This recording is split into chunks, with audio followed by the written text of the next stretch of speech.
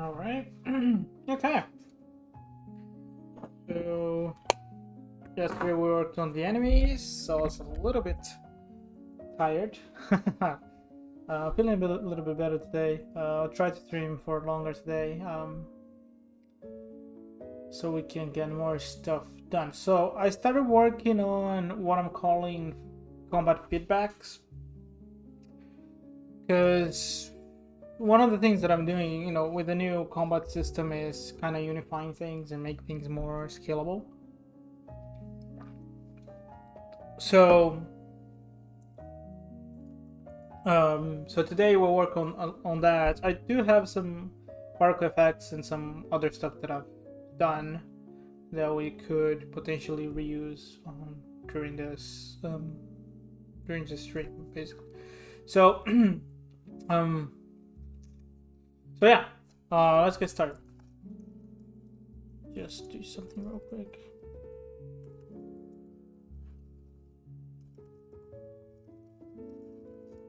Okay. So, where is it?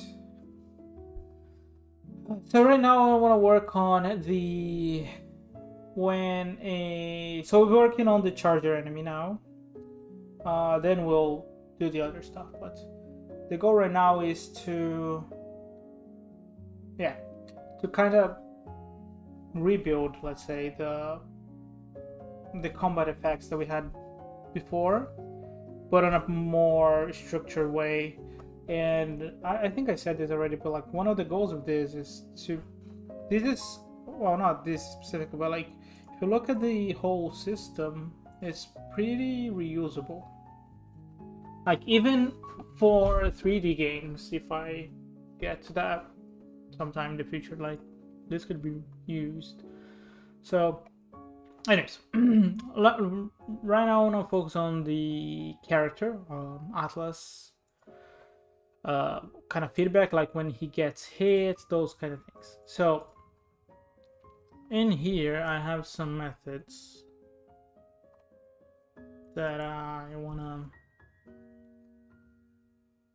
look into. So before I had this hit damage is how I damage Atlas, but now it's completely different. It's a better system. That said, there are things here that are useful.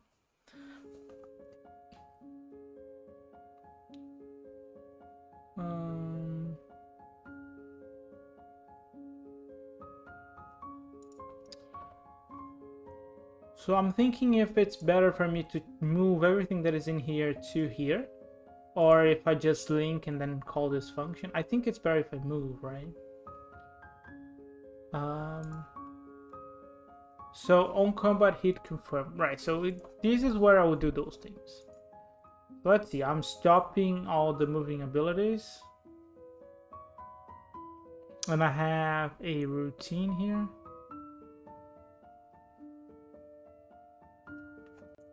What does that do? Okay, so that's just... Alright, okay, fine. Not gonna do that right now, but because we're handling health inside the damage system. Combat system. But anyways, okay. So apply knockback. We have a little bit of... There was a slowdown, I think, for a little bit. Add from here. Immune coroutine. Stop player. Set slowdown. Okay, yeah. So that coroutine here is the main effect for when Atlas get hit. So I'll call it effects methods. It's fine. Yes, and then we have a bunch of errors. That's completely fine. Was expected. Okay. I did have an array for the thingy, which I'll replicate in here. Some things I'll replicate, some things I'll reference. It will depend on things, essentially. I'll create a new space here for effects.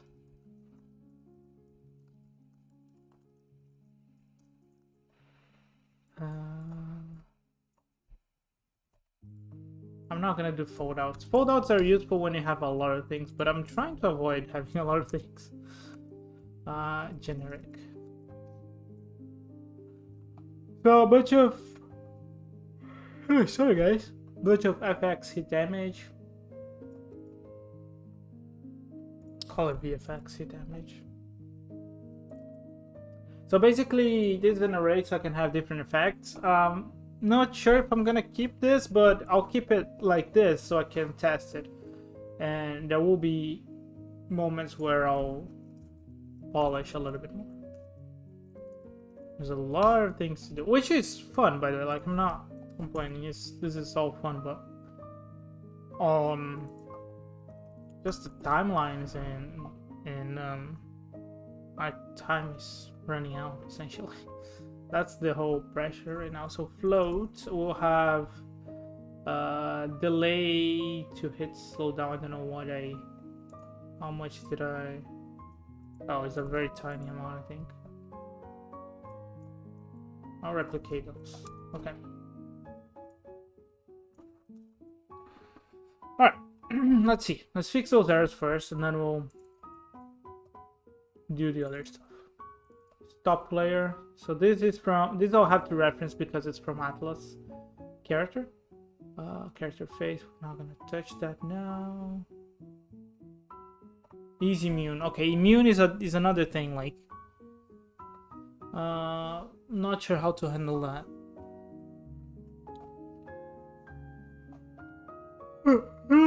Sorry.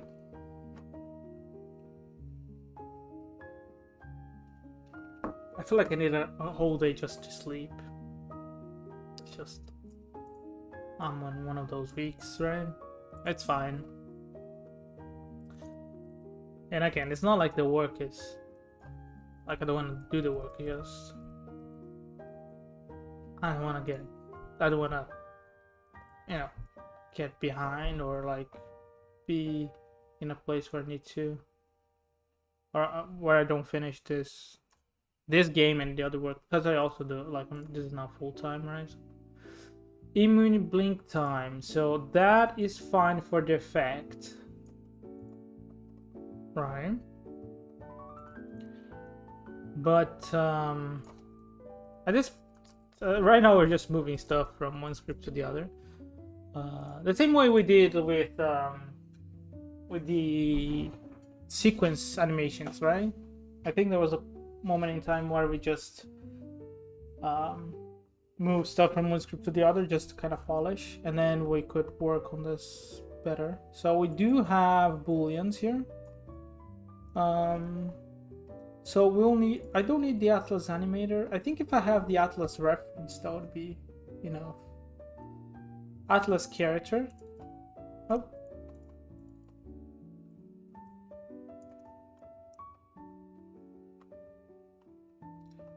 So I already have it. So I guess I could do something like this.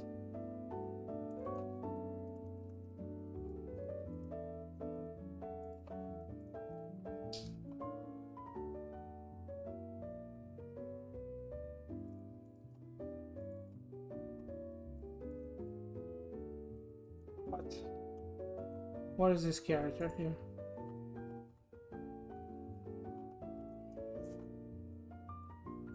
Oh, what?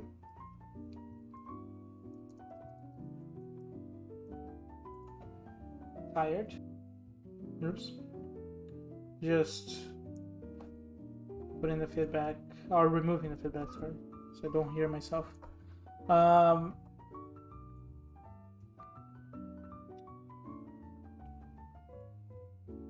What is this? Ah, this is the class from the package that I'm using. I regret using this package a little bit, but too late. A little bit too late. I think one of the things is, like, for my next game, I'll make so much better decisions. Because this project was good, and overall, like, there's a lot of code that we can reuse, but Jesus Christ, how many bad decisions did I make on this game? Too many. Too many. Okay, do we have the animator? Or we can set boolean to true. And we don't have to do that. Okay. And we kind of have the same thing for false here.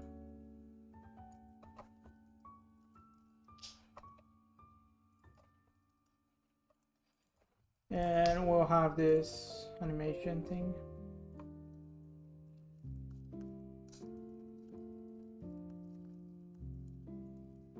I don't know. See, Atlas hit. I don't know. Hit? I don't know. And we'll.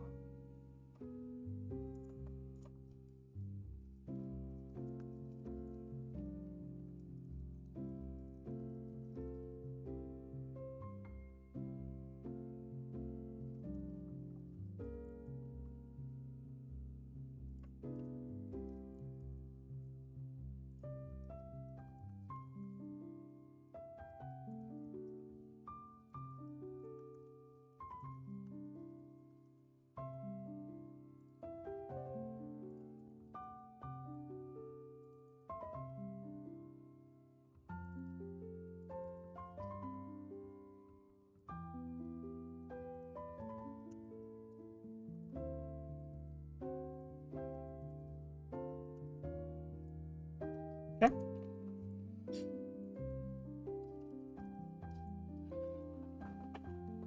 All right, so there are things that I have to just review. Let's see. Oh no, it's fine. Mostly it's fine. I just don't know about the immune. I don't know. I'll comment this because I don't know. I don't have that implemented on the combat system just yet. But I think we should have that. Or I should have it.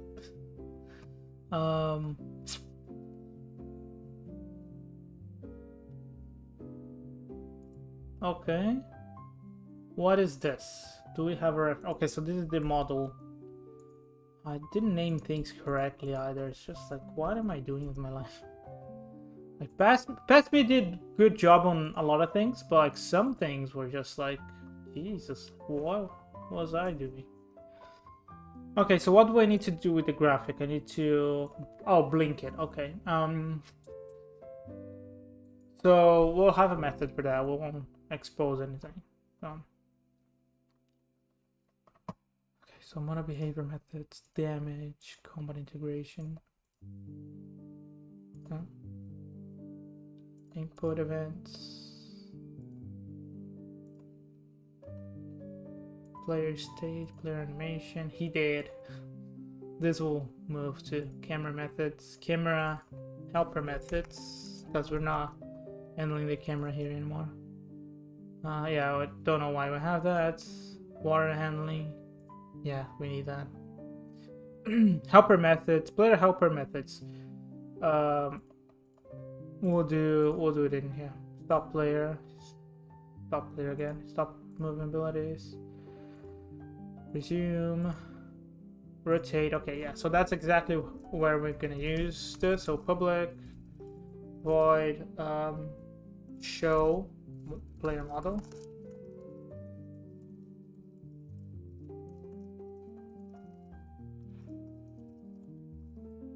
Hide player model.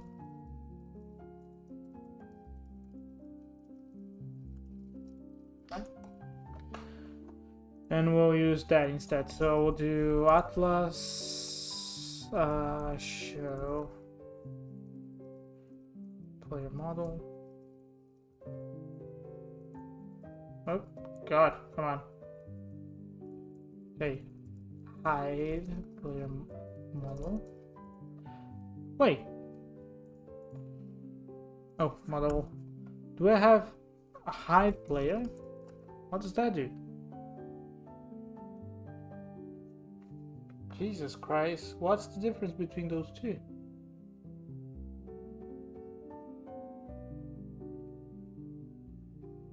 Okay, we'll use those instead, and we'll see how it goes. See, that's why I have to be more organized and make some better decisions, because we do get to a point where this happens. So start coroutine.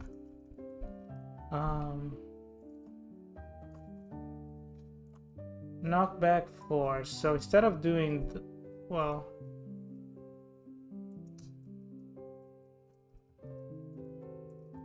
final knockback.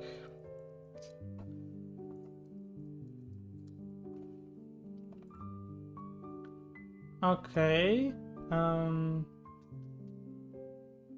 See, so there are things like this is good. This is good, mostly. There are things that are good, but some of the things are very not good. Alright, so where was I? We didn't do any of this, which we should. Apply force. We probably need an event like this too, because I know that I use a lot of inspector linking for particle systems and stuff, because it's just easier to do in inspector rather than coding everything. That's not for everything though, it's just for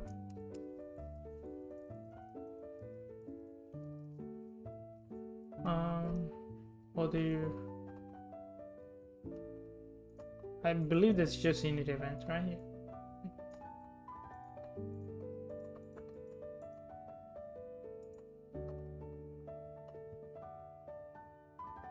Do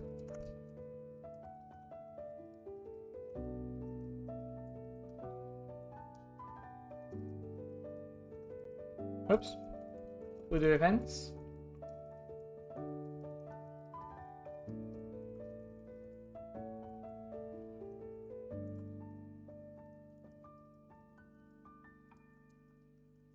There you go.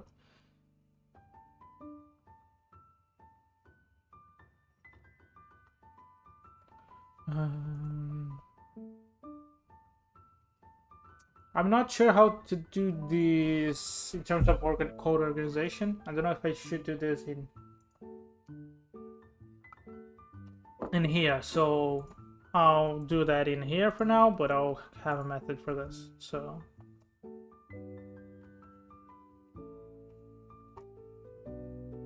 event listeners.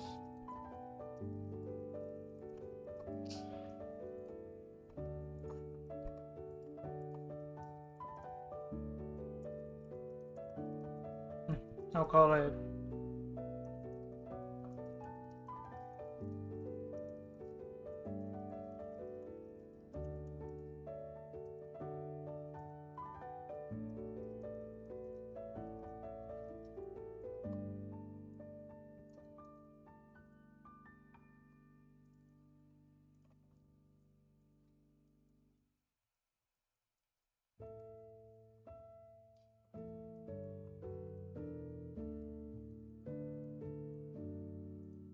attack bridge. Don't know if I have attack bridge. Oh, we do. Nice.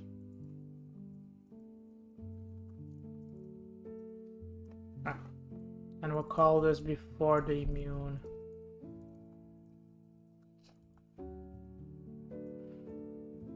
This can be the first thing, right?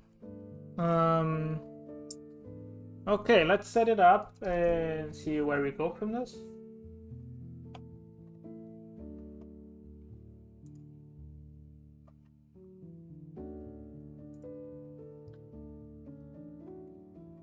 My coffee's kind of cold. That's fine. Gone. Loads of coffee today. Okay. Alright. I don't know.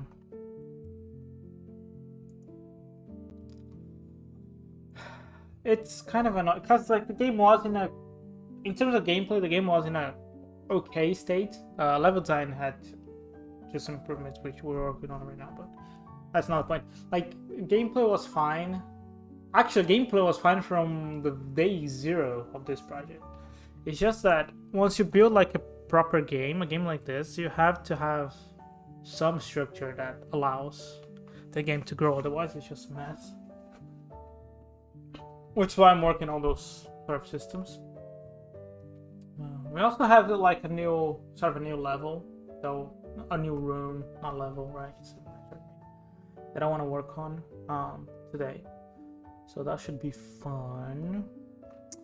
Okay, so we have this now with a lot more stuff in here. So we'll copy some of the stuff from this, I think. Visual references? No. Controller? No. Combat references? Do we not have a combat actor? Yeah, I was gonna say we do have a combat actor. Settings and cache. Where did we put the thing? Visual references, gameplay, additional controllers, no, lesson controllers, combat references, settings and cache. Ah, there you go. So we put 0.9, 125. So let's do 0.9, 125. Oh, so those are all the same. 0.08 for the delay hit, and it's called damage, not hit. It's called damage. 0.08 immune and blink time. How did I set that? 0.2 and 3. Okay. Now we just need the cache for the. Ah, there. We only have 2 anyway, so that's not too bad. Just paste it in here. Do we have on the event? Do we have anything set? Ah, we did have something here. Maybe that was a scene only stuff, so I don't know. But we'll copy anyways because it has a sound effect playing.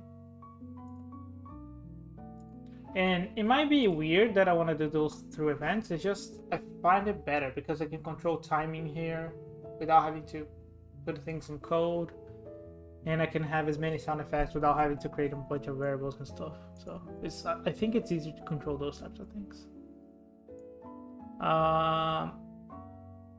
Let's see, because I don't know how it's gonna work. I don't know how, because the knockback itself might need to change, but let's see.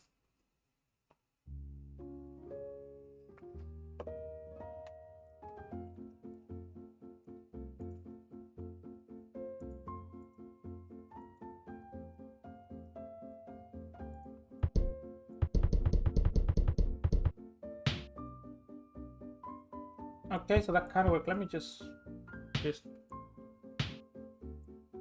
so there is no there is no immune, so I keep getting hit.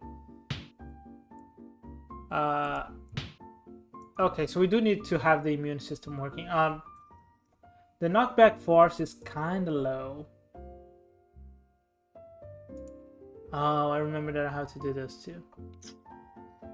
Kind of don't want to do that, but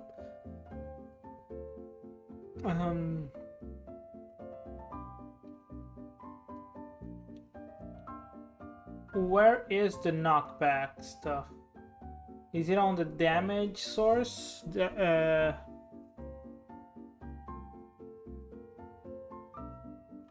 Oh, that's the movement.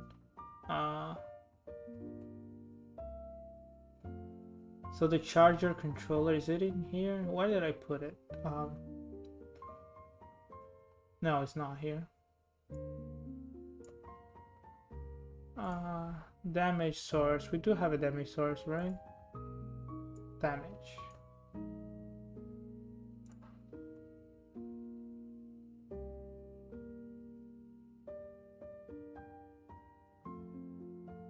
Combo receiver. That's for the feedback for the enemy itself, so we'll work on this after. I'm not seeing.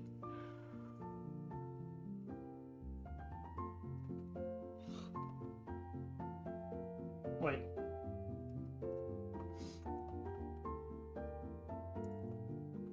I forgot what I placed the knockback logic. I know that I have a knockback logic for the damage, the contact damage, but for the charger, I don't remember.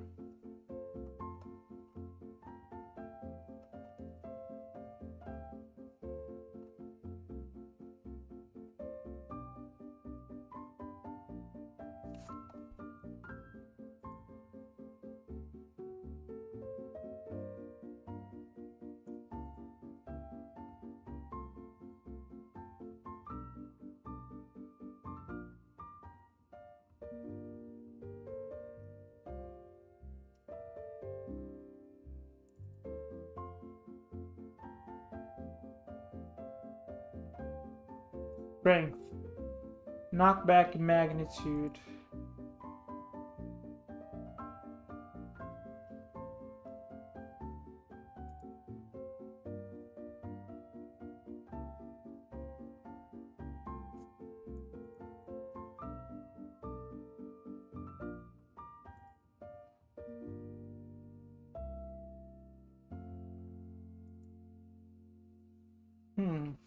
So I have two options here. I can do a fixed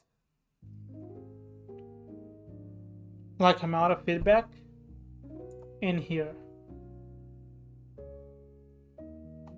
Not feedback, sorry, knockback.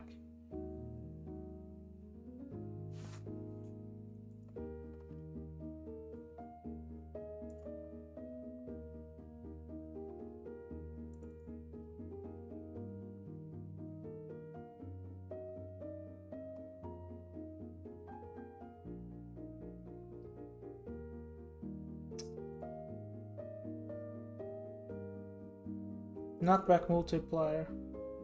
Oh, we already have it in here. Okay, yeah. What am I doing? Okay, so let's craft that up. So we'll have, I don't know, we'll do 5. 5 might be too much. We'll do 3. Because I think that's better for Atlas specifically. That's better if I do for Atlas within the Atlas controller, because I might have upgrades in the game that the player doesn't get knocked back as much. I still need the immune system working, which we'll get there.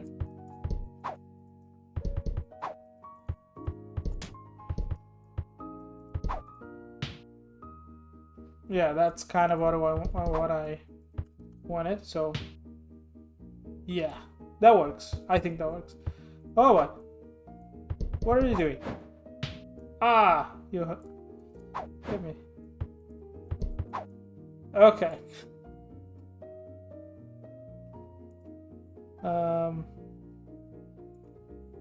So that works. We still need to work on the immune stuff. Well, let me just freeze rotation because we don't want the enemy to rotate. Now, immunity. How do we handle immunity?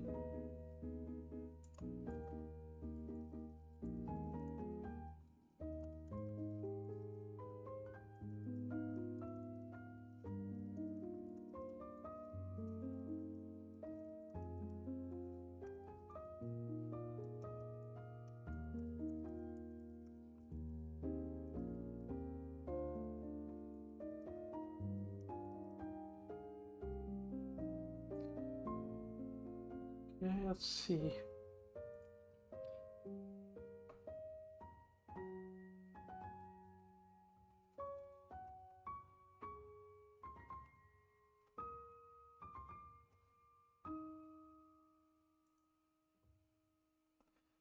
Because I don't want to put the immunity inside of this. It doesn't make sense to do it like this, right? Now, there's one thing like combat receiver. So if we receive things with stop abilities and we do a bunch of animations here, I think that's fine, personally.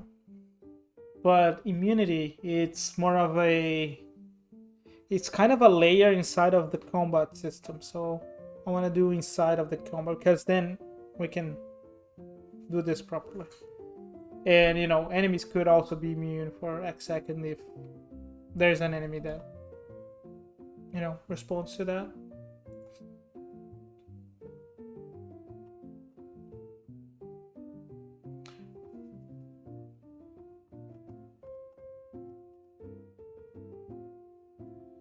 So we'll do that, I think.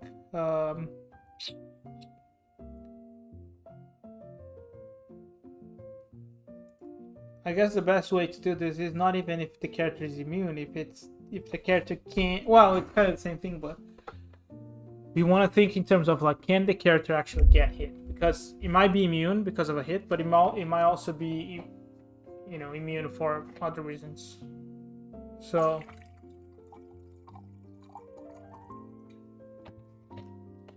grabbing my coffee. Alright.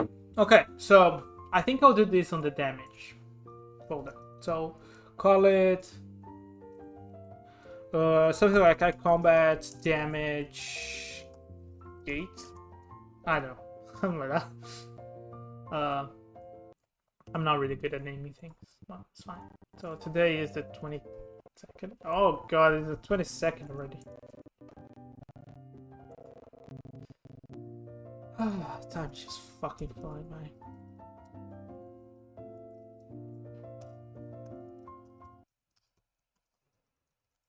Oh, the music stopped.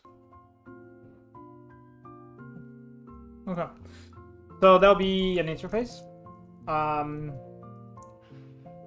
Yeah, what did I call it again? I combat damage gate. Basically just a method here. Can get hit. So, get hit is weird. Can receive it. Oh, we did have a hit request. So now we need to implement this. So the combat system works well. Even though it's kind of integrated, Atlas stuff is kind of separated from the enemies a little bit. Just because it is handled differently. But it's not like for future stuff, it wouldn't be Atlas. It would be enemy or controlled or no controlled entities, essentially, right?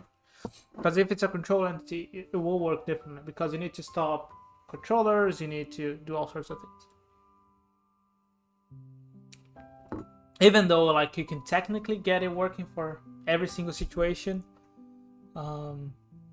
it's just I don't think it's worth the time because it's a lot of stuff. So the same way we did the combat receiver, I'll do the Atlas stuff here. So call this Atlas damage gate. Why not? We're very creative, aren't we?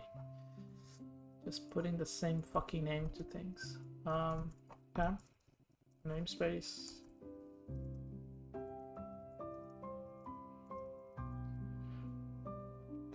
Okay, so what do we need here? Well, first we need to create a class. Atlas damage. Okay. Good. We could use a LUMI behavior. And then the stuff that we created now, damage. Come on, I just created this. I damage. Oh, combat damage kit. I feel like renaming this to combat damage kit. I feel like that's a better name. Alright. Let's wait for Unity to do its thing. What do we need?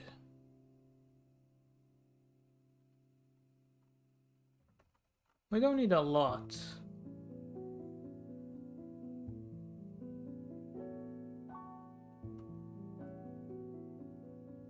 We don't need a lot of things, but we'll need some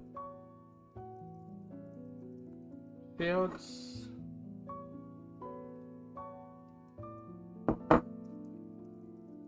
We also need yeah. I'm gonna need Nakamura, B8, that's it.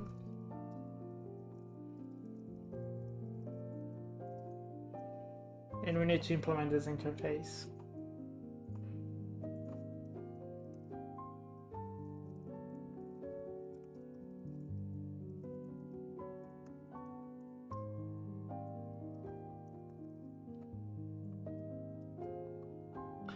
We do have on the hits, I think,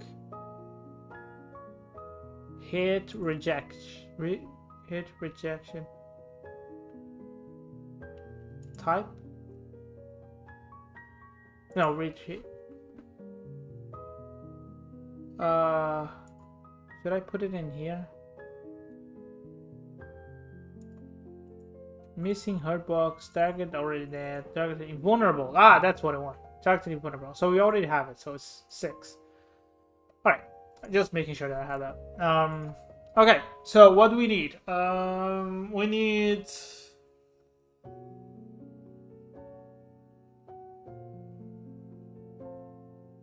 I guess we need...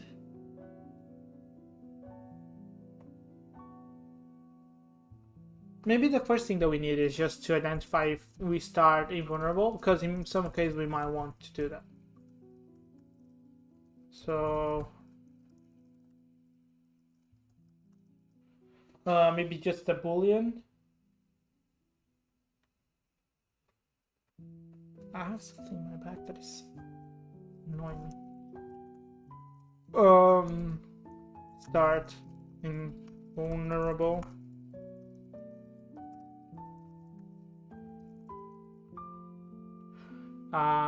Yeah, start invulnerability duration. But 1 second. And then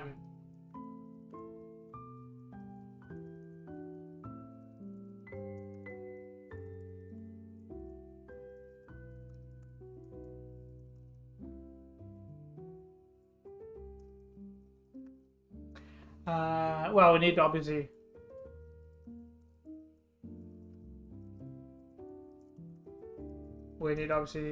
a checker to see if it's invulnerable. And we need the sort of a timer thingy. I don't know if I want to do timer.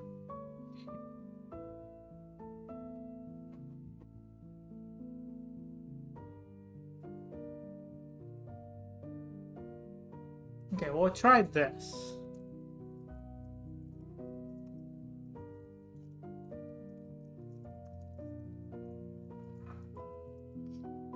I don't know. Something like this, right?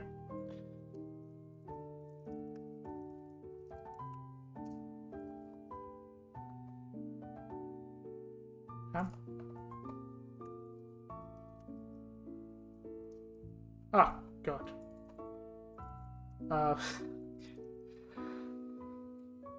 Do we need a coroutine? Maybe not. No, because the effects are done somewhere else, right?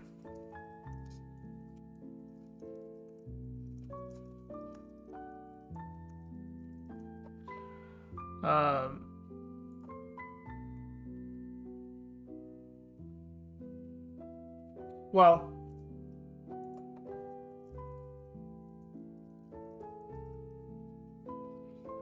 that's one thing. So we need basically 2 methods. Start invulnerability and stop invulnerability.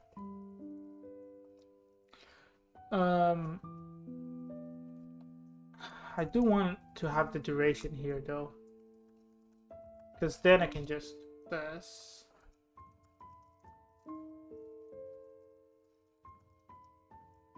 Right, that would be great if that was the case.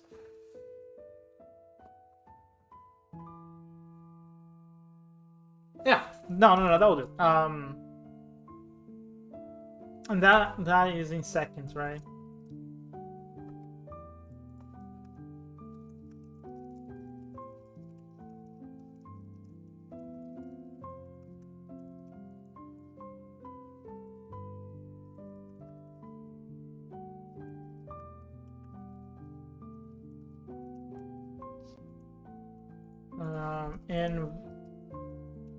Invulnerable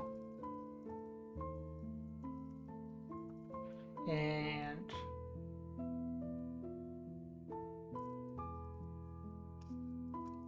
time. Now I don't know if that is the good idea, because what if I pause? Oh, by the way, I found a crash in my game that I have to fix. I don't know if I'm going to be able to look at that today, but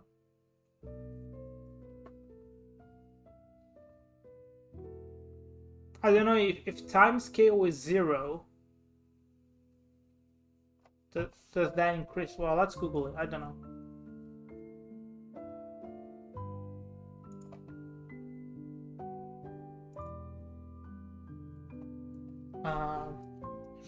Unity. If time.time scale is 0, is time.time incremented.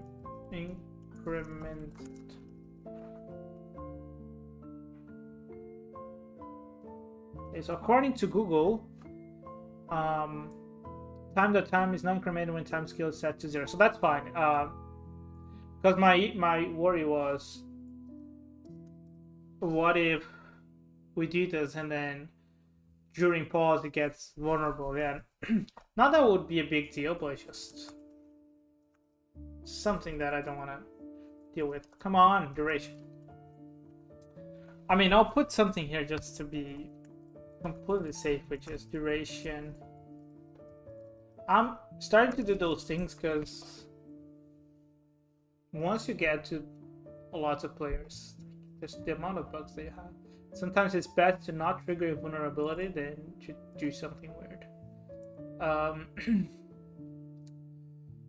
And then the other one would be, well, this is easy. This is just the opposite of this, right? So this is just kind of a reset. I'll be false. And I'll be 0. Now, the only problem with this is that I would have to have an update method, right?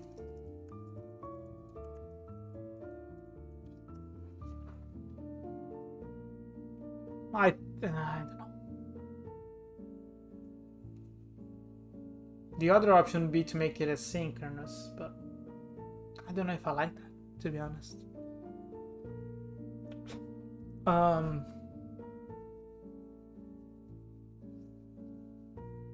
yeah, we'll do if, well, first we only care about if it's vulnerable, and if time.time. We could also check if the game is paused here, so I don't know if that's a good idea,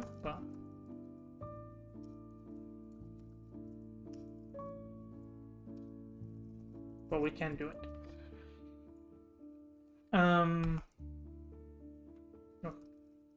What am I doing? I'm invulnerable. Okay.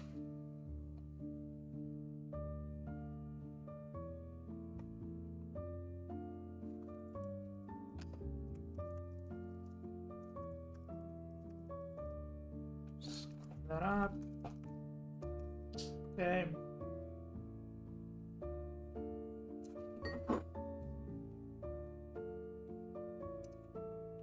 Need more coffee. Okay, so that is done. Now, this is just for Atlas at the moment, and that's fine. We're not gonna worry about enemies being vulnerable for now, but we could technically implement the same idea. So we're doing on the damage resolver. We have to add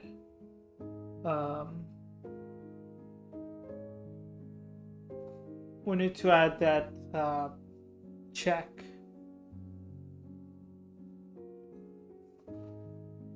Because we can't, oh god, we can't apply it here. Final result.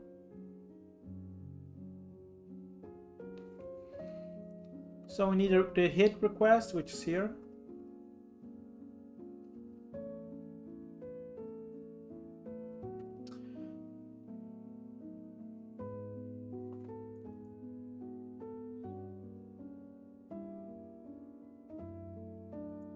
We already kind of have that here.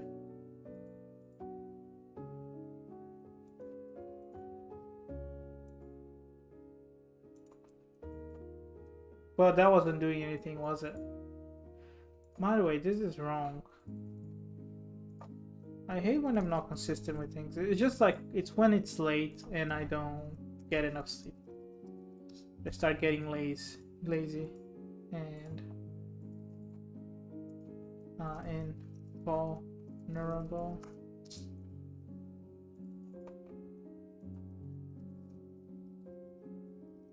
Although it feels like I have two things here, so invulnerable is a combat state flag. But we'll see.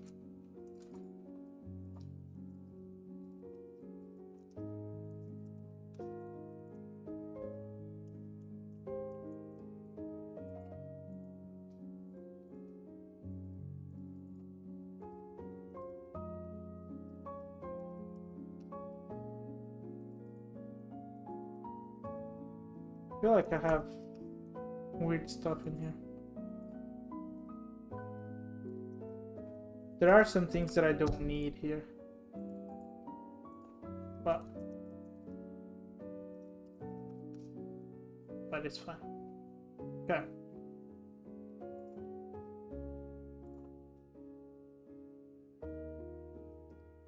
State machine. I could also change the state machine then, right? Oh, the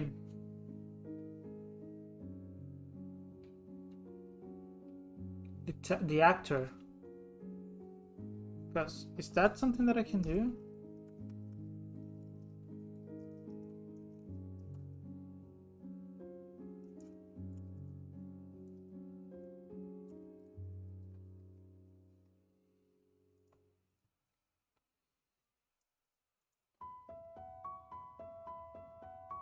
Set state. That's something that I can do because I could just say state machine dot set state. Just say he is. What the shit? That's not what I. Oh, set flag. Sorry.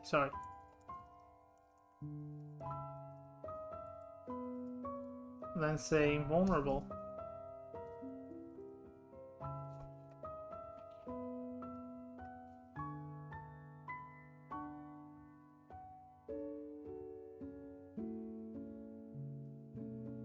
I'm wondering if that's something that I should do.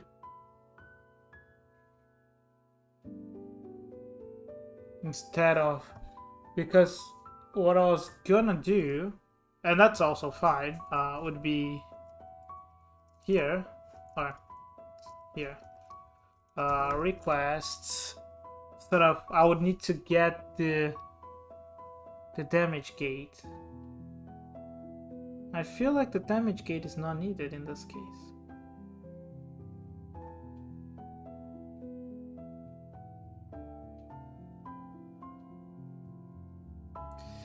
Because I get a feeling that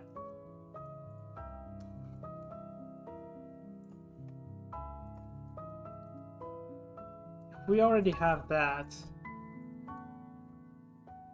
then we can just say here that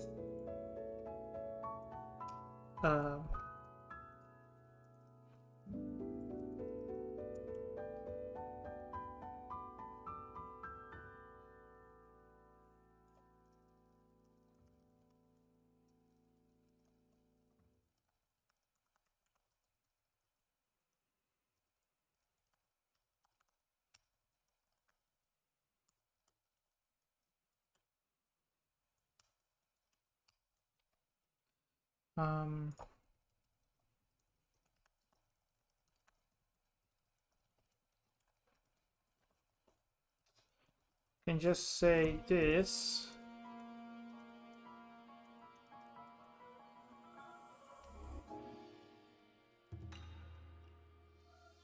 Okay.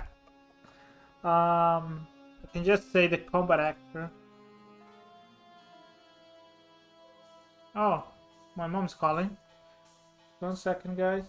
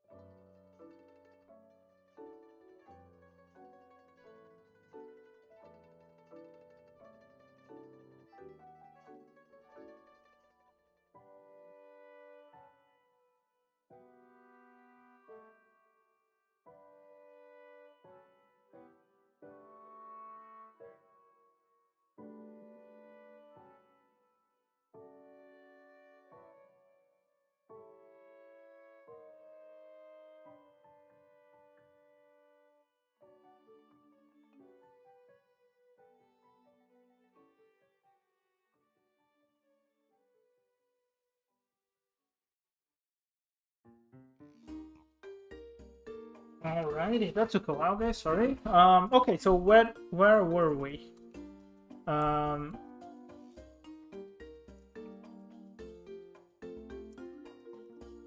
State machine, set flag, invulnerable.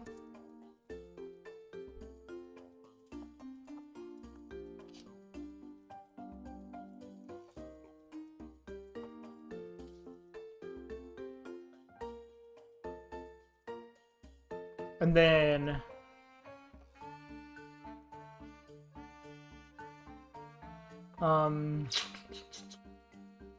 I guess we can then trigger that in here, right? So Atlas, what is this? Atlas combat, well, Atlas combat damage gate. So we can have the reference in here.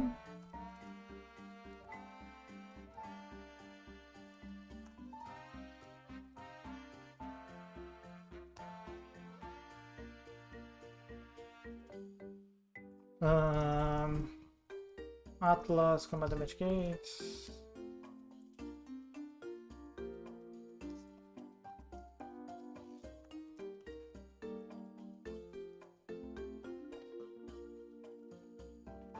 Do we have the time?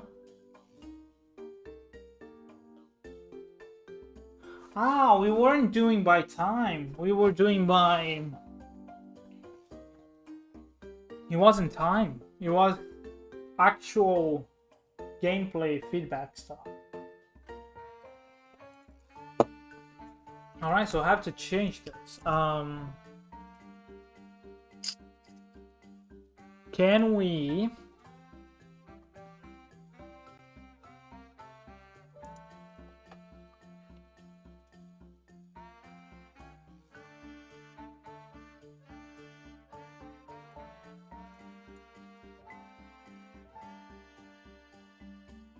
I mean, it's better if it's by time, right?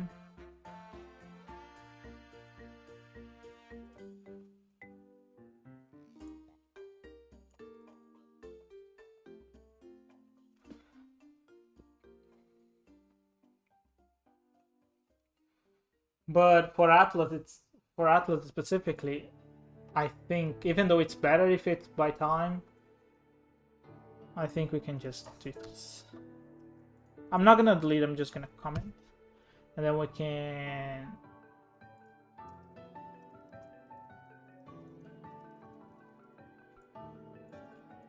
do this.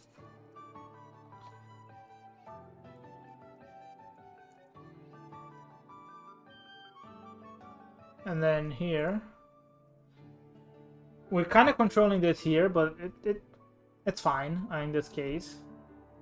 So we really should immune coroutine. So we'll do immunity, or yeah, immunity.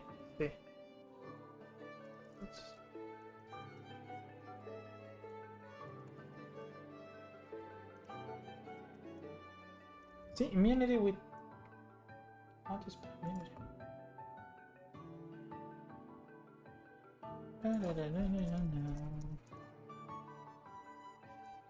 Yeah, it's double M.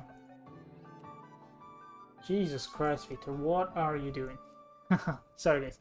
So handle immunity. So we'll do this here.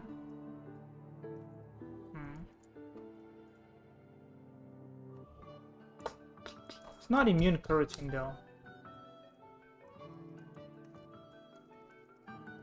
This is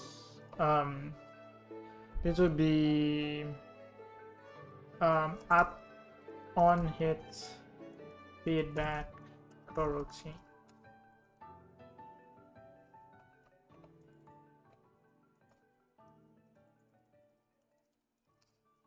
Okay. And then we'll have another region here for the immunity.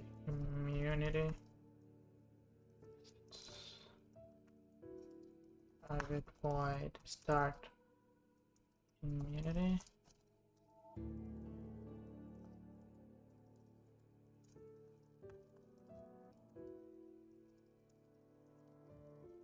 There we go. Now we'll start immunity. Well, we can start immunity here. And then we apply...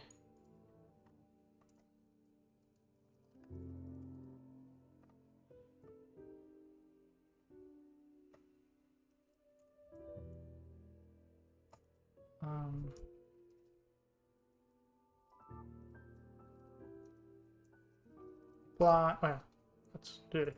So do apply... combat hit effects.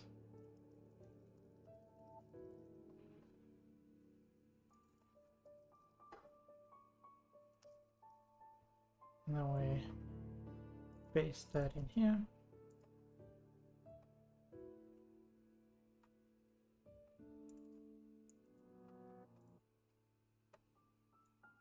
Can just pass that in.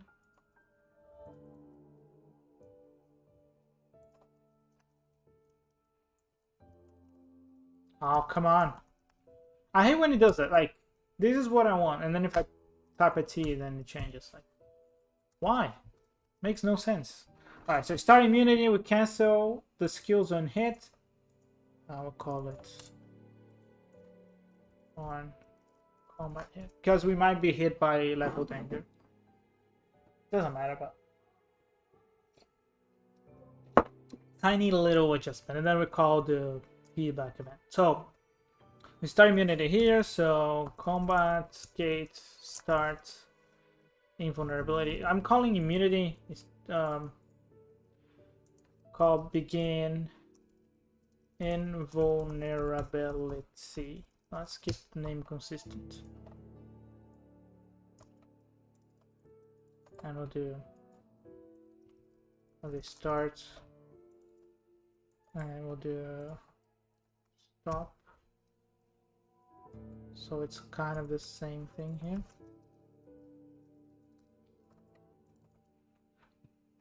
And then we stop in here. It's kind of what it was before in the end. Effects, application, apply, effects, methods. But in this case, it makes sense because we want to focus on gameplay. So it's all related to the combat itself, not to like some arbitrary time thing.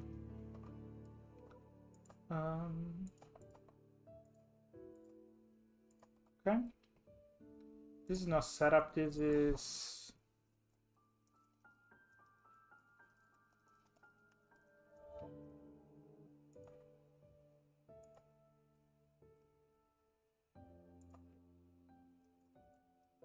okay. So that should make Atlas invulnerable for a little bit. Let's check. I'm gonna start committing those things. I think I've done that last time, but I need to... Every time I'm doing some changes that might break some other stuff, I'm doing commits. Just because we're getting to that critical place. And just as a quick random note, I'm not a type of person that uses Git just for backup, because obviously it kind of is in a sense, but Git's not really meant for backup. It's not like a backup folder that you have for a project. It's just, it's, you know, source control is source control, not source backup, right?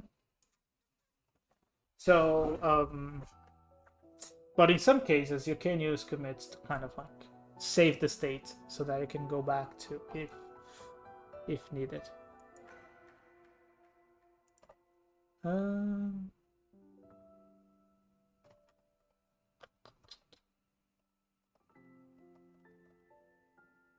Do I need to set anything up here? Ah, yeah, I need to add the combat damage gate.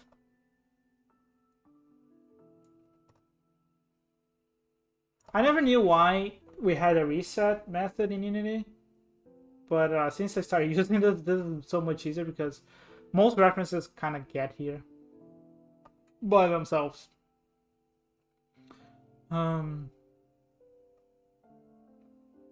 All right, so that's that. Okay, so what I want to do is I want to double check if this invulnerable is checked and then unchecked. That's all I want to do. If that happens, then it's fine. I didn't notice last time we were testing the blinking. Didn't notice if Atlas was actually blinking. If not, then we'll have to fix that too.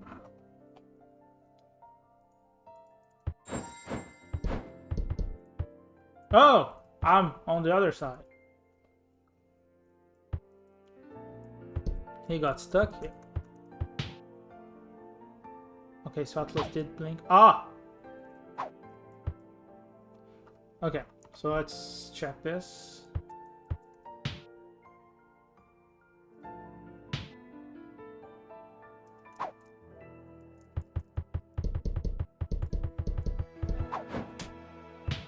Ah!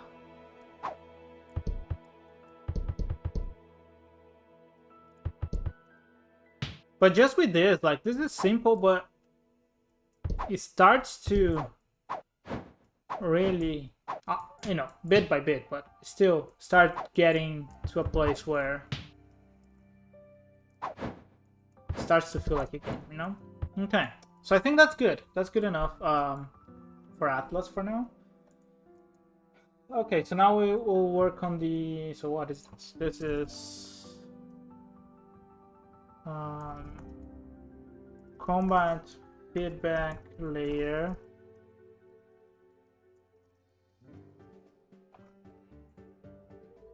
Oh, and by the way, something that I did yesterday after stream, it was the...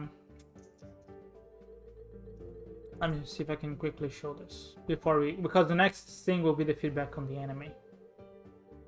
We'll see. Because the feedback on the enemy depends on the enemy. Some enemies have like materials that flash and other types of things. Yeah, we'll see. We'll see how we're gonna do that. But we finally finished the surface crawler. I'll do a little sneak peek of the room that we're working on right now. So this is the room, and that's where the surface crawlers are. So if I select them here, you see that we still have to do the path. I was trying to do an automatic solution where it kind of can find its own way with breakouts and stuff, but it wasn't reliable enough for this. So I had to compromise and do this simple solution instead. And it's pretty good now, I think.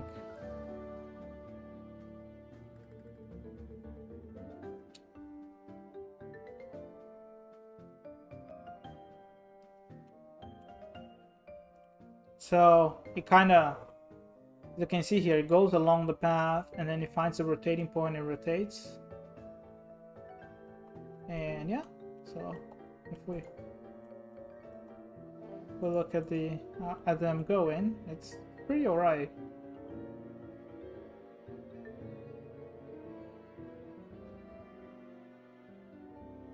I think that's great. I think that works really, really well. We obviously this is a placeholder graphic for the enemy. The enemies might look like this, but obviously there will be some changes, like some effects and stuff. But yeah, we got the surface crawlers working. Spent so much time on this because I was trying to do the best possible solution in terms of like you just place it on an island or anywhere on the map and you figure it out, right? That's what I was trying to do. That was just wasn't the right choice.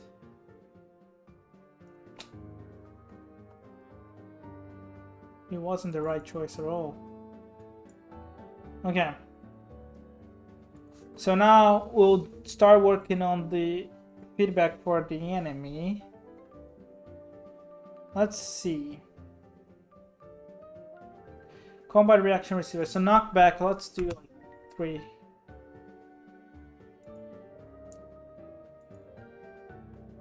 Hit effect. So we'll borrow effects from Atlas, I think.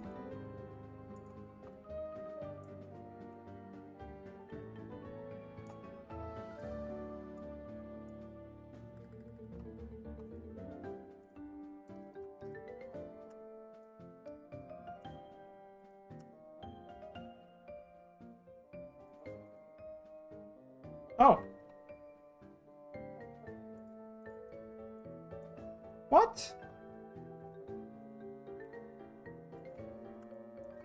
Okay.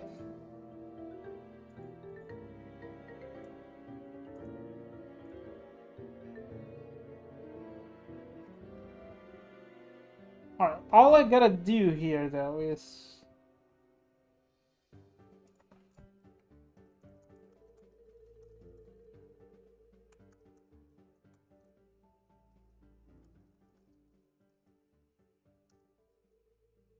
create a prefab for now. Actually, I need the VFX, combat, hit.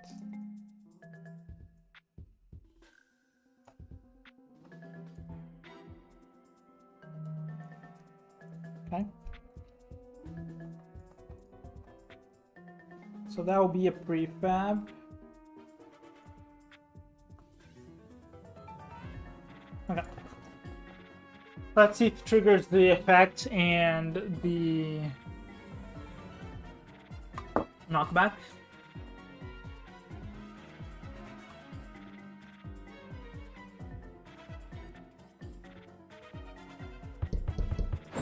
I kind of want to create a room for each enemy so I can truly test it, like the dynamics and stuff, and then have a room with a lot of enemies. So it can hit me.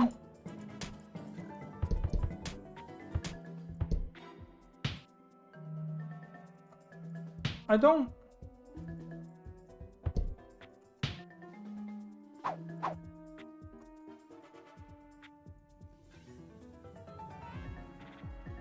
I feel like this is.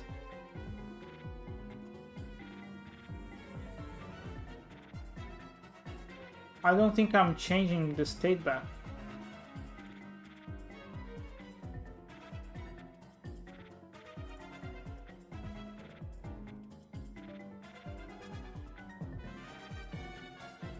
I kinda am.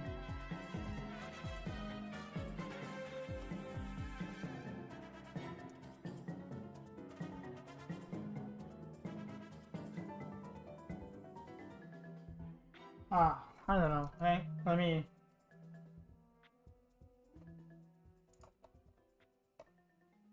just remove this so we avoid other problems.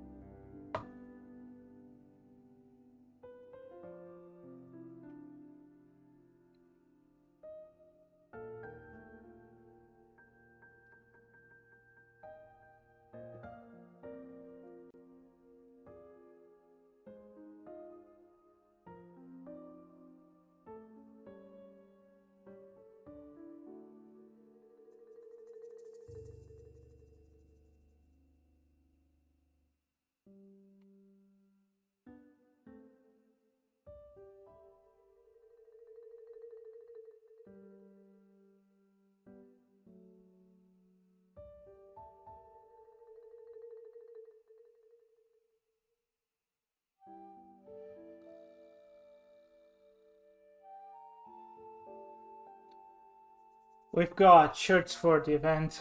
We're doing an event here in Brazil, and we got like new shirts. Not new shirts, but shirts. That's why my mom called me, because she received the shirts for me.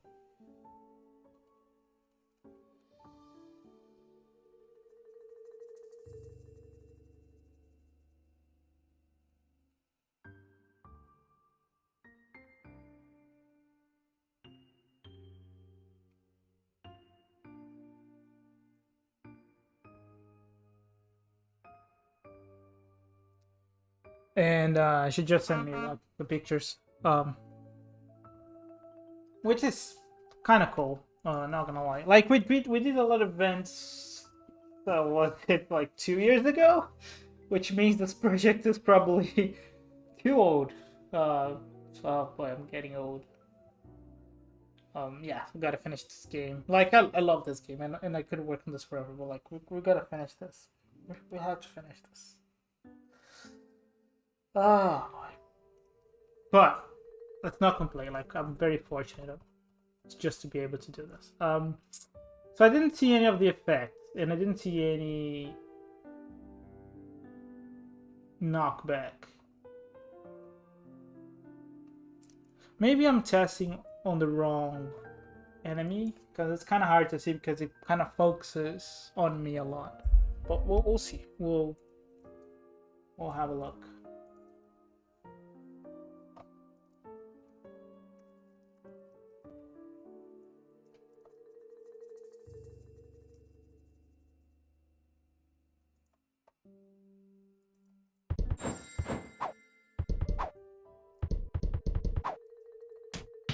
Ah, see, it's not apply. Okay, so it applies the effect, but it's not applying the. Do you know something? I don't like the way that.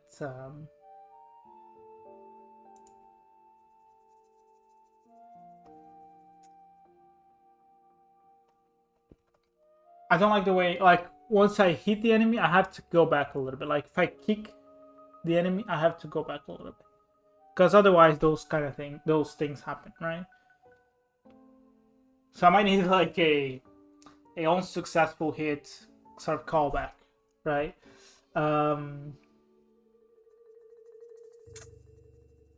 So that is working. This is... I feel like this is not working.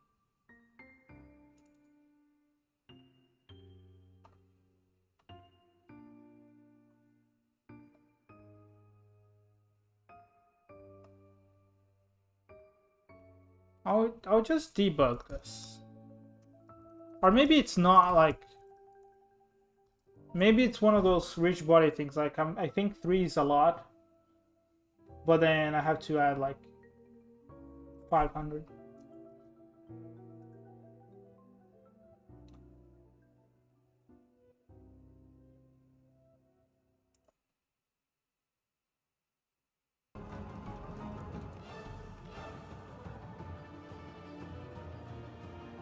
I'll switch the playlist. I don't. Okay, this is good.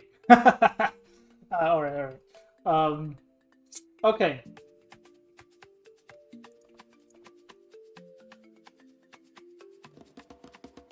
I reckon if they're ever gonna do like a Donkey Kong movie, specifically, obviously Donkey Kong is being present on the Mario movies, but I wonder if we're gonna see a Donkey Kong movie, like specifically for Donkey Kong. That would be interesting. Because the first Mario movie was really good, I think, and I think the Donkey Kong bit, which, you know, obviously Donkey Kong was there for the most part of the movie, I think, probably, but it was probably the coolest bit, right? The jungle area, or the jungle kingdom, where they do all the Mario Kart stuff too. So it was fun.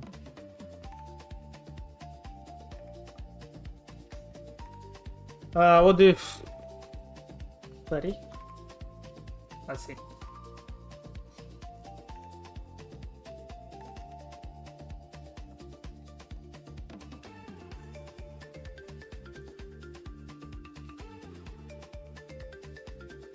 Oh, I didn't mean to. God, I'm terrible sometimes with technology. There you go. Sorry, guys. Where is it? Where am I?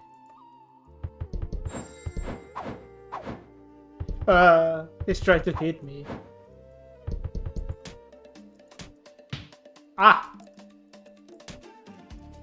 I feel like... Yeah, so something is stopping me from kicking, like when I get hit.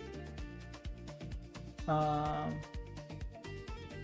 me see if I can fix that real quick.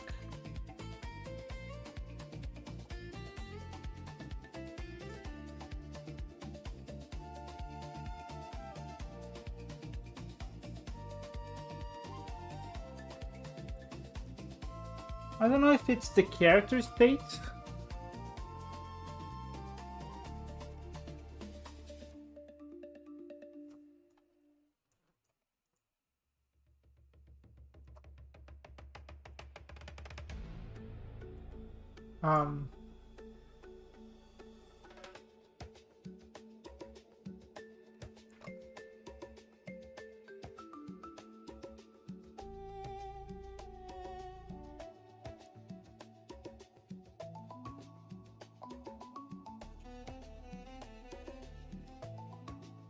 Also, this was...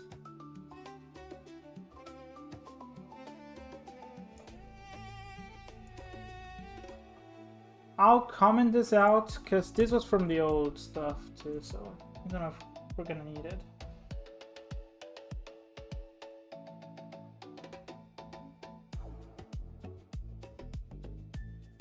Let's see.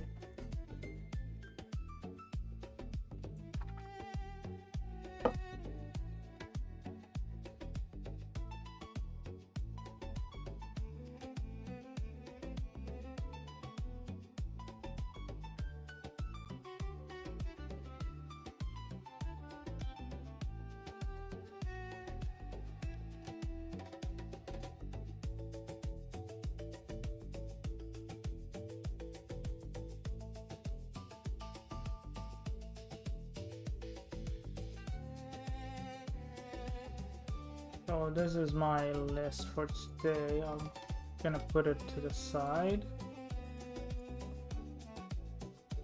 I do have like a proper Kanban sort of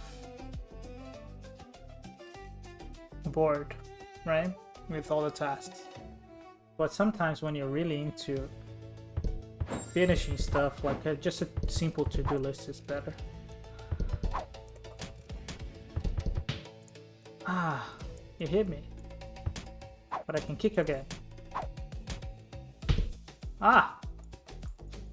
Okay. So I can't kick when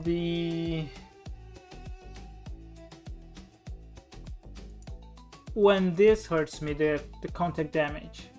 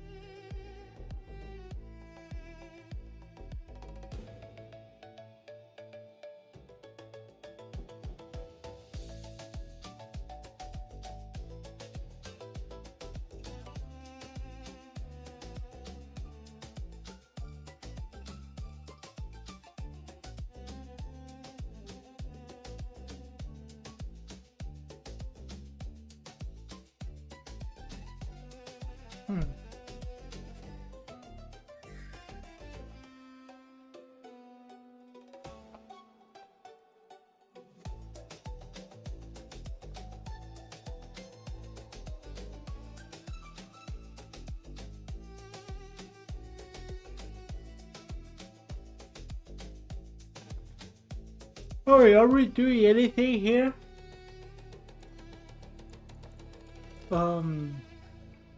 Hardbox.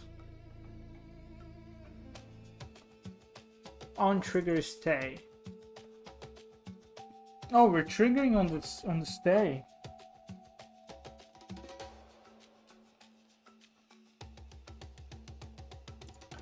Resolve.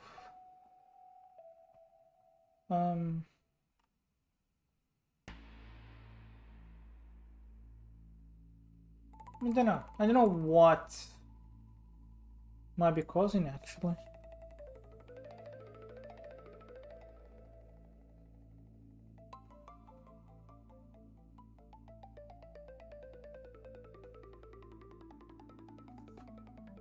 It might be the coroutine stuff.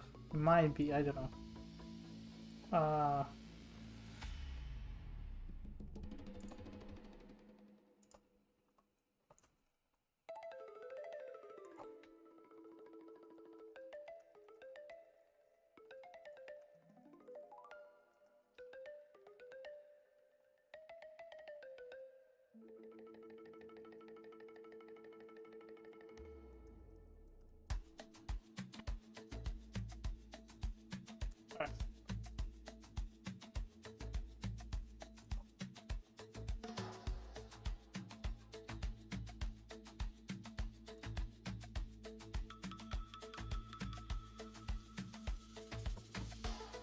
Okay.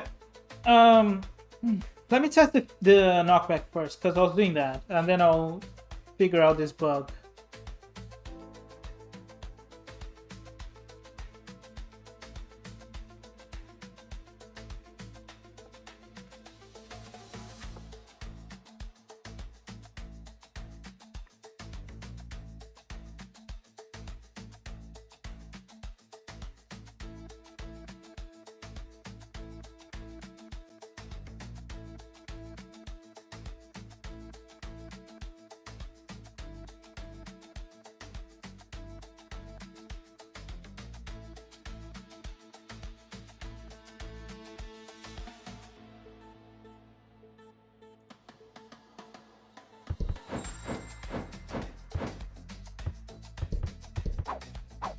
Ah, God. I was trying to bait the enemy, and I was the one who got bait. Okay. It doesn't look like I can hit him.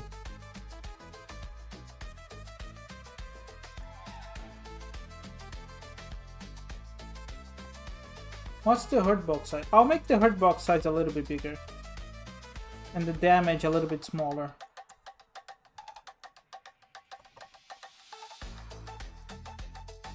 So that'll be the damage. Again, this is just for testing, right? But the actual enemy will be a little bit different. I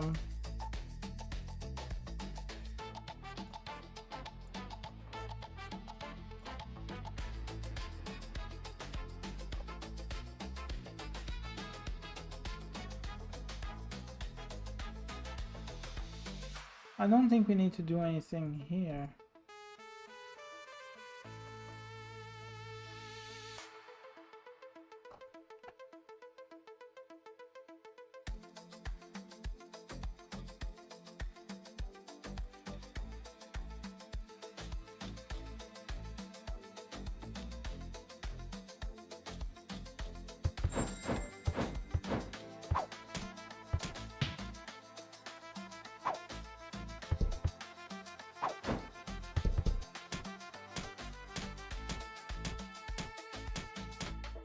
Doesn't look like I'm able to hit it. Ah.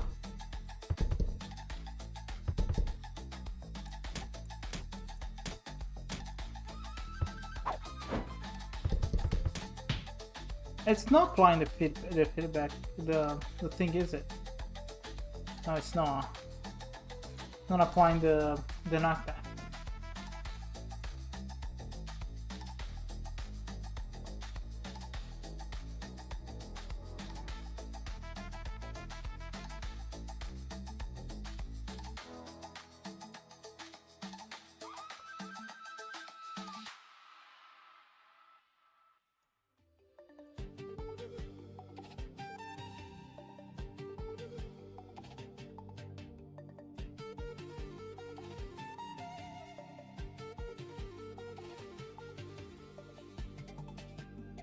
Okay.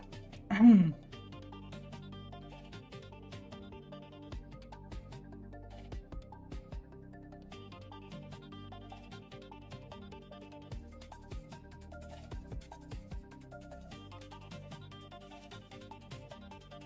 mean, it should work because this is all from the hitbox emitter.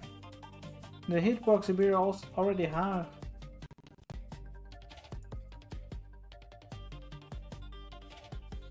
Maybe it's on the attack definition. Maybe that's the problem. Then also, I know that I have to update this. I have to update this actually. So let's do this.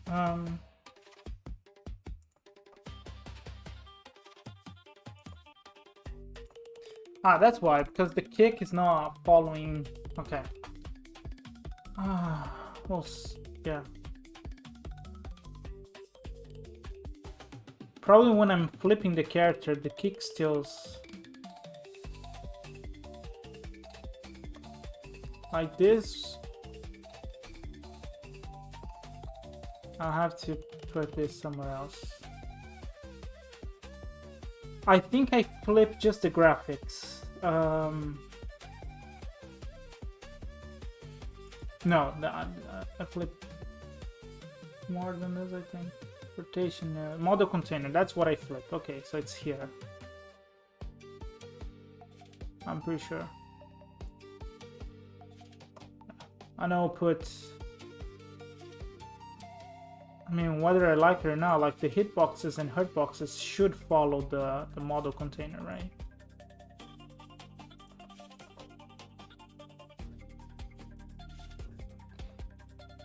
And so that's the hurtbox.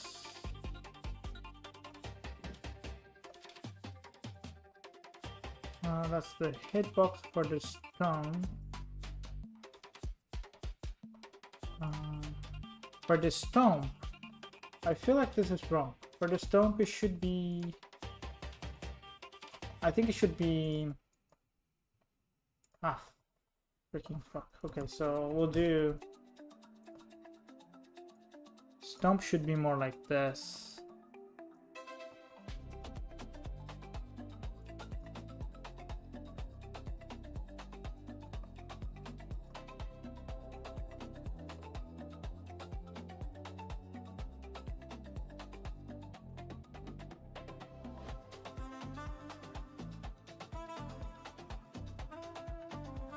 And then yeah, there.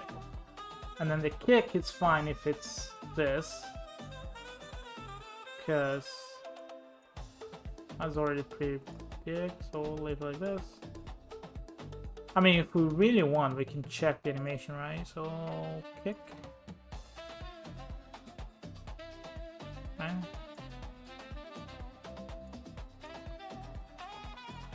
It's very generous, this, right? But it's fine because the kick is kind of close to the body, so it's why it sucks a little bit. And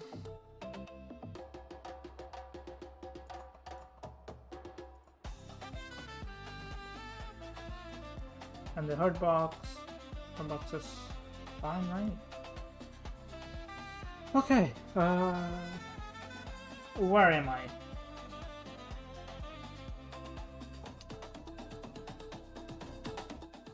This playlist is kind of good. I like it. I don't. Well, not gonna say anything stupid, but it's pretty decent. All right.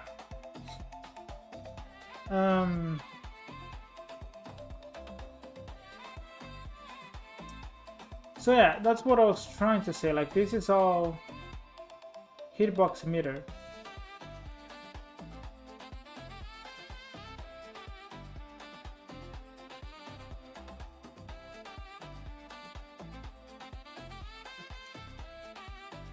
We're not using this anymore, but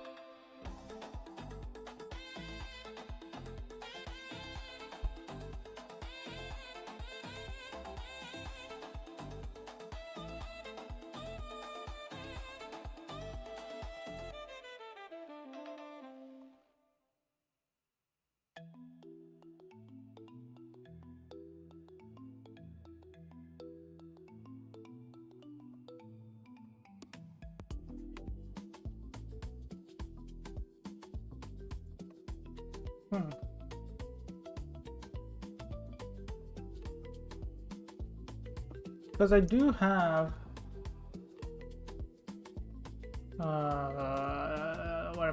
here. So wait. We'll check if there are any blockers in the way. So we'll do a little debug thingy. So we'll do this. I've been trying to. I have like an old PS Vita, right? And I'm trying to charge it. I'll have a look at that probably in the weekend. But I really want to play the last Sly Cooper they made. Was Sly Cooper 4? What was it? Something Among Thieves. I'm not sure if I'm getting confused with Uncharted. So let's see, Sly Cooper 4. Thieves in Time, yeah, that's it. Thieves in Time. I love this game. I really want to replay it. At some point they announced like a Sly Cooper movie, but I don't think they will ever release that.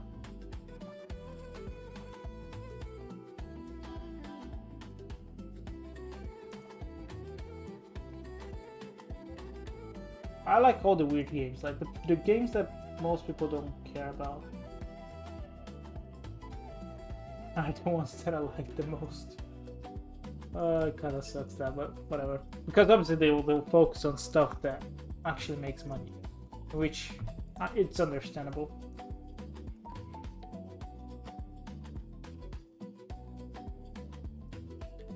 The movie was supposed to come out in 2016, but it was cancelled. Oh, following the poor performance of Ratchet and Clank in the movie. Oh, and I love Ratchet and Clank, so. They're the culprits. Sorry, I went on a different place. Sorry. Let's go back to the combat feedback.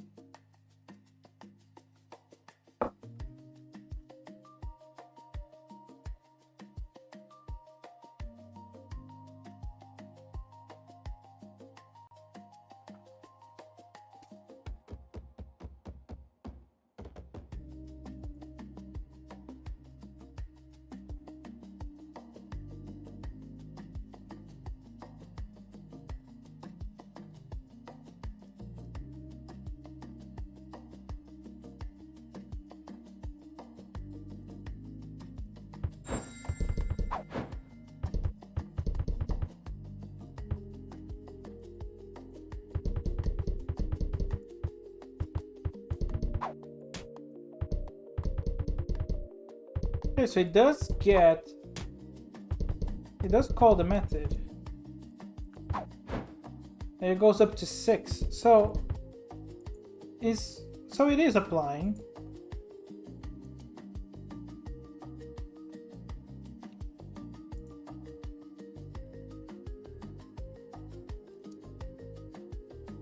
Hang on.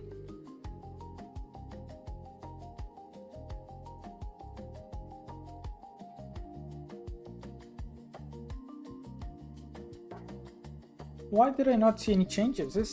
Is this really like not enough force? Oh shit. Ah! God damn it. Okay, we'll try again. Because it's using the rigid body to apply the force. Which, to be honest, is not something that I like that much. I think I know why. I don't think it's that. I think I know why.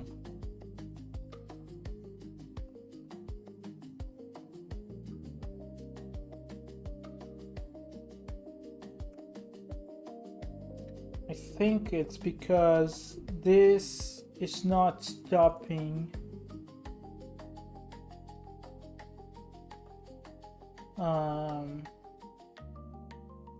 the tick movement. No, that's not what I want. I want this one. Charger controller. So tick controller, that's it. So recovery. What does recovery do?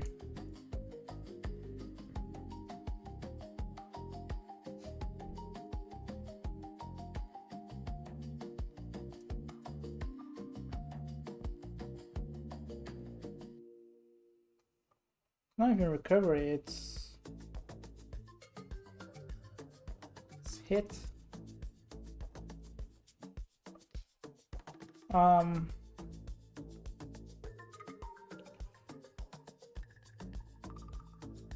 Yes, so that's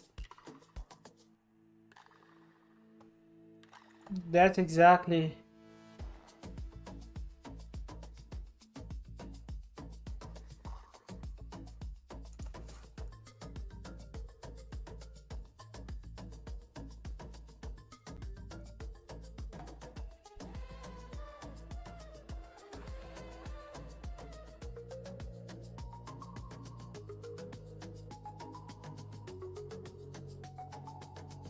Wait.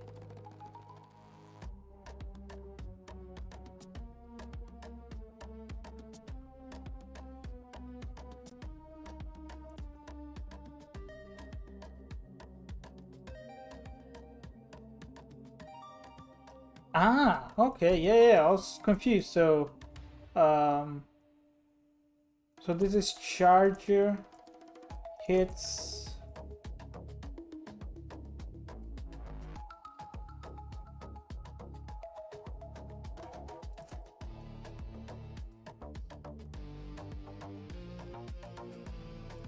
Okay, so we'll do this.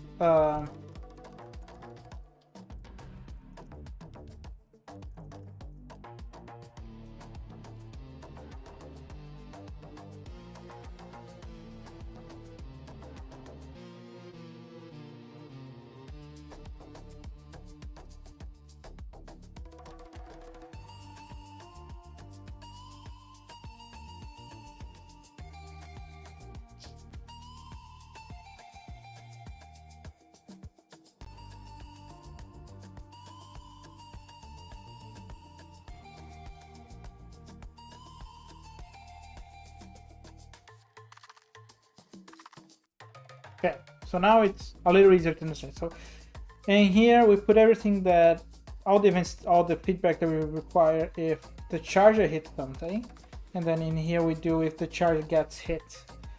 So basically, this I'll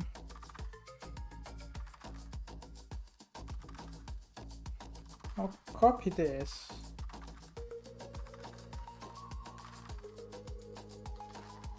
Obviously we don't care, well, we don't care about this because we're already doing this.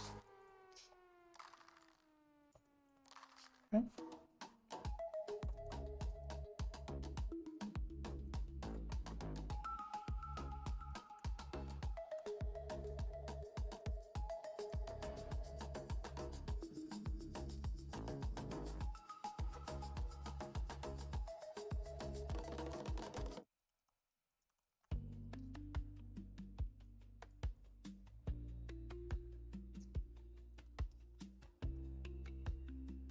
Okay, so we'll do a little switch statement here. So we'll do am state. If we're on patrol, if we're on telegraph, if we're on recovery, for that matter, we'll do the normal feedback stuff. So I'm not gonna worry about the other states because probably if the enemy is charging, I wanna hit Atlas, not hit this. So for instance, so I say begin charge, right? Do I have the state machine here? Add flag, or not add flag, set flag. I don't know. Sure. Okay. Do we have in charge?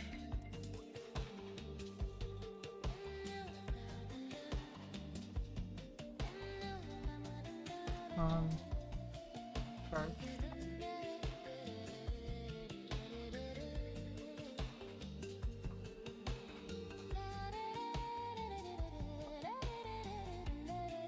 Take charge.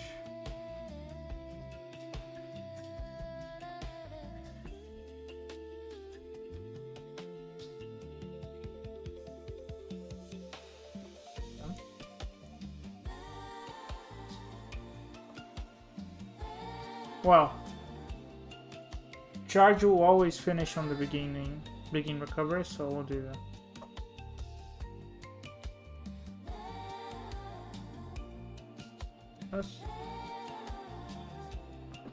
So while it's charging towards the player, you won't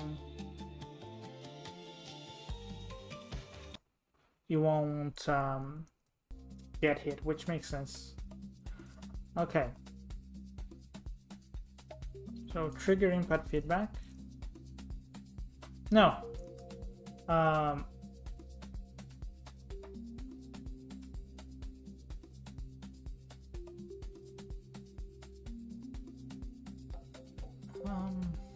what I want here to apply the feedback or the knockback, sorry.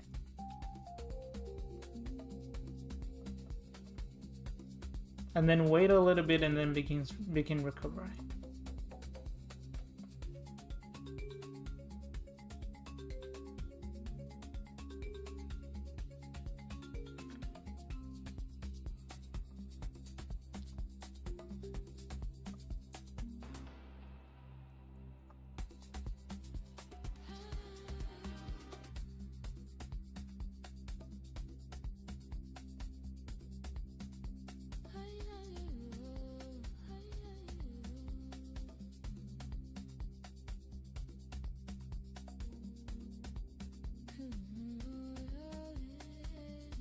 This begins.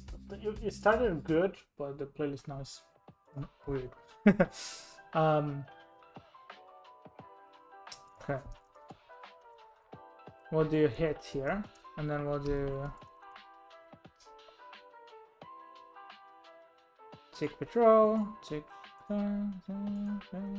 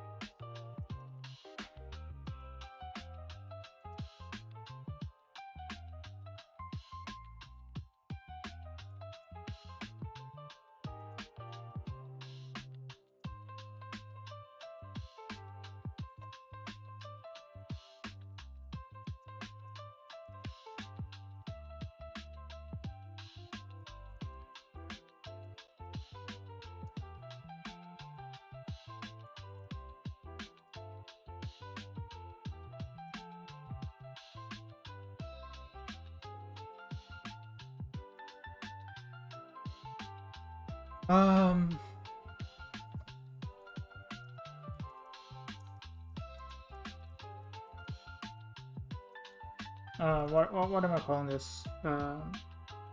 Hit.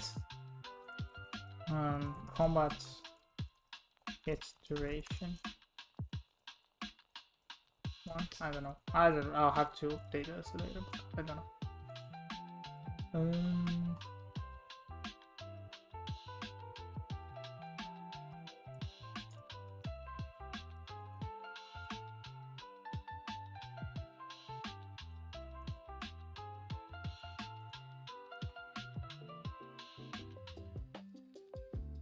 So what is that state time? Ah, right. Yeah, that makes sense.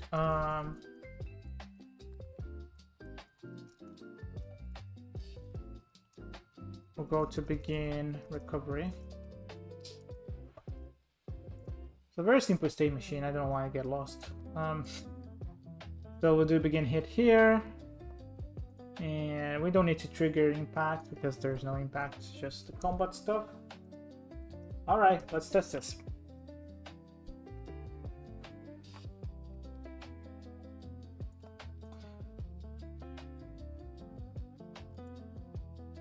I want to play some games. I wish I could just spend the weekend playing games, but the event is gonna take up all my time. The reason I like playing games, I don't play games like I used to, in the sense where what I used to do is like I would pick one game and just play for hundreds of hours.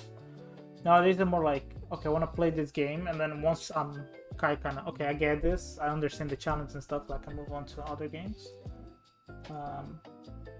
which is less of a completionist type of way to play, and now it's more like of understanding like new ideas and trying things out.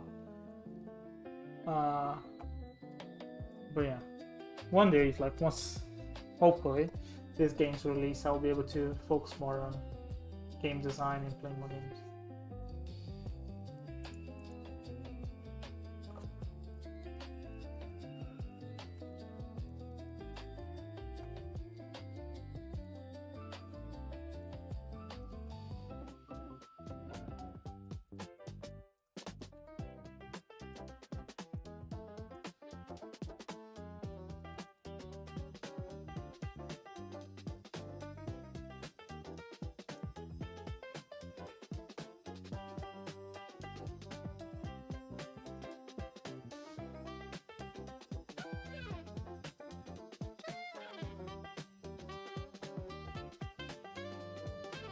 Oh my god.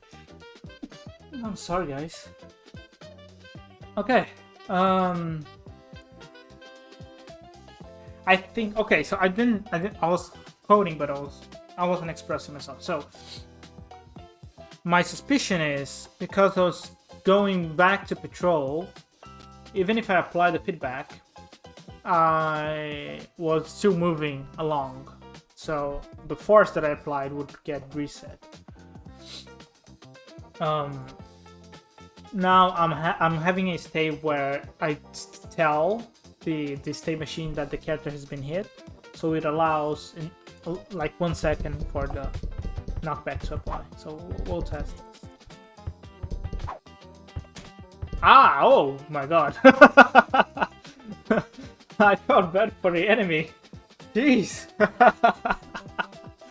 What was that? Oh my god. Okay, I'll do one more time. That was kind of funny. Oh my god.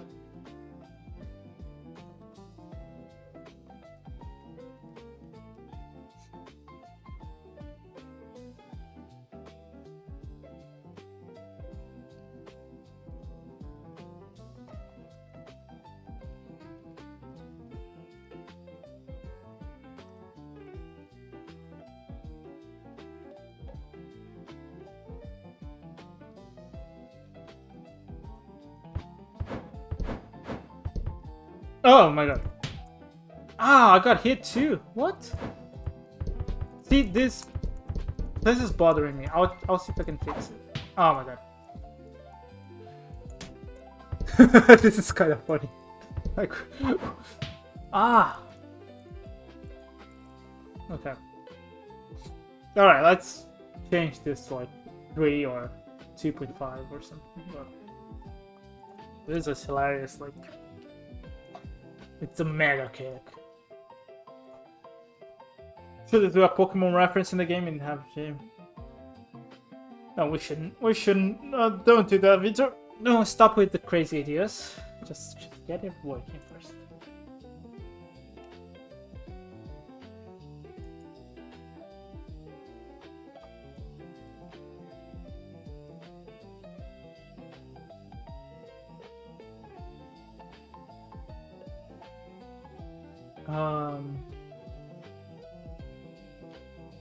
Oh my god, it's a little bit weird. Okay. I think that fixes the feedback. Okay, 1 second is too much. Ah, press the wrong place.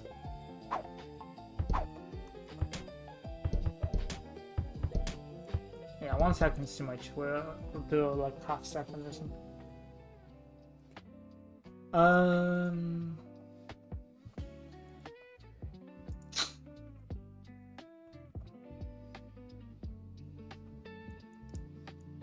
Alright.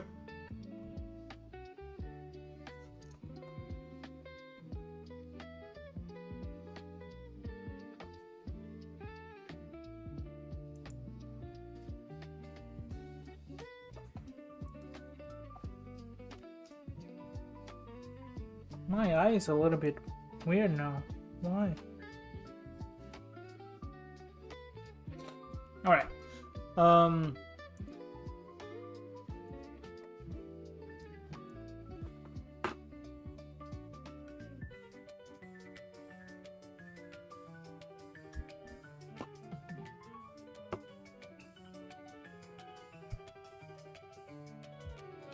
Now I have to fix the bug where if I get hit by the contact stuff. Oh my god.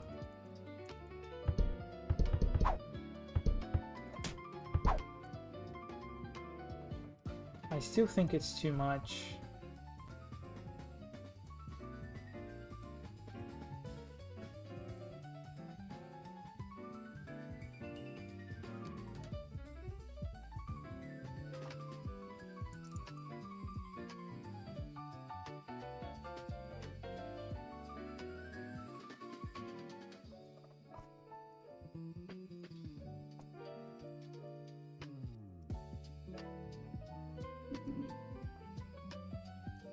I'm doing this just because I noticed that this is going super low, and we might get some weird stuff if the float is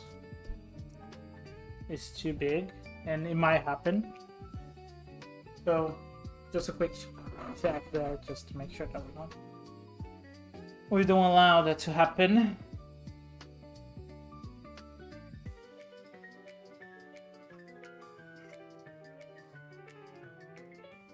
That still feels like too much.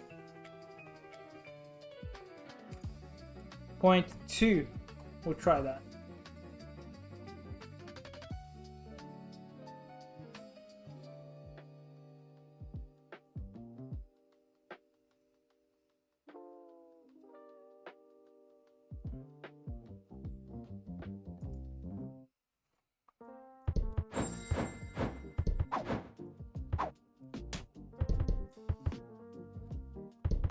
It feels like too much, doesn't it? Is it because it goes straight into recovery?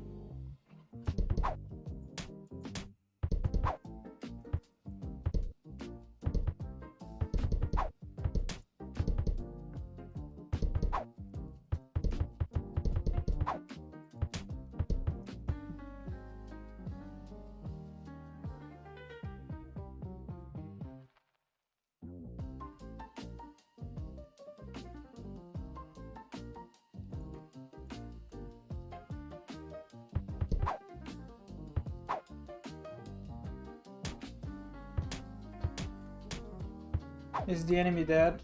I think the enemy is dead.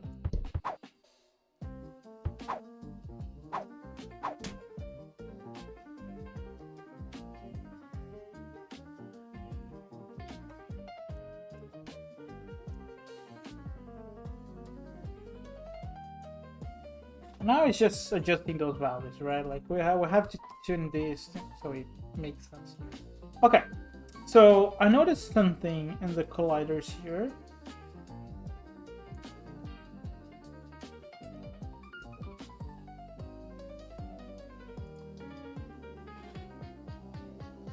I think those have to be triggers, right? Yes.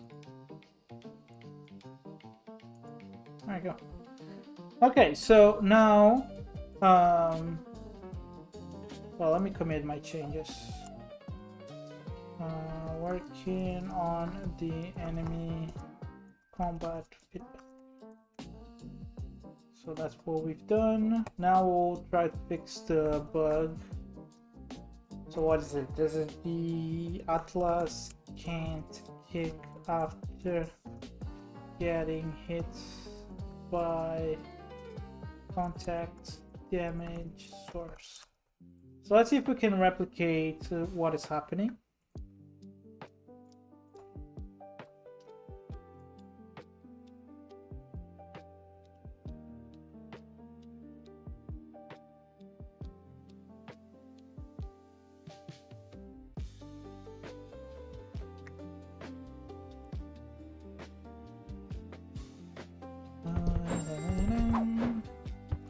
So if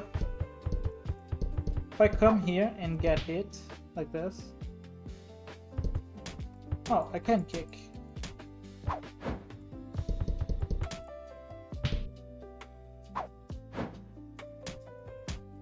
Oh. Oh. Shit.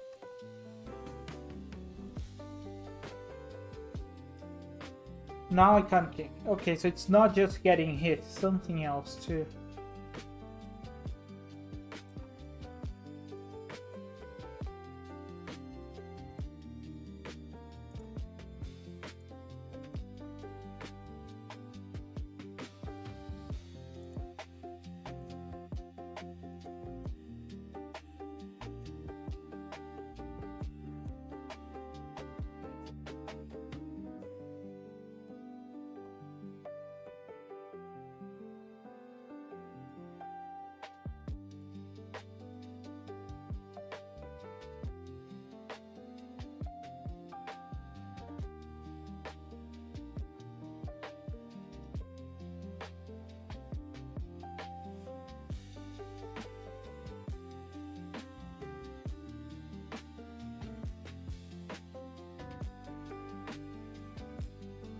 Alright.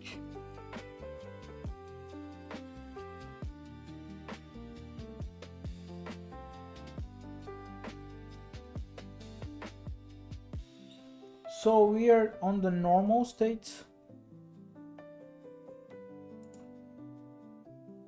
Something happened here.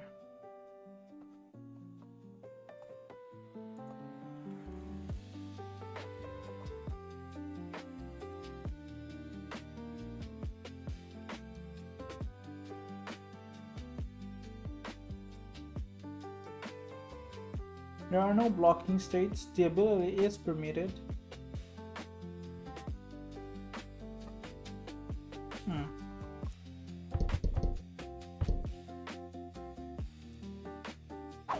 I can dash, I can jump. Oh, I can.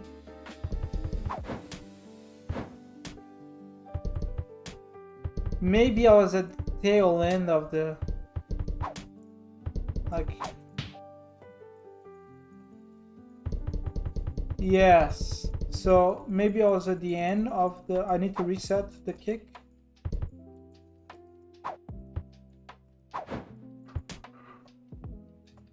What do I do at the end of the dash? Because I do something when the dash ends. That resets my kick. That's what I need to do.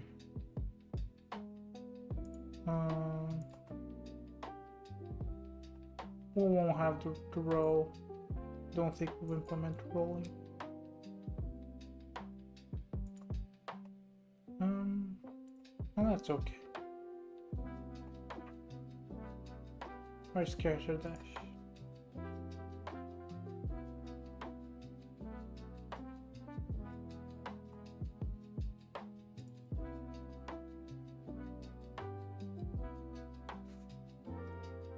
Stop kick. Initiate dash with stop kick.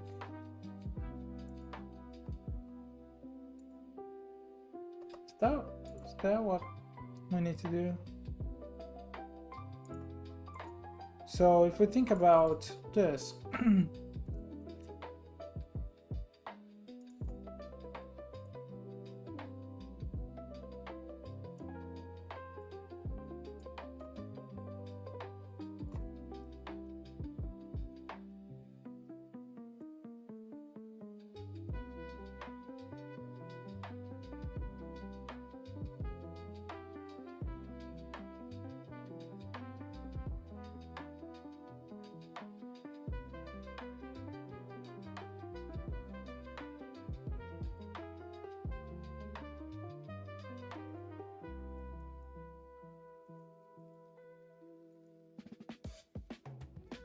we'll see how this goes.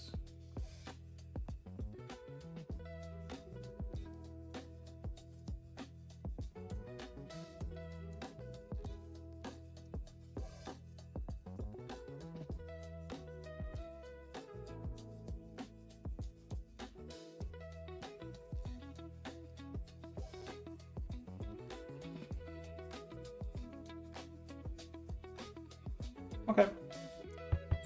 So I have to kick and get hit. I'm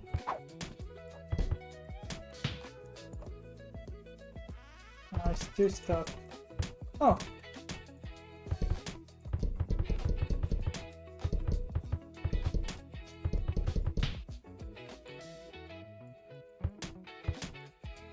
Ah. Okay, so yeah, that does reset it. Now, I don't understand why...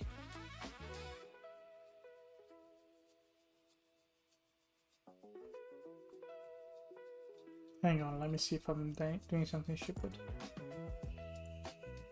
Ah, because we start in the invulnerability.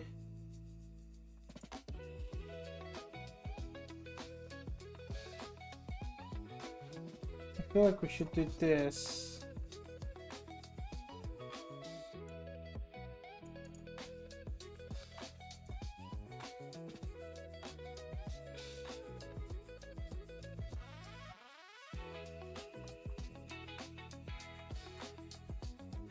But problem was never this.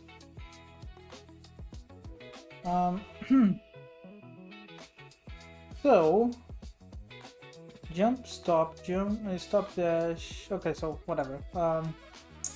Cancel all hit windows. What does that mean?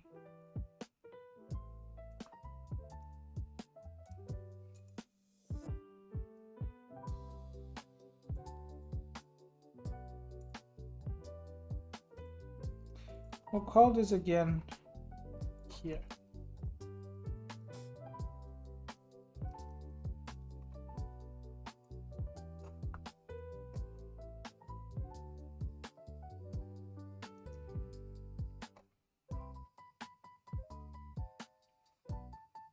Oh, okay.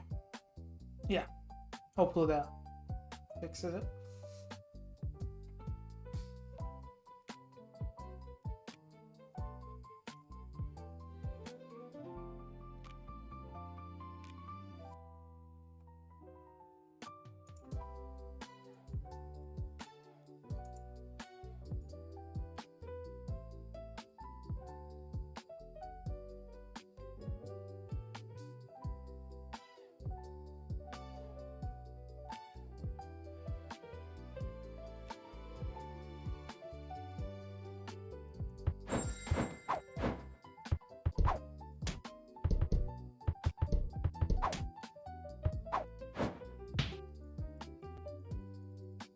Whoa! What?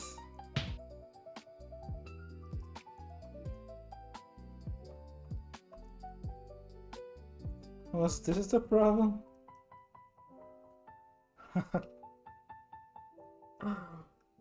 Oh boy.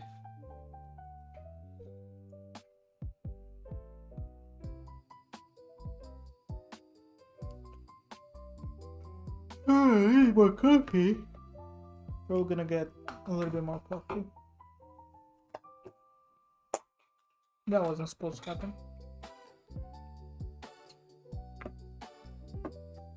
Yeah.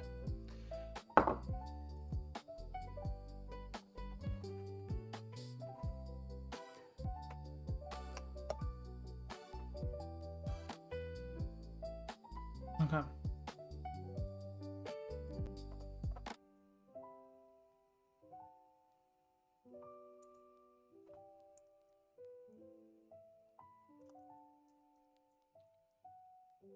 Alright, where's it?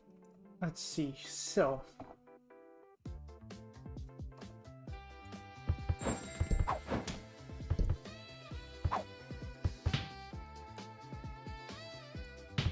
Ah!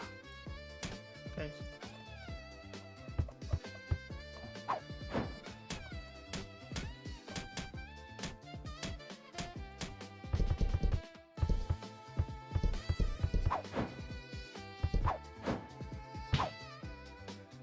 Yeah, something is happening.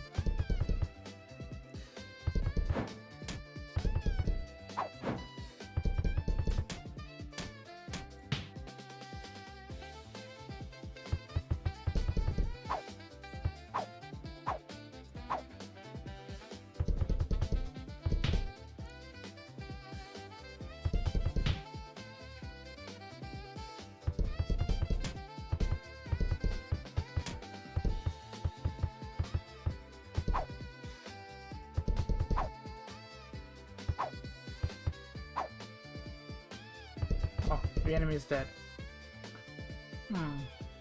The bug's still there. Okay.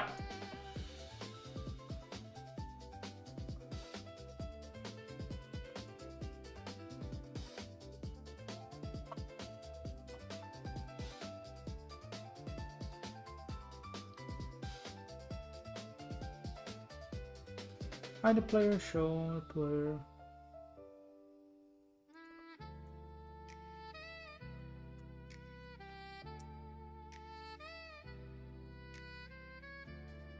This didn't really solve anything.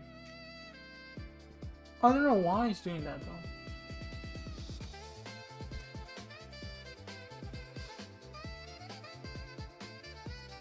Console, hit windows.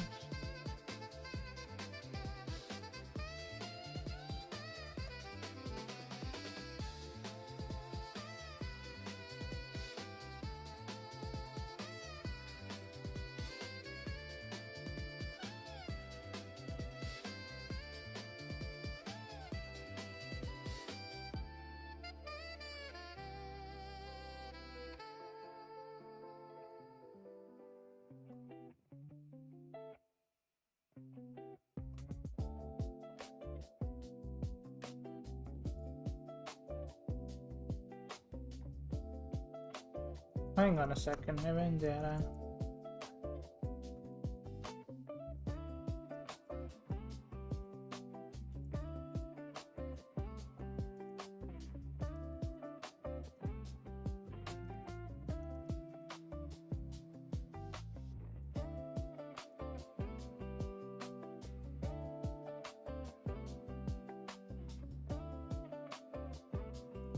Was applied.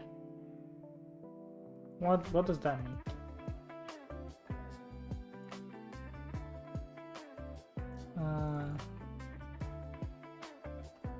Where's the damage resolver?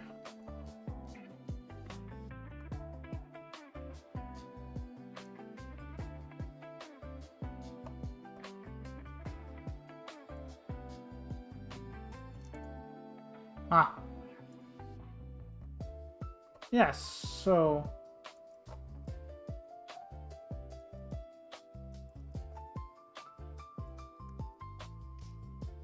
one of the things that I don't want is if there... I'm trying to figure this out right, but if the hit wasn't applied, then we don't want to do anything. Right? That might be fuck me up. Because if I get all the hits, that's why the damage, the contact damage breaks it, because it's on stay. So, you know, during that stay, it's gonna trigger this a bunch of times. And obviously we don't want that.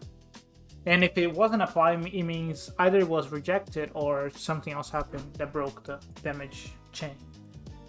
But if we reject by being invulnerable, then it's not gonna be applied. Names are bad. Like, why did I put was applied in there? Was applied is not a good name. Successful, much better Boolean. Okay, got hit by the thing. Can kick again. Ah! Oh. Didn't really fix it, still can't kick.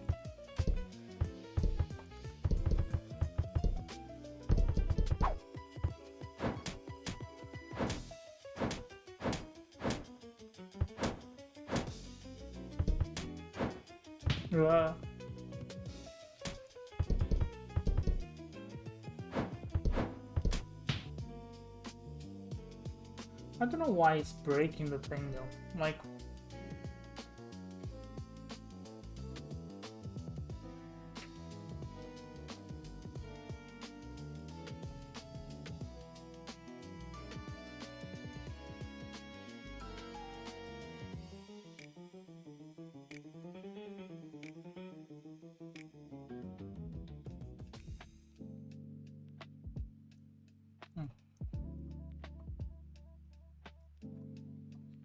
so we cancel skills on combat hit, we start invulnerability, we apply the feedback,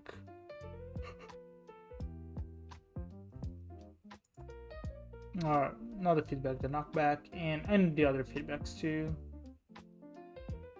Stop player, what does that mean? Disable gravity, stop forces.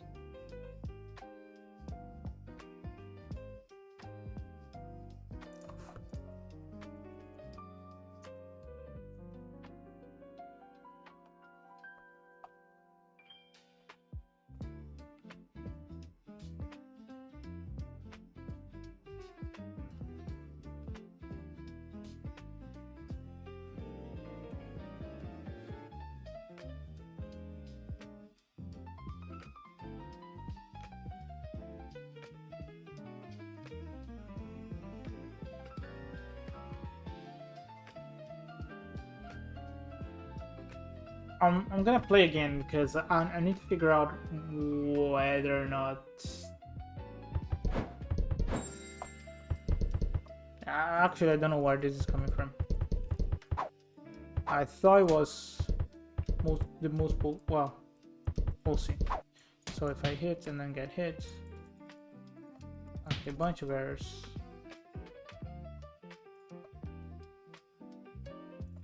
Let me just remove those debugs because I'm gonna do new ones.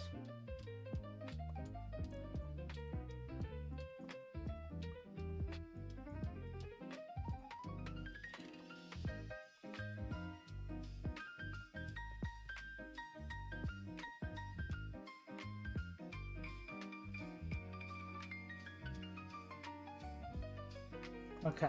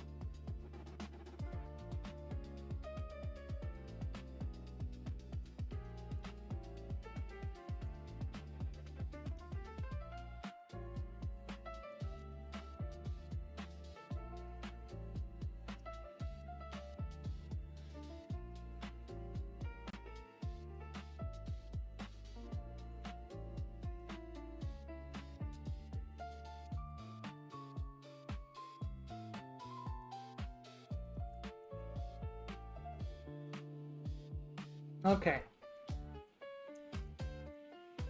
So hit result. Put final damage.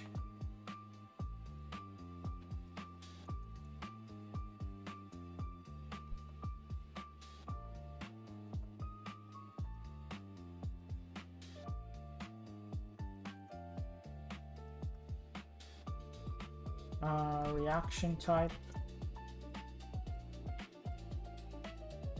I'll put like basically everything. Sometimes visual code is annoying because like, why did it go down there? Like what could possibly have triggered that? And then final thing that I wanna.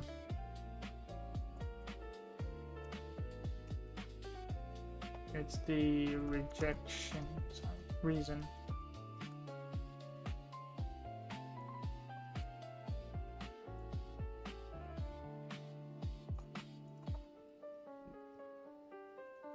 VS Code is good, but sometimes it's super annoying. Rejection. Yeah. Just so we can at least try to understand what's going on.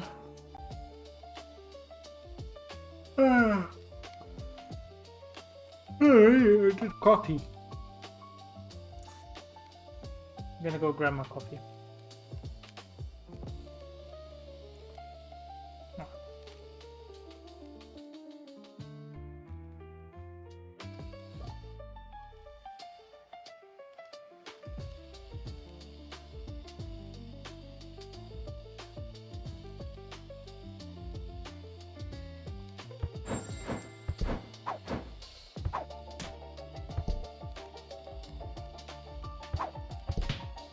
Okay, so we got listener called, Atlas got hit, reference is good, was actually true, final damage 2, reaction type light, rejection reason none. Okay, so that's kind of what we want to understand, right? So okay, so now I'll try to trigger that thing where I hit and get hit. So you see call twice. But that's fine because one of them might not be Atlas. So this is Atlas. True. Final damage 1. Reject reason no. Yeah, but that didn't break anything. So I'll play until I get. There you go. Apply true. Final damage 1. Rejection type light. Reason none. And he got stuck. Oh boy.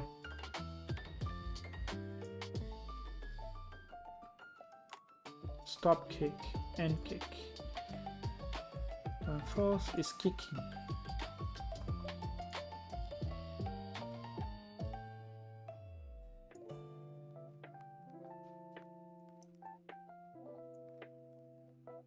Okay, I have an idea. I'll just go grab some more coffee and then I'll test it with you.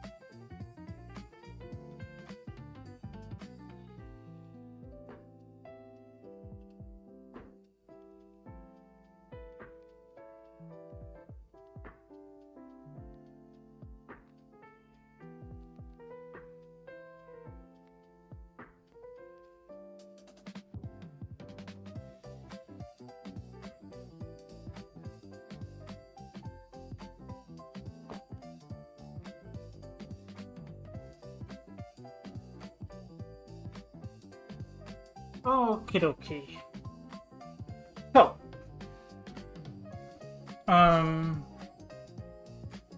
got coffee, got water. All right.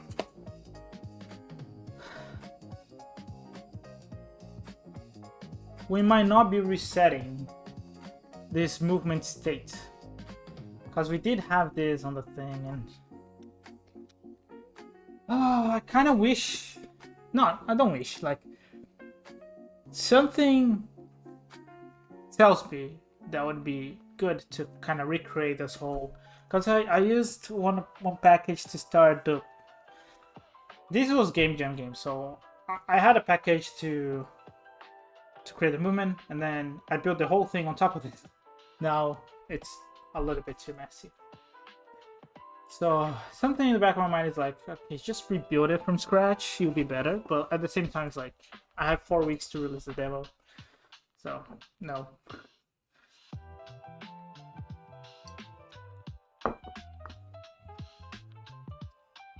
But yeah, what am I doing? I was gonna check. When I get stuck, I have to check if the movement state or the move state is. It can be idle. Idle is fine, but I have to check that variable.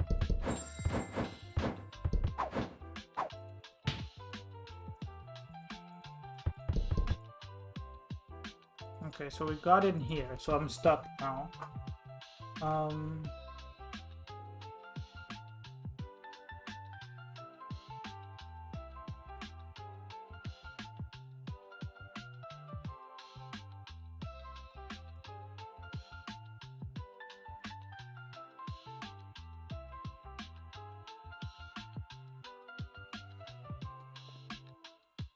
Initial phase rep.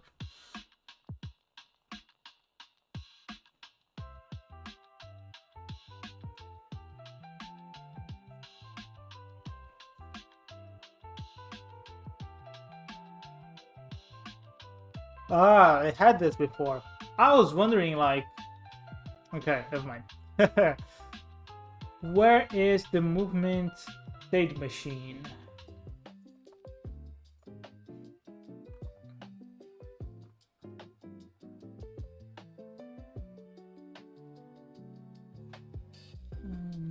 Let's see if we can figure it out.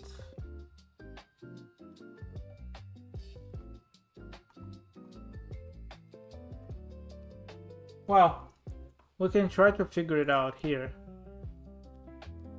State machine.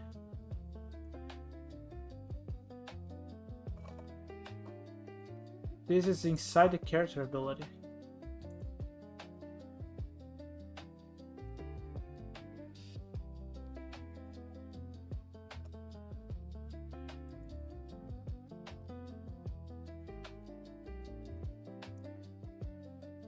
Oh, this is not going to be exposed, is it?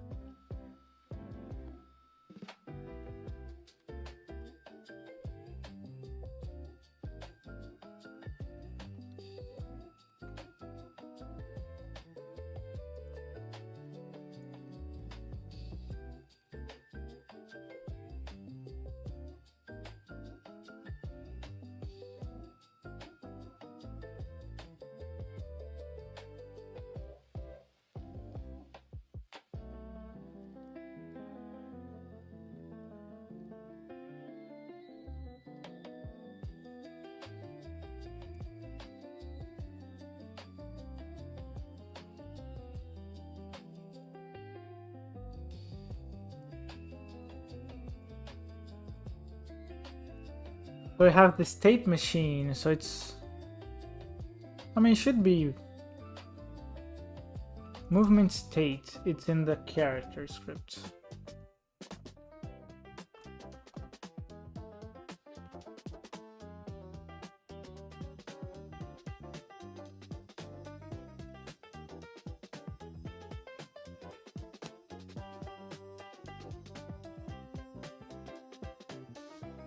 Ooh. I'm not seeing this.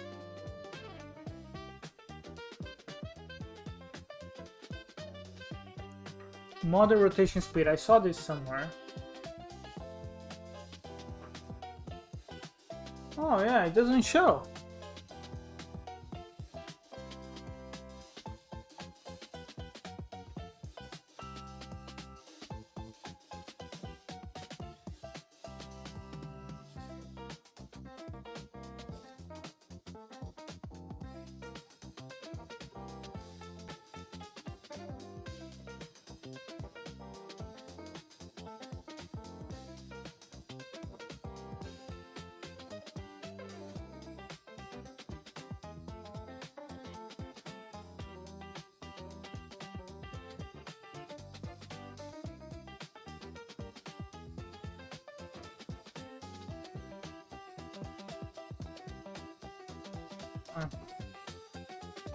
Well, clearly the problem is that his kicking is still true.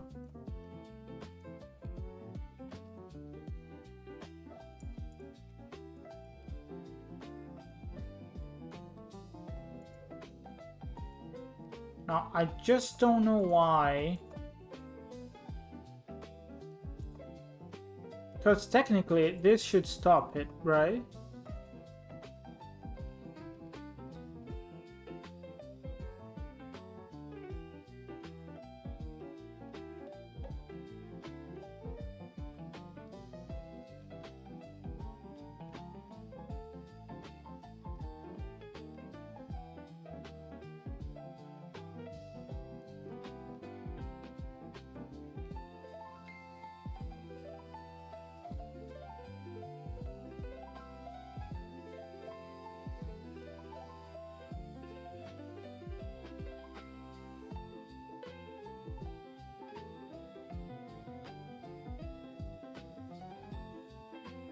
I'll just make sure that this is being reset.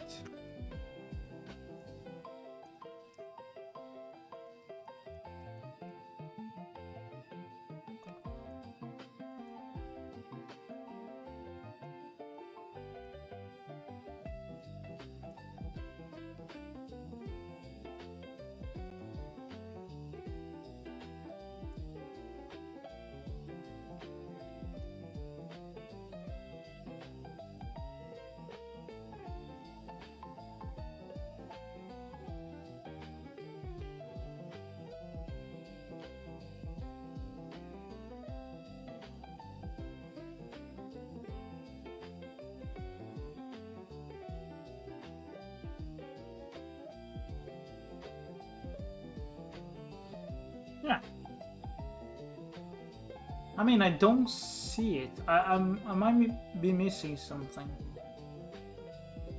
But it should be a simple reset. I don't know why it's doing this. And by the way, let me... Ah, okay. Already done.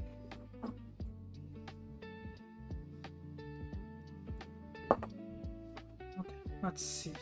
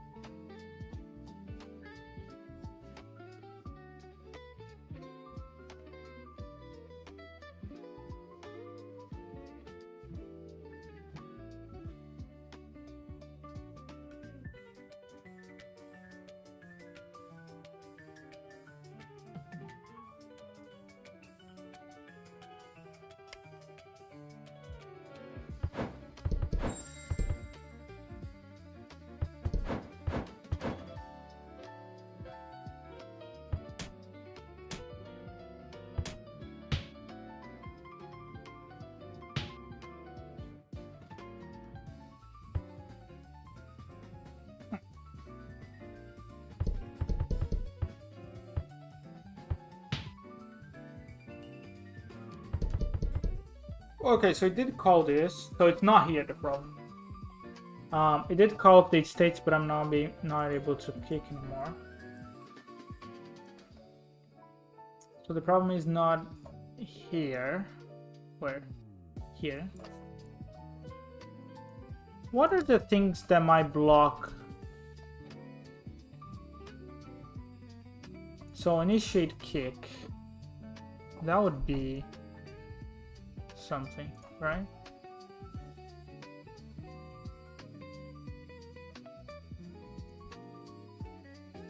Character conditions normal.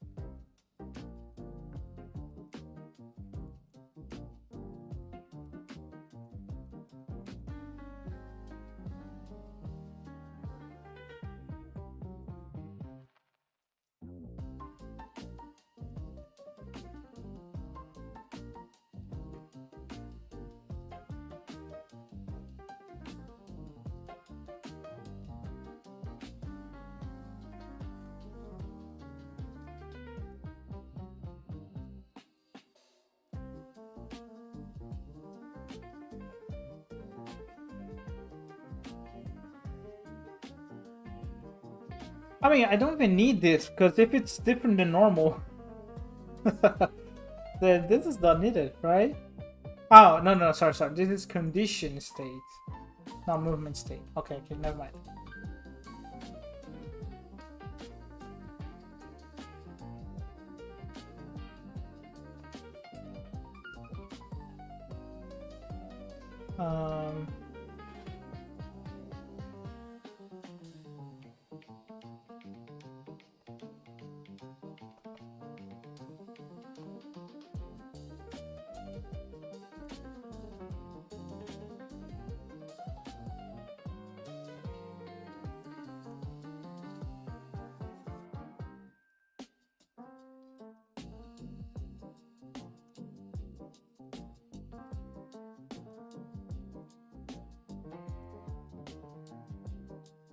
Okay.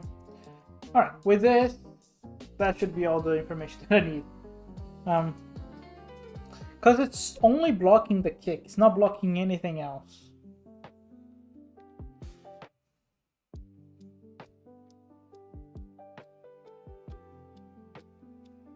So I don't know.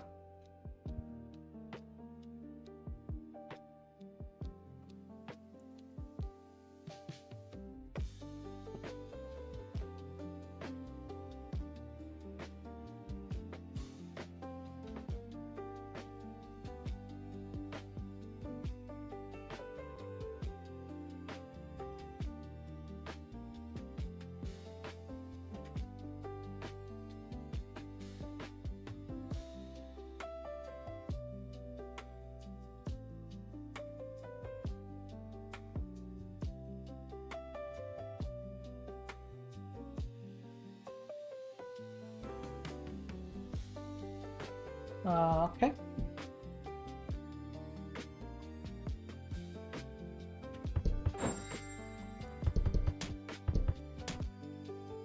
Okay.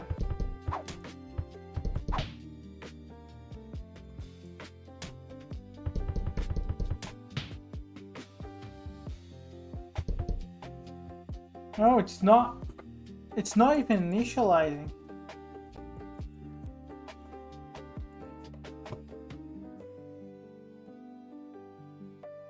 It's not even getting here. Where is this coming from?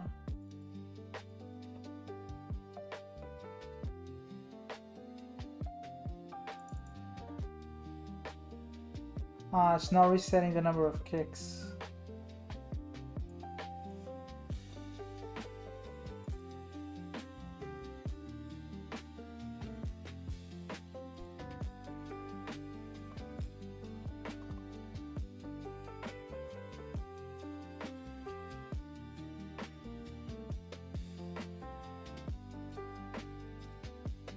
Yeah, so the okay, never mind. So the problem is this.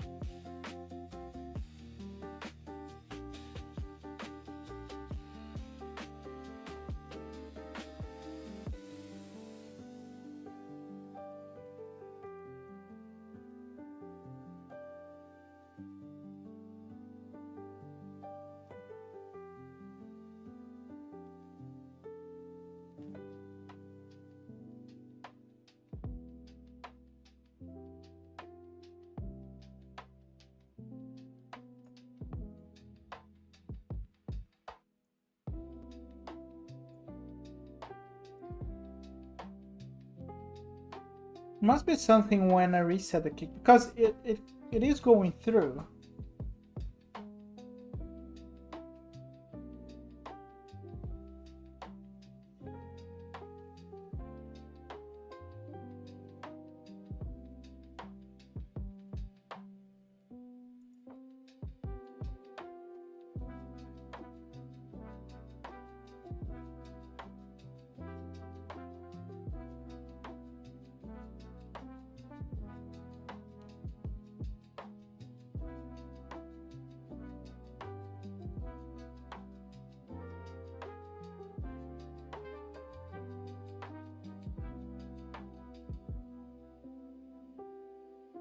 Okay. All right. Um.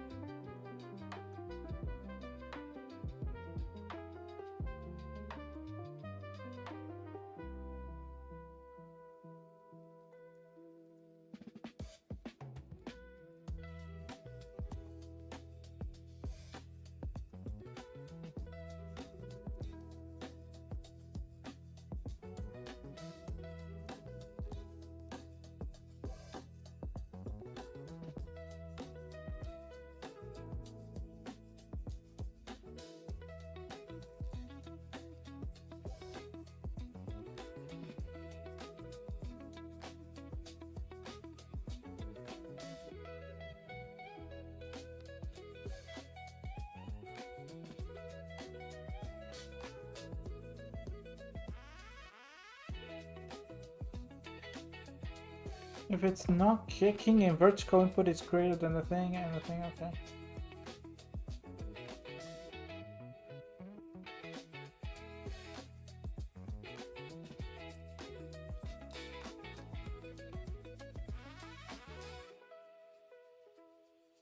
Okay.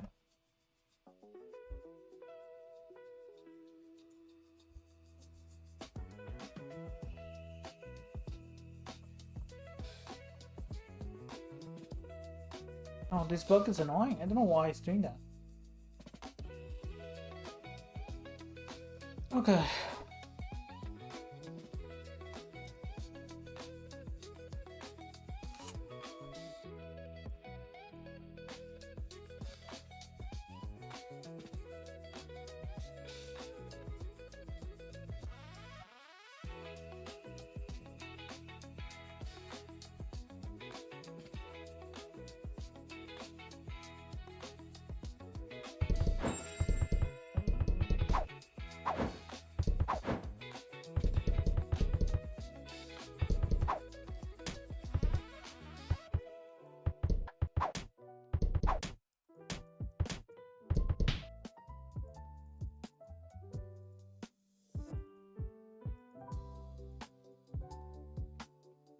Okay, so I do have kicks left, so it is resetted, but the is kicking is still true.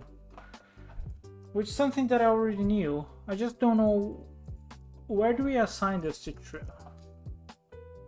When we initiate the kick, obviously. But I mean, we're not. So the only thing that I can think of is this is not being called.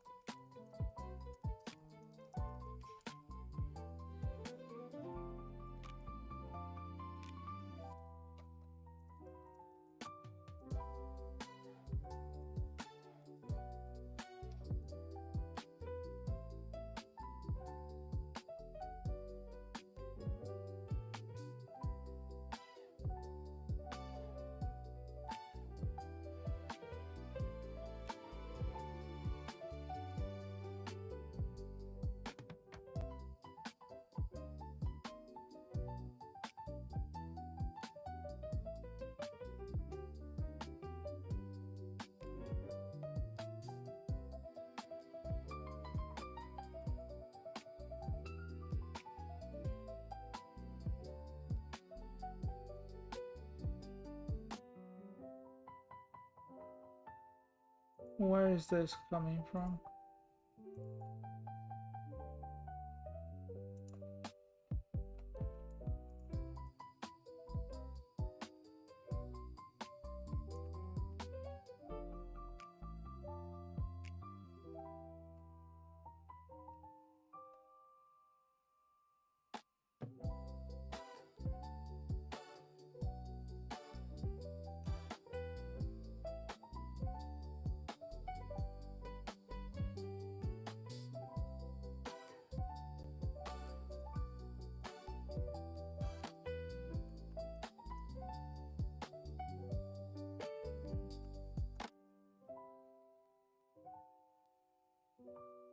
Okay, let's test this now. No, like, it's always something, right?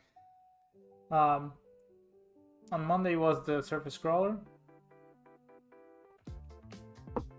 Yesterday was kind of the surface scroller. Like, I spent a lot of time on the surface scroller. A lot more than the other stuff. Because, like, when I get stuck, not stuck, but like when something is a little bit off with Atlas or the character controller, it's kind of fine. The music's a little bit too loud now.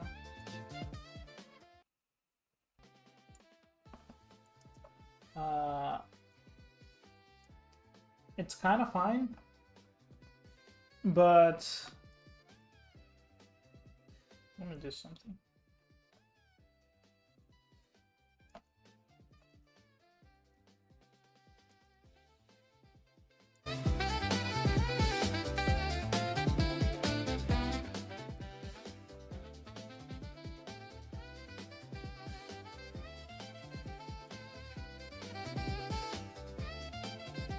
Okay, I think that's better. We'll see.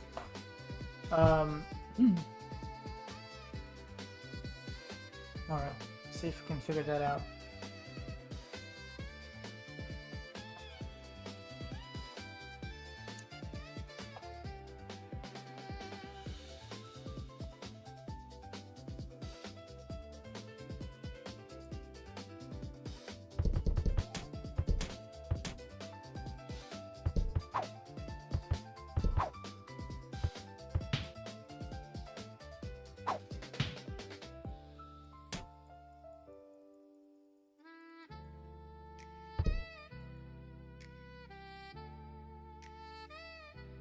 It's saying here that its kicking is false.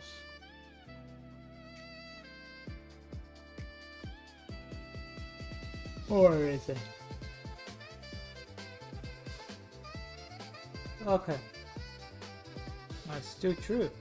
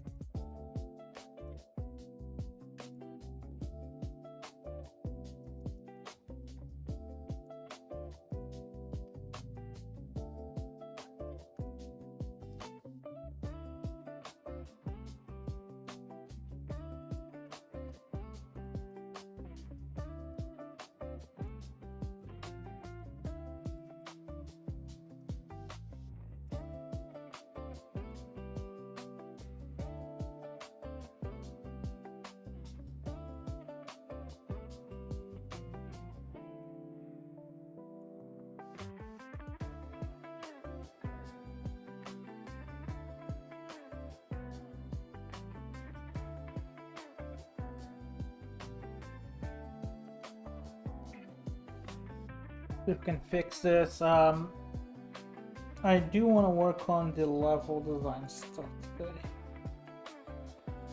but yeah, let's see how it's gonna go. So close.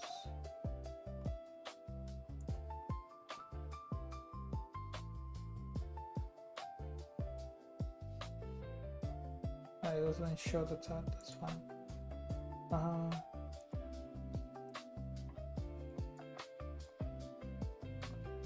we'll go back with the header. Oh.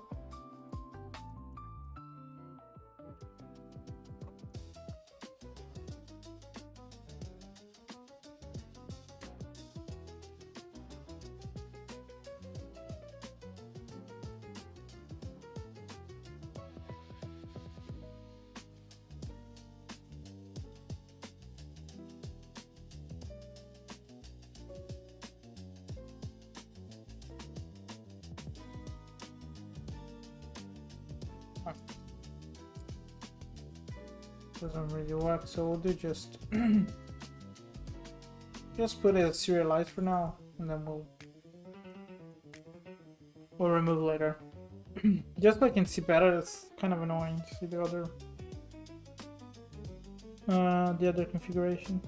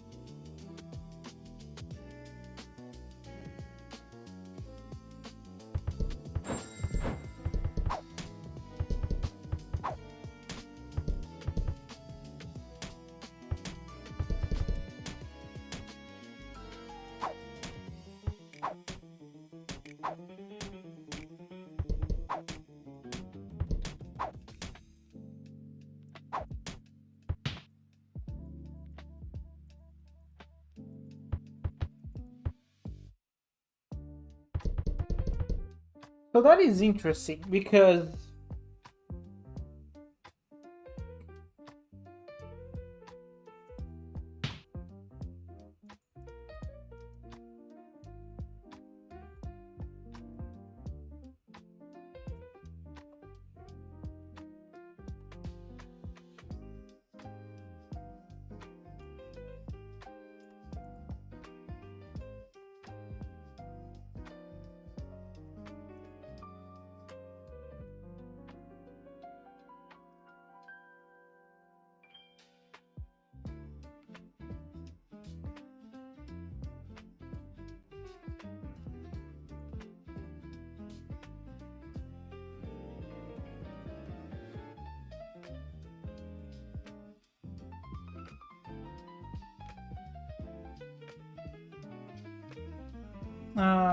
yeah, sorry. This is interesting because the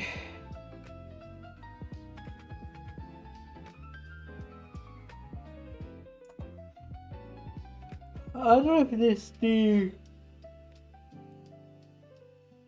movement condition. Which one gives me the stunned? Oh, here. So it's different than normal. Yeah.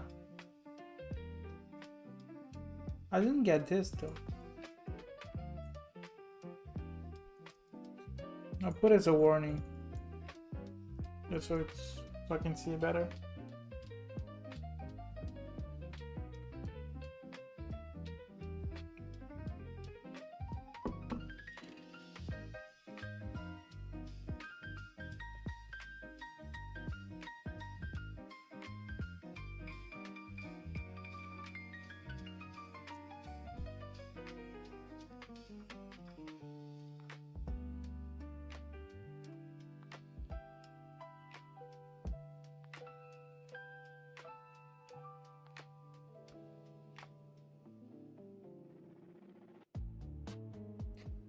Okay. I'll filter the this.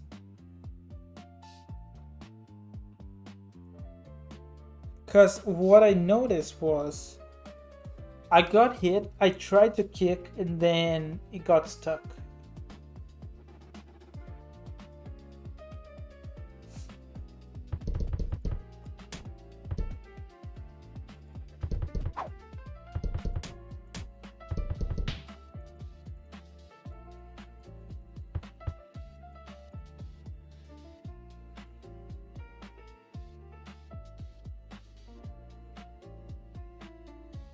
Condition normal false.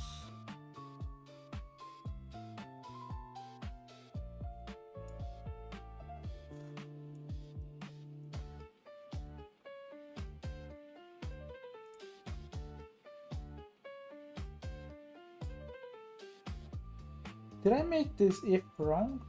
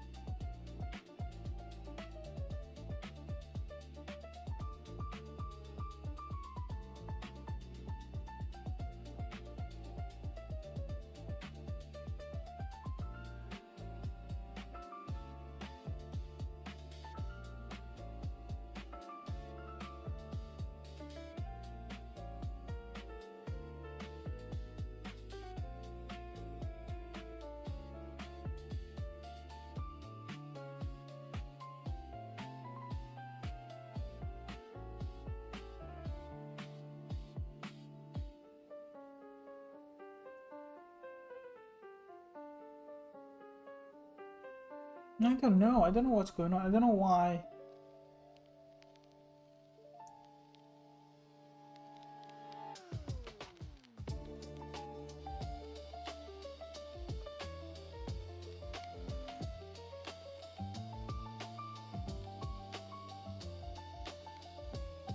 I almost feel like I should disable those abilities. So something like...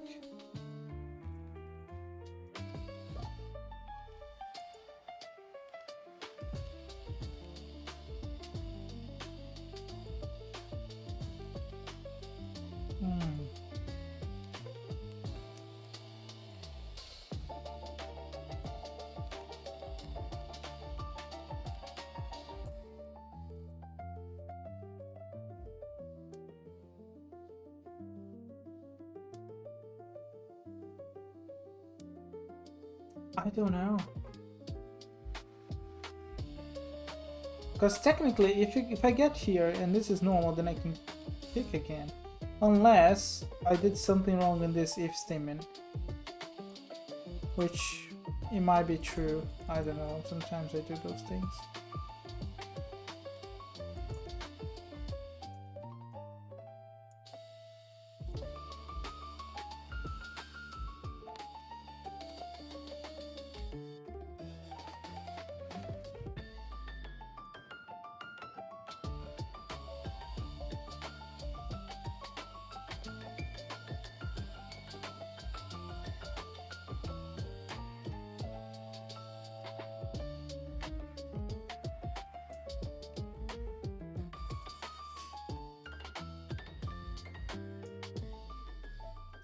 Look for a little bit on this. I wasn't expecting that. But anyways.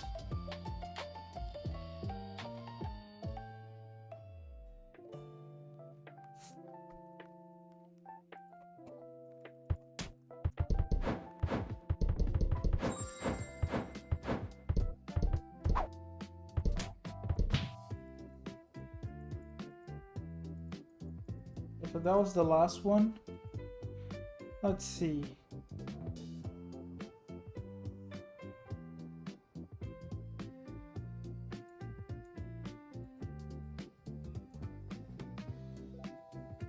So you see, this was false.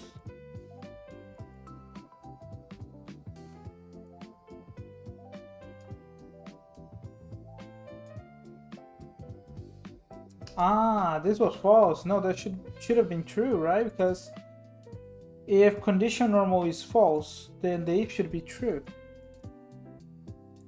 So maybe that's the problem.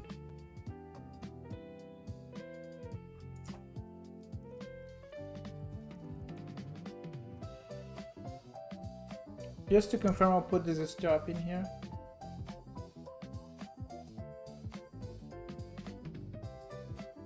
Ah! No, never mind. Never mind.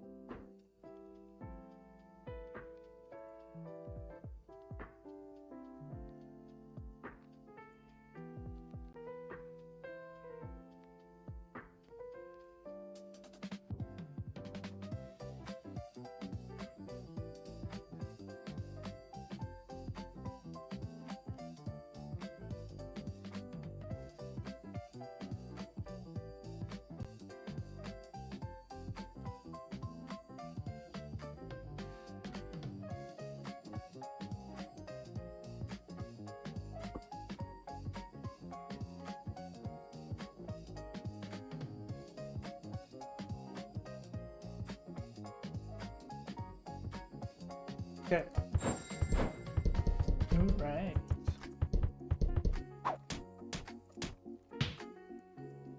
So the bug happens when I do this. Oh, so you actually did the kick.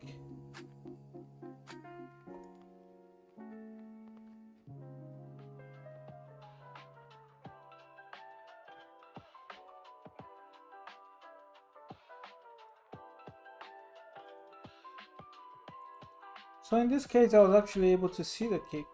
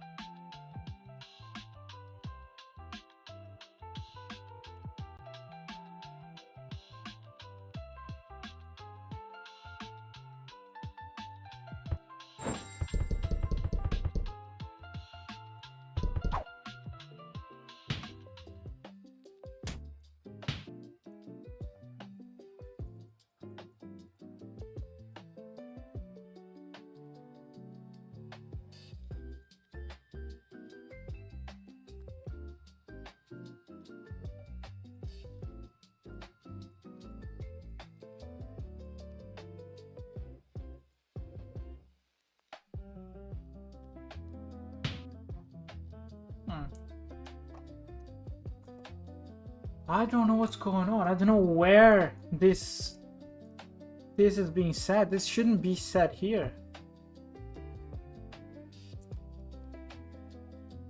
Like, this doesn't make sense. This is the only place where we set this to true, and it's being set to true somewhere else. Because otherwise, because I know this because we're triggering this, and this is making this false. So I don't know what is going on.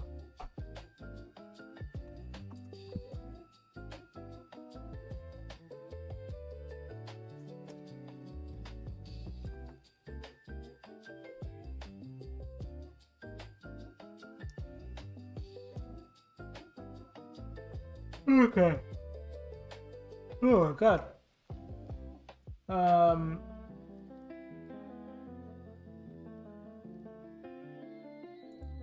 was gonna check something.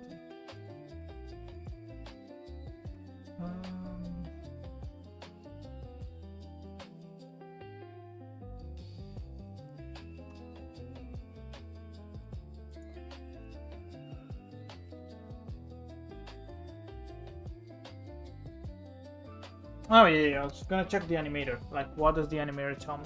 Because the animator is also a good way to understand what's going on.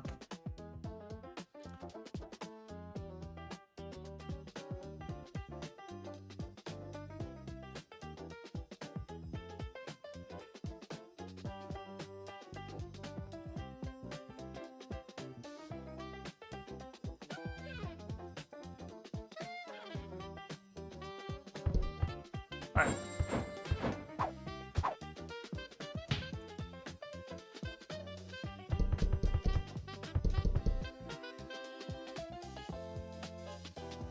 You see, this is false.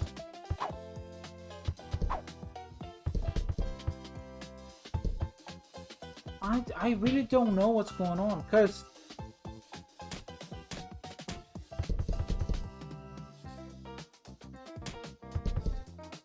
wait.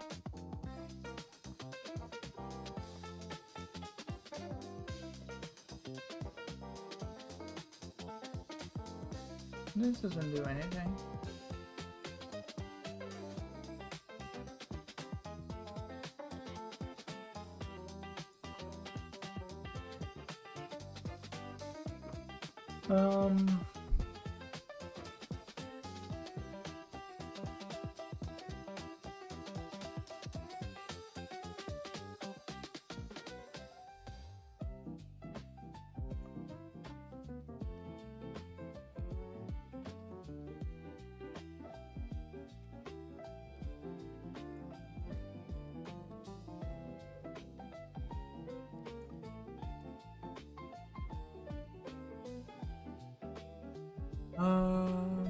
I don't know.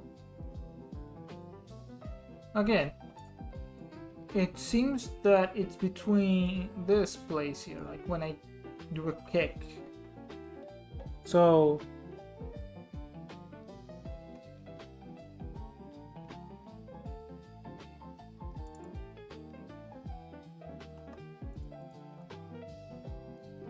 is it because I'm hiding the player? And the animator is resetting, that kind of thing?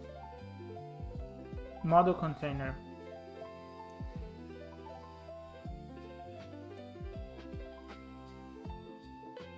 And the other one was the graphic. What's the difference between the model and the graphic again? Because it might be what might be happening is I'm resetting the animator, and the event that resets the kick never gets called. That might be why. If that's the case, I went on a really big fucking, I don't know, I don't, you know, like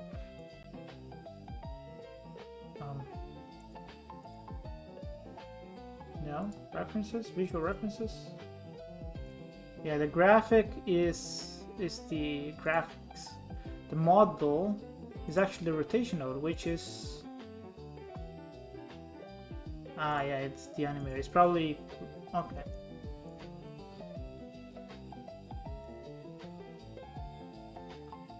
So that's a no-no. maybe that was the problem. So hide player. It shouldn't be player model, by the way. This should be player graphic.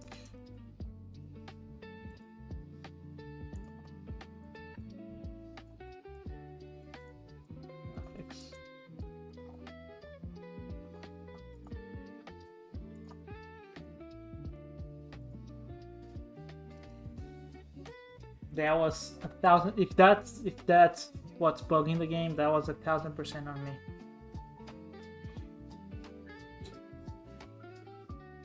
Which, you know, it's my game, so everything it's 1,000% on me.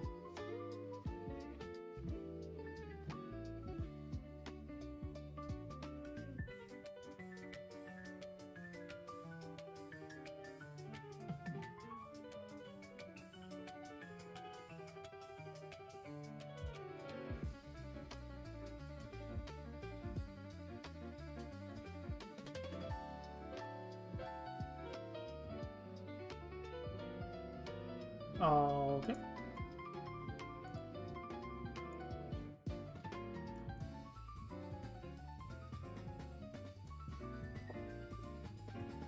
Starting to get a little bit hungry.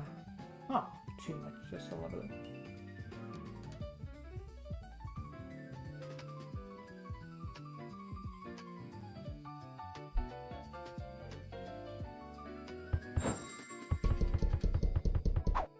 I get hit. Try to kick. Yes, I don't get stuck anymore. And I could float for a little bit. Like if I timed it. Okay, no, this is not actual. I see what's going on. No, that's fine. That's fine. Okay, that I can fix. That's easy enough. Alright, that was the problem. He was resetting the animator. That's why. Bloody hell.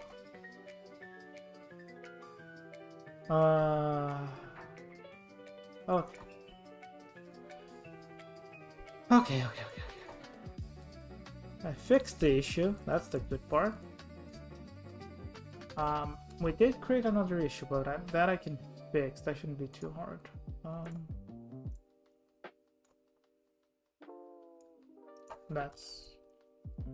That should be all I need to do.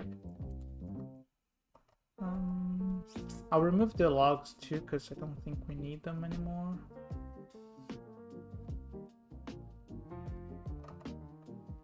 I don't think we need this. Hide them. Stopping.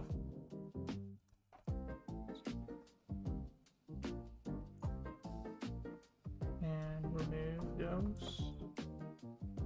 I think that's it. I think we're ready to move on to other stuff now. Let's just make sure that this is true.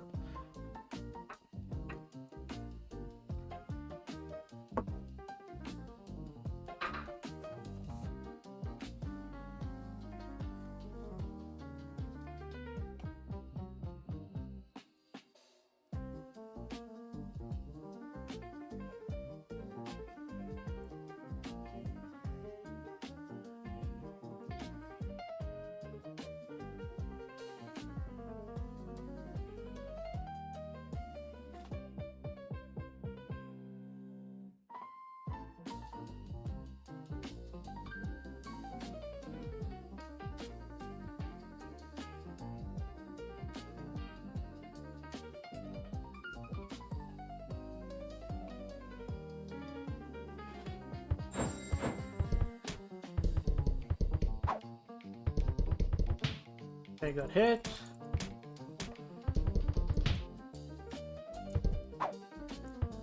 Wow.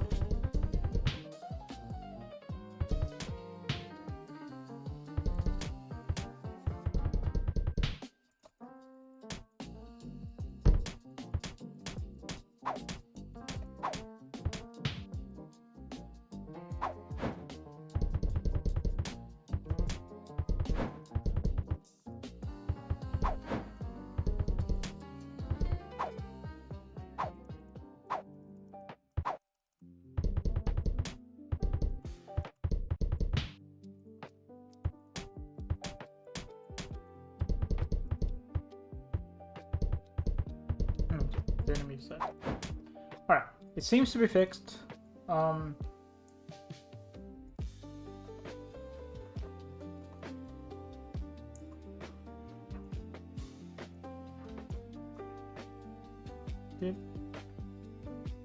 Let me commit those changes. Did we do anything? Oh yeah, sorry, the damage gate.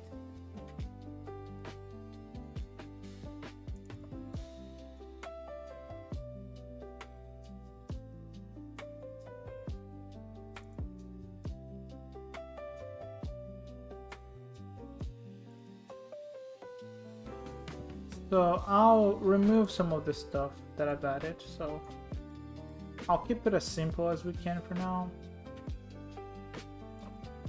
We're not gonna need this, we're not gonna need any of this. I mean, technically we could add those methods, but I rather have this, because then it's just like a little handler to tell if the player is invulnerable. We could also start deleting some of the damage methods, right? So this is one of them that can go.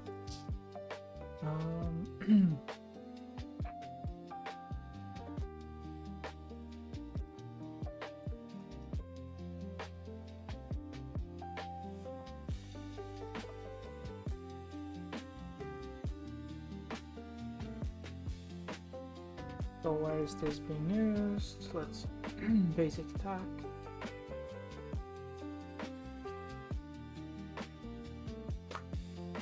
I don't know if we're gonna.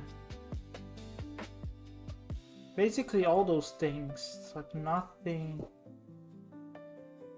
None of this is actually being used anymore. So just comment them out.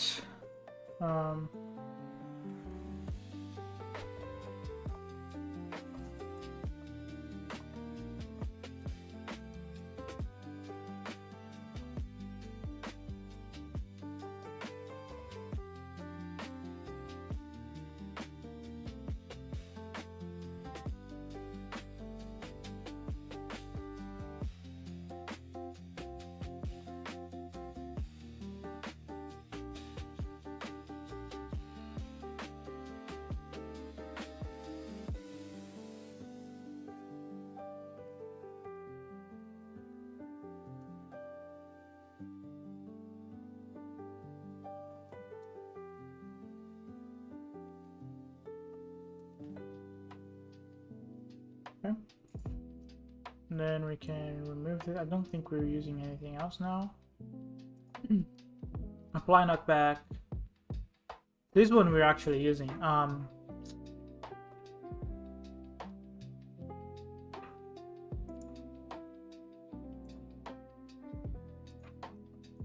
Because I know that, yeah, we're applying the thing here. Can we move? Oops. Can we move this into immune routine? We're doing that somewhere else. Reset controller forces. I feel like that should be somewhere else.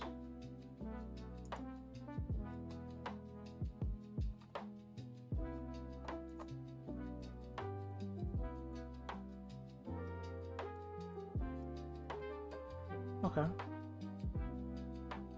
Question is, can we do this here?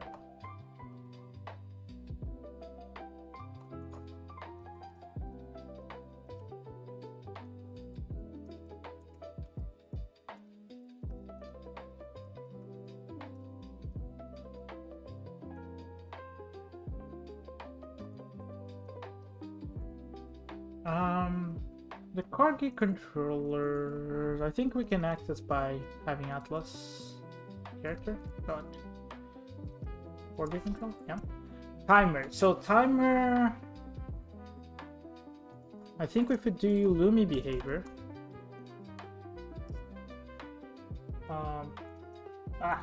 sorry. Okay, I think if we do LUMI behavior, then we should have timer. Okay. For those who haven't noticed, like I'm on a Mac, so I always get the shortcuts wrong, which is why sometimes things are all over the screen. So character,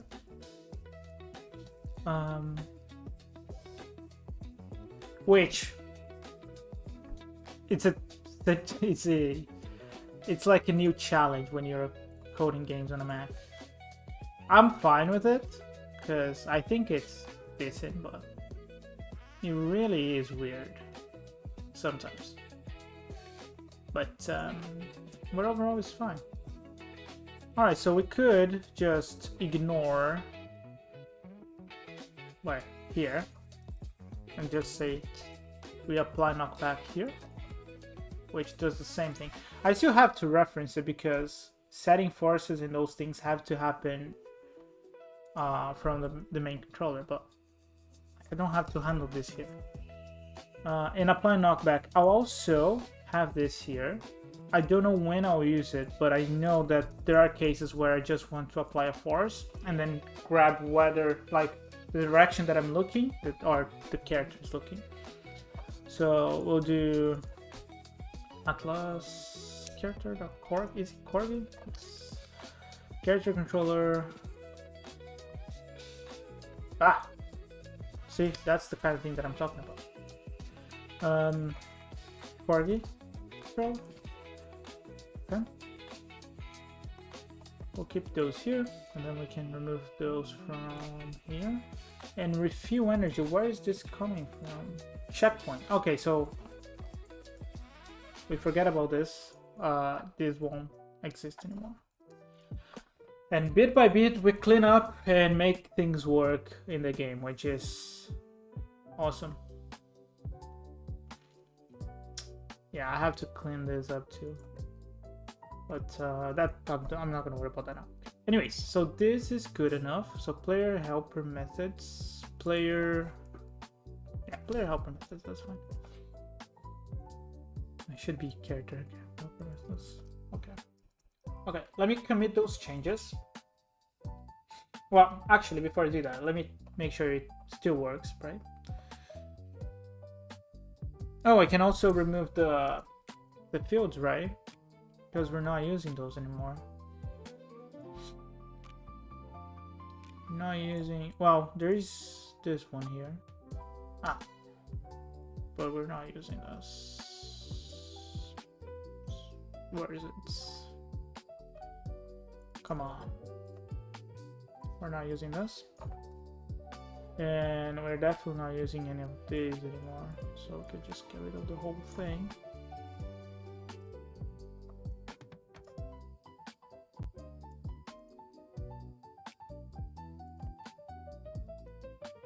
Alright.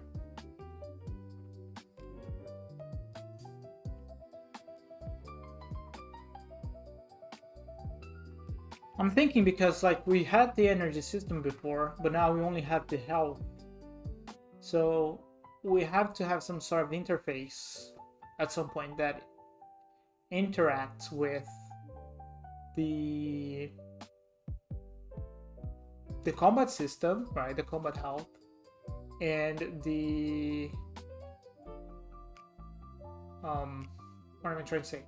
The combat system, yes, because then we have the combat actor, and the combat actor has a state machine which contains the health.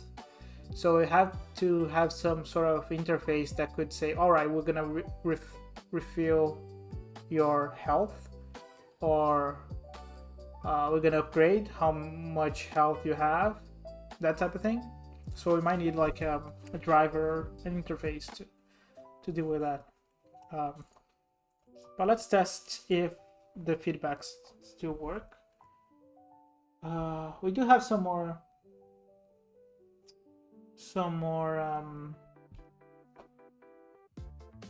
feedbacks to implement, but let's not focus on that right now.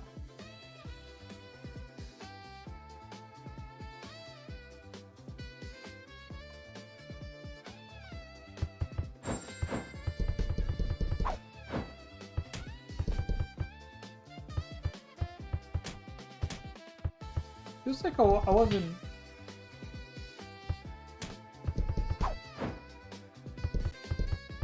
Yeah, it feels like it's not hitting me.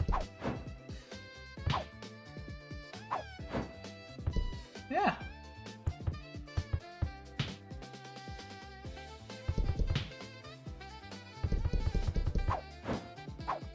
Oops.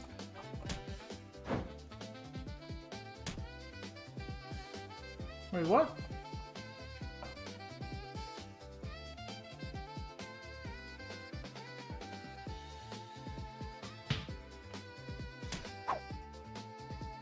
Oh, what? I need to fix the looking up and down. Okay, so we're stuck on this state now.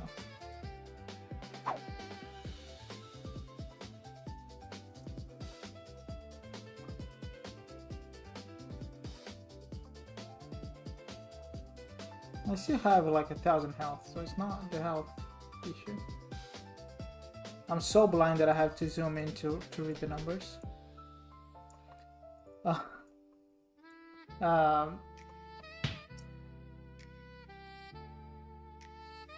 Okay, I thought I was done with that. I thought I was done with this, but we're not. Let's think. Let's think. Oh. OBS wants to update the middle of the stream. That's not a good idea. Okay. Two things. First is I feel like the emitter from the ground charger is not really doing anything.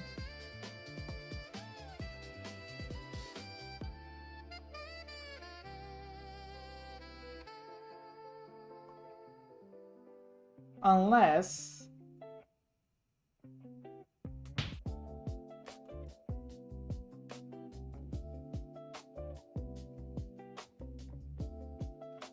that's the only source of damage. So in this case, it does have to be a little bit bigger.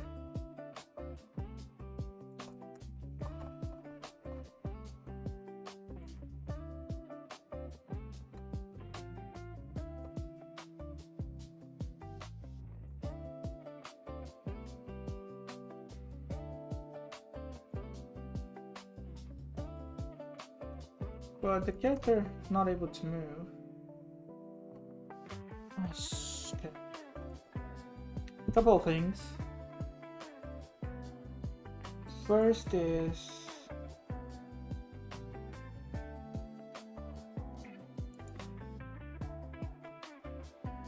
I'll update the collider on the damage here. It might be too small. Okay. Second thing is it's the looking up and down. 28, well 28 is too much. We'll do 1.5. And look down the same, probably is the same thing, right?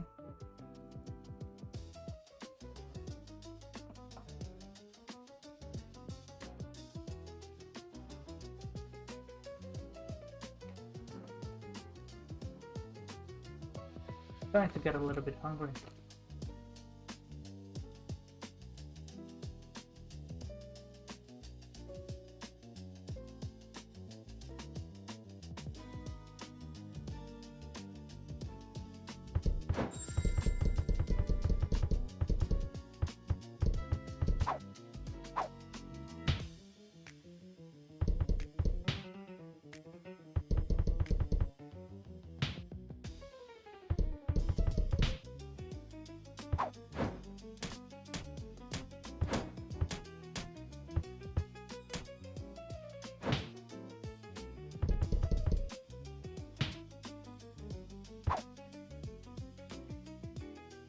That feels a little bit better. Look down, look up. Yes, so it's just enough to... That's much better. Alright, let's commit those changes.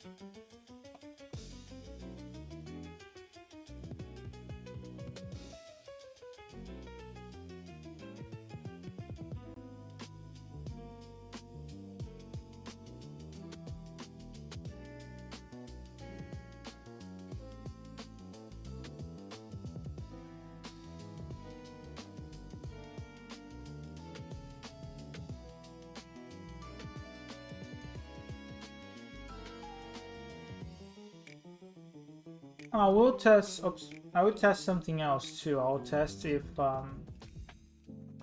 because there was a bug. I think it was because I clicked off the editor and then went back in, and that kind of broke the thing. I think that was it. But I'll just test it again to make sure that's the case.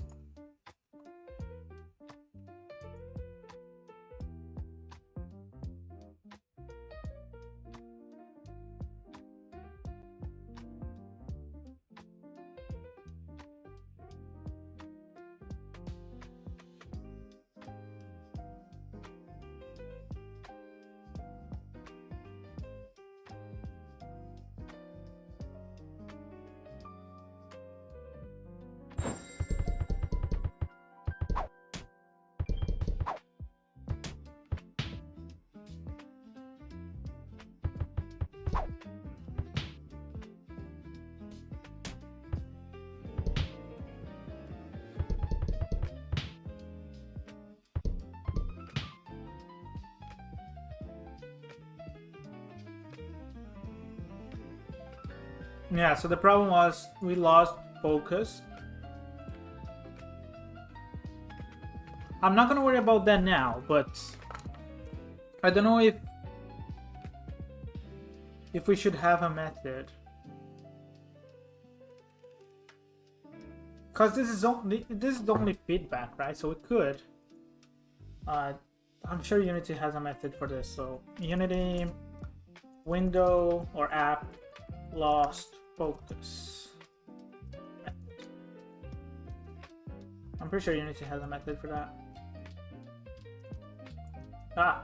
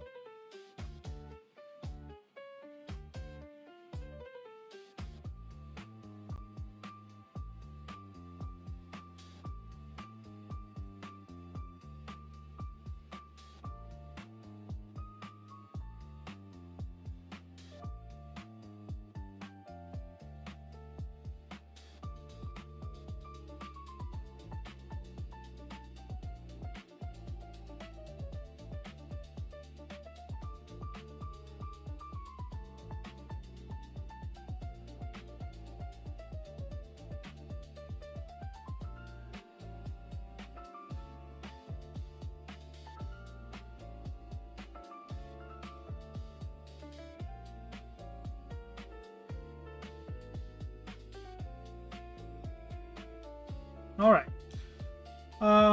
So we do have a method.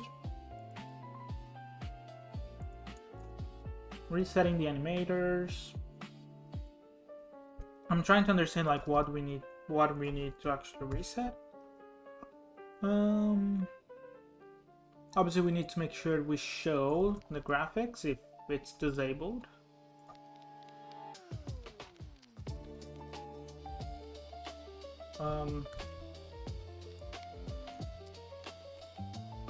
What else? Ah, game slowed down, so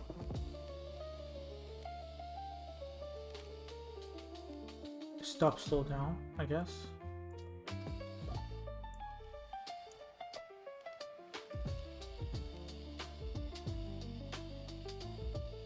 Also, we only care about this if we...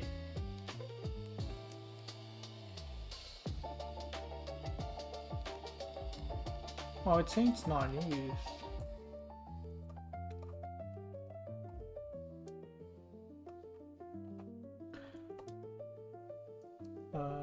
Let me make sure that...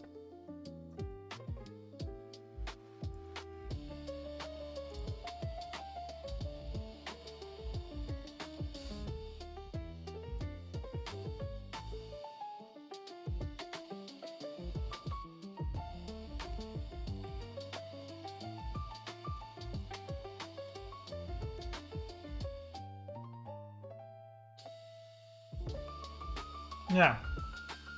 No.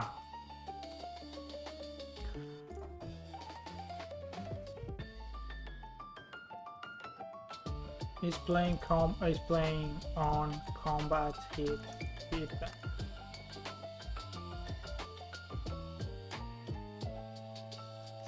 We only care about this if we're actually playing with it, right? So we'll do a simple check here. Okay. So if we're focusing on the application again, on application focus, that's what the problem is. All right. So if we are focusing right now, but we weren't focused before, and you know we were playing the thing, then reset to avoid. It's not errors, it's just like weird behavior. I think that's it. So let me make sure that the game is also like there's no slowdowns and stuff.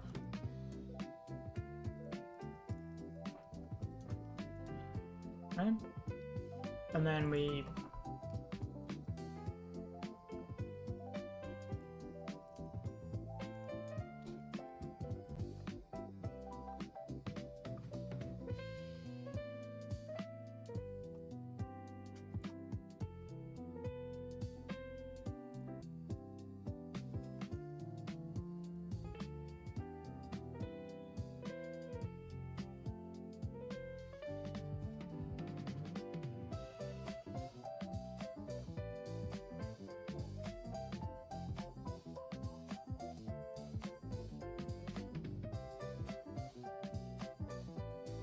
we'll try that again now. Because I can see people alt-tabbing the game.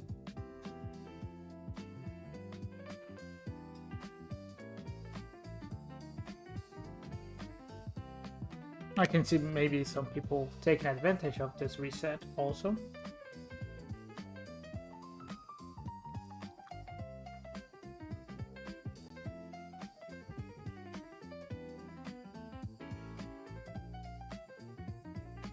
Well, let's test. Let's see if that actually does something.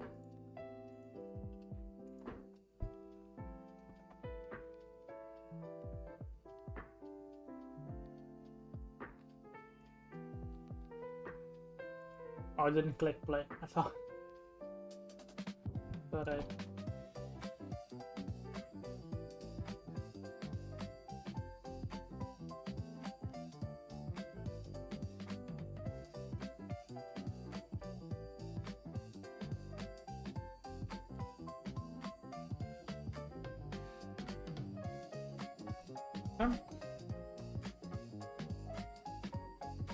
Alright, let's see. Oh boy. I feel like I have a lot of energy today, even though I'm a little bit sleepy. But like, I do have energy, so that's good. Okay, so I'll leave the enemy to start hitting me, and then I'll start clicking other places. Like that. Okay. Yeah, so it works. I don't get weird behaviors. Alright, that's good. and I didn't lose much. Like the effects are still there.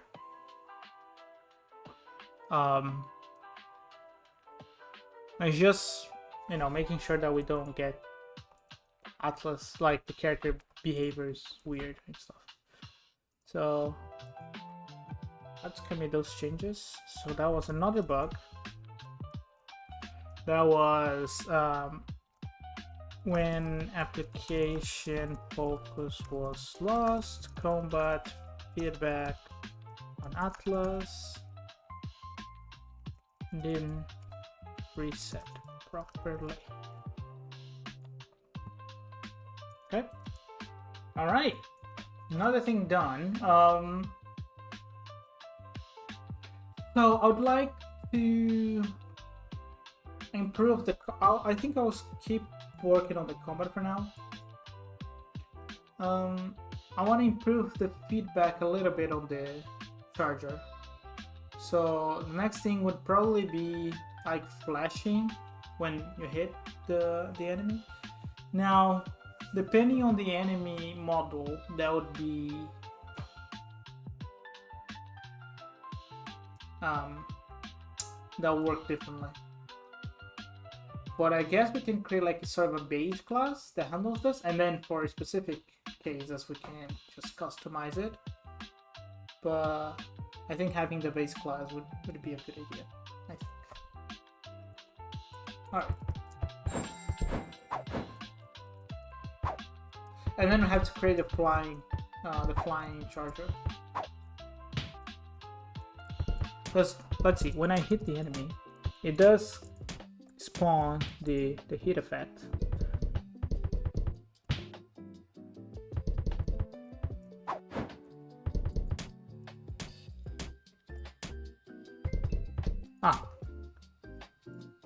Should we add more health to this enemy? I think it's dying a little bit too soon.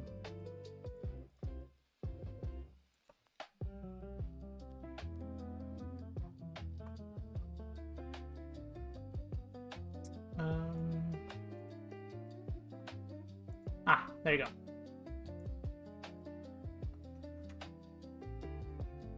Stats. There you go. Yeah, so let's do that next. So, sorry, go. A little bit distracted. So, in where do we do this? We do this on the feedbacks, I think. Here. So, I guess it'd be flash. Yes, so we'll follow the same structure. So hit responder, then we'll have combat flash responder.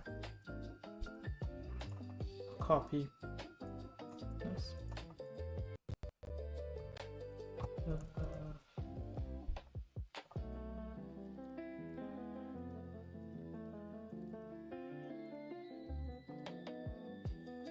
Okay.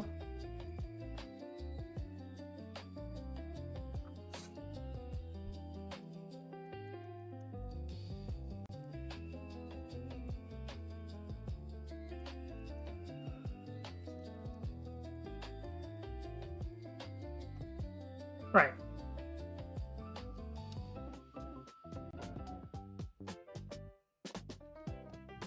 I think we have the same. Yeah.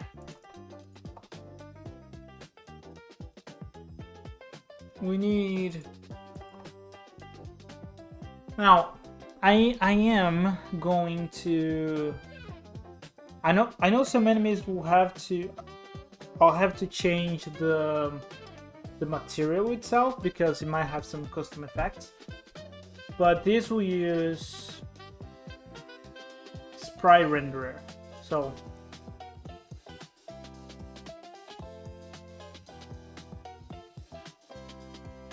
what do we call this?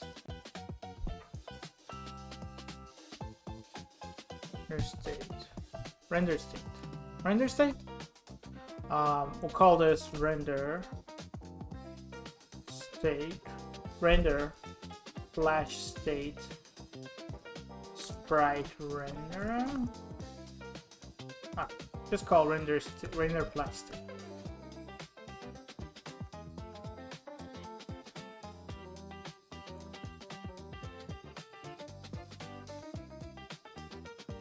pretty much all I need.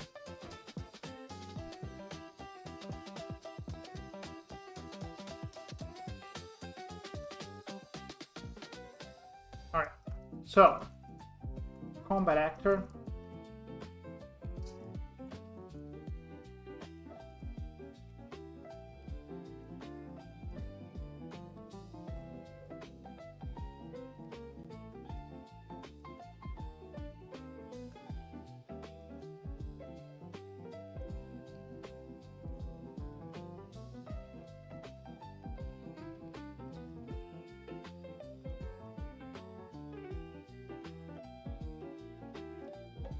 Right, combat actor is the first thing that we need. What else do we need? We need... Enemies are, in general, gonna have more than one sprite, right? Especially for this type of game. We're gonna have the body, the head, the arms. You know, obviously some enemies will be different, but... so we'll need... We cannot have just one sprite render. We're gonna have a list of sprite renderers. Sprite renders. That should be enough.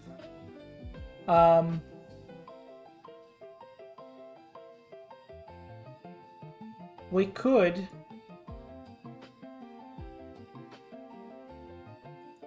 also get this.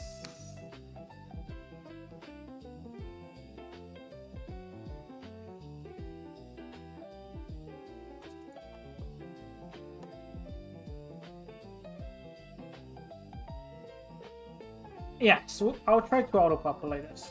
So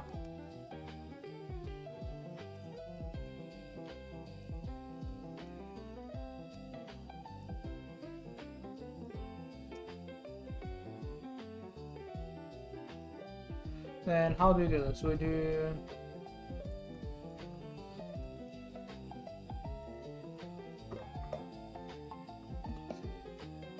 no coffee left. I'll go grab more coffee in a little bit.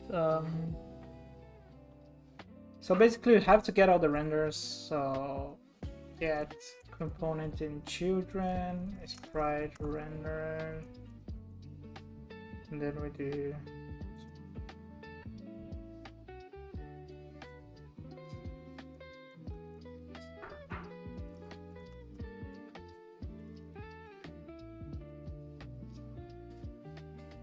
components.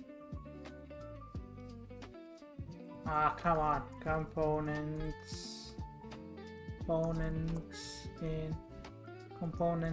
in children. There we go.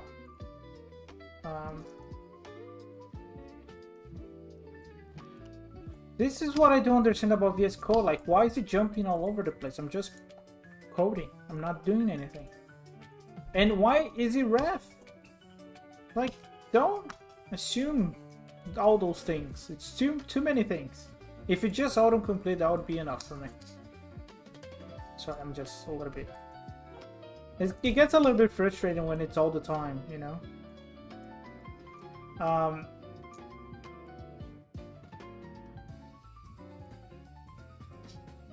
Okay, that's a lazy solution. But, that should do it.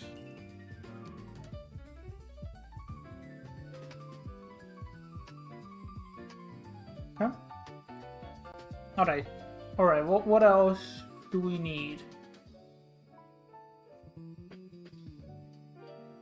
Oh, we're obviously gonna need some debug information.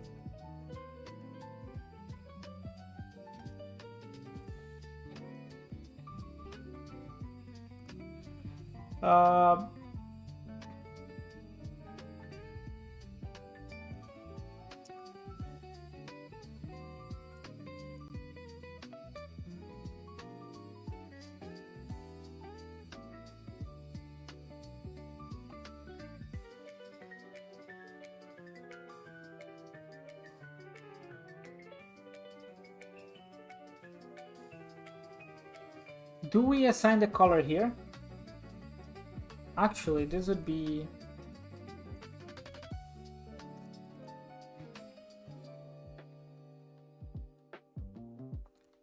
I think we assign the color here, right? So we'll do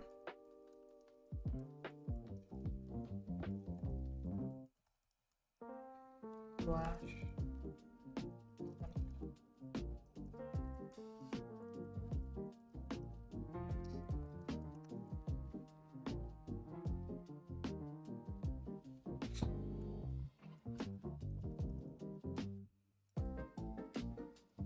Call it flash color. Here's the thing: it cannot be white because white, like, if I assign a sprite to an enemy, the sprite will contain the color. The component will be white, so we'll do a red. Not a good idea, but let's put the duration to.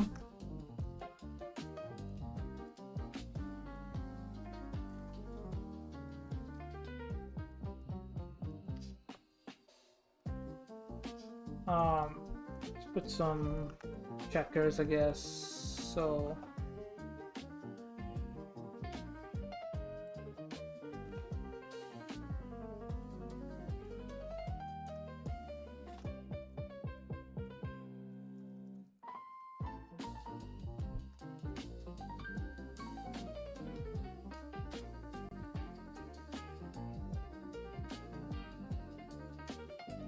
okay, so this is basically to detect, like, if he hits something, then it's gonna flash. If something hits him, then it's gonna flash.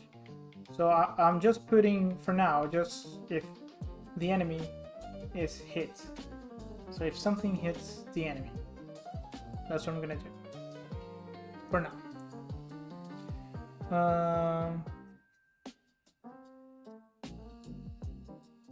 I guess that's it. Then we need the list of the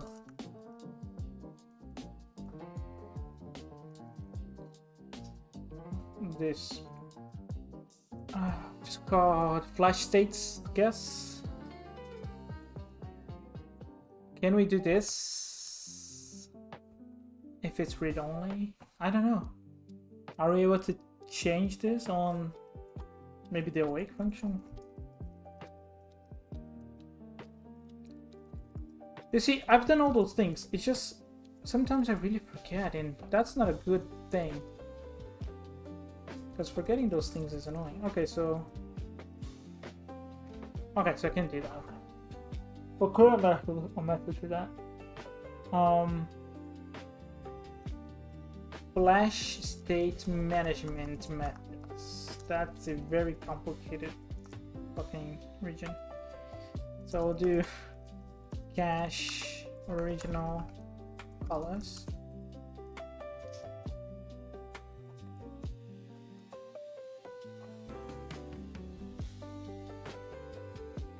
Okay. All right. So, how do we do this? Let me think. Well, this could be simple. I could just loop through and grab the original color, right? So I could just do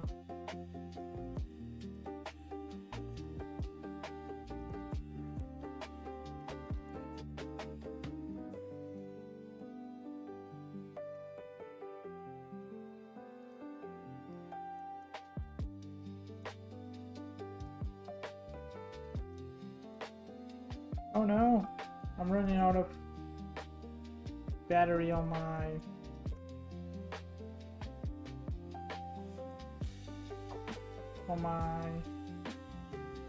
headphone. I'll try something.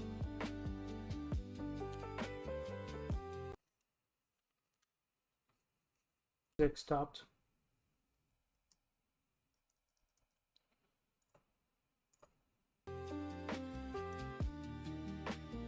See if we can get back. Okay, we can. I can still hear the music. And it doesn't seem to be interfering with the thing. Okay, that's actually better. I don't like earphones or headphones. I really don't like them. So if I can do that, that's great. What am I doing there? What am I doing here?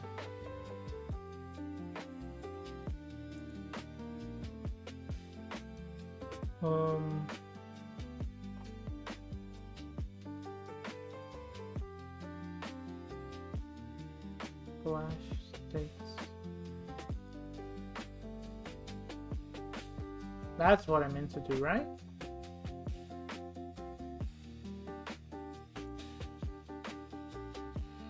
This assumes that this is not null.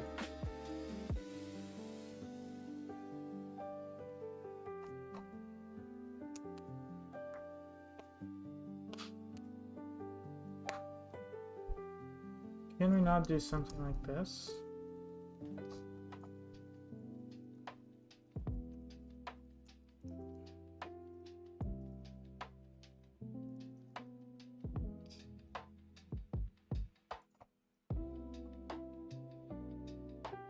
Jesus Christ, what am I doing? Okay.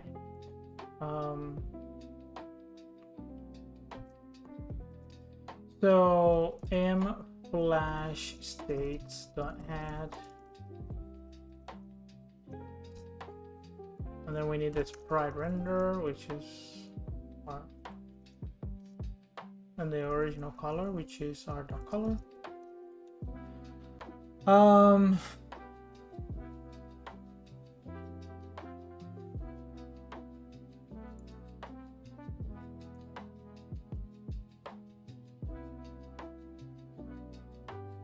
That's it, right? Now, we do need a start flash method. Do we need to pass in how many seconds? I think so, right? Okay. So we'll do a color, flash color, and then we'll do float the range. Okay, so do we do this via coroutine, or do we do this via asynchronous method? Because I could just say something like this, async, and then just, could even be unit task. Just say, is flashing true? Is flashing is false? Question is,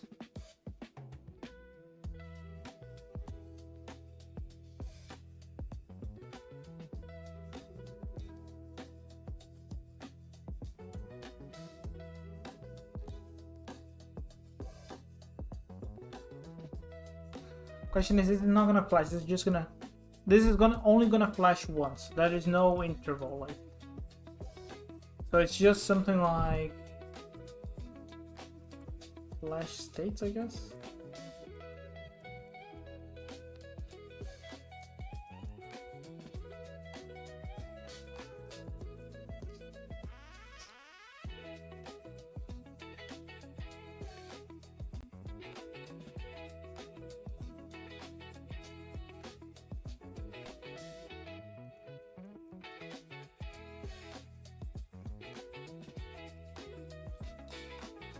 I don't know what I should do here.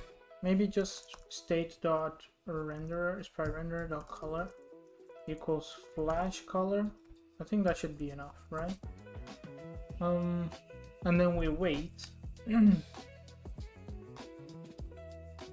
We could even have a callback here.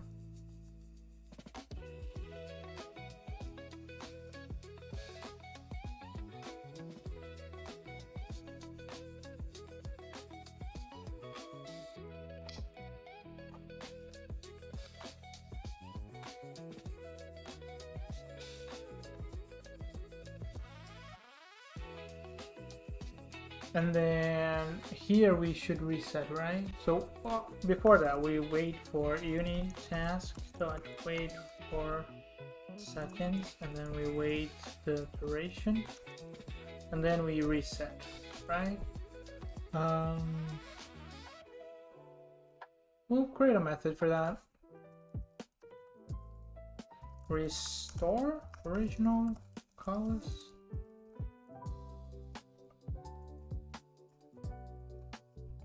And then here we'll do flash states for each.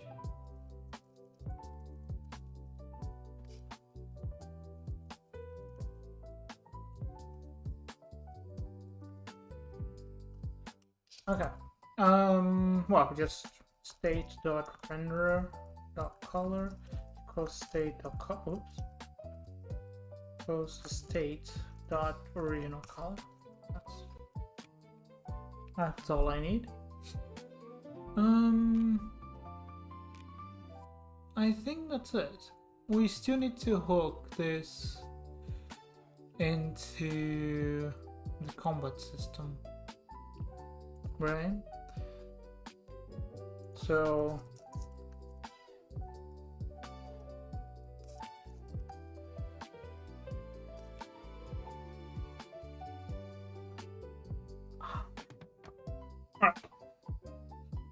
how do we put combat hooks? How do we do this? Well, we've done this a bunch of times, so it's just combat events. Which one do we have? Do we need to hit confirm?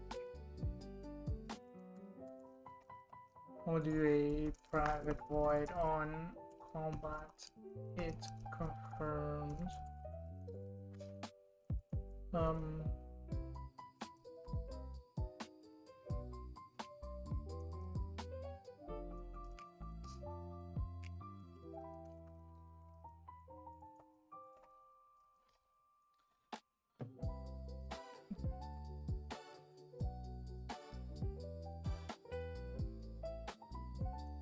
And then we disable it here, or we unlink it. Now, in here, what should we do?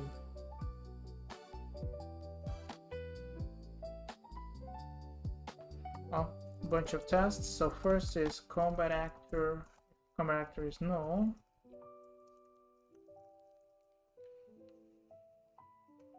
We return. Oops.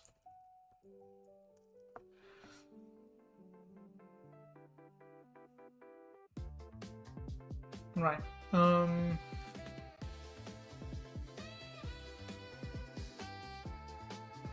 So we have two things here. The effect is the same, so we'll do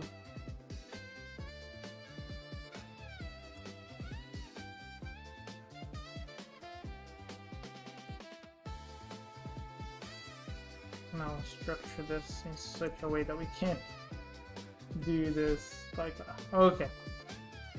So the first one is flash on hit dealt. So this is when the source is the combat actor, is this essentially. So, and then the other one is flash on hit taken, and that would be when the target is the combat actor. So it's when the enemy gets hit. So if we should flash, considering all those conditions, then we flash. So we start flash maybe. Then we say color. And then duration, duration, and all that. Okay, I think that's it.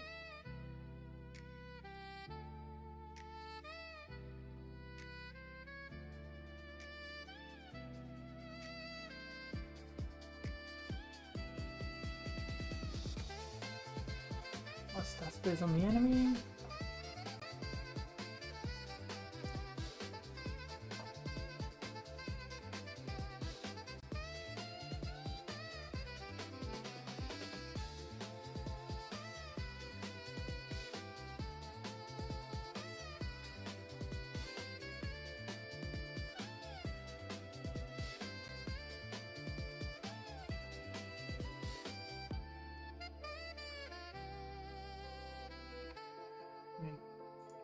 Close this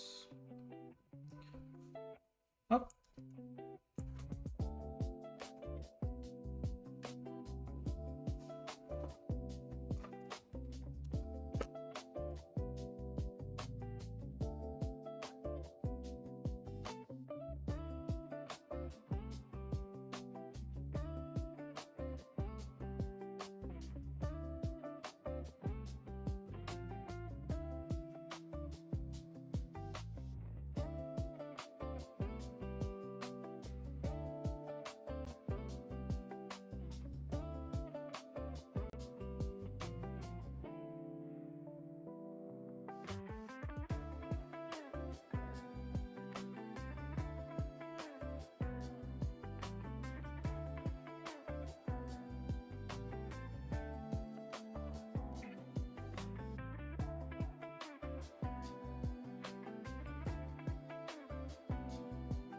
right?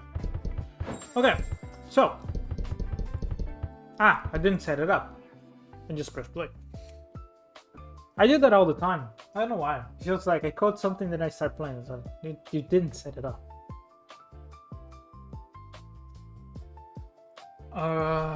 What did you call this? Flash responder? Yes, flash responder.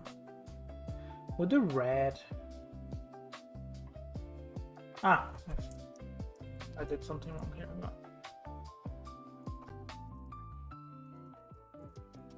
Oops.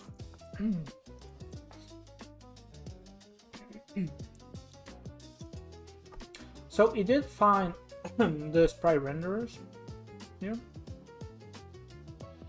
which is good. Oh, see, this is good. Like I don't have to set up the reference because setting up the reference it's kind of annoying. You always like I always forget, and with a game like this that is so big, like sometimes you have so many objects with so many references that it just gets a little bit out of control. So having this is pretty good.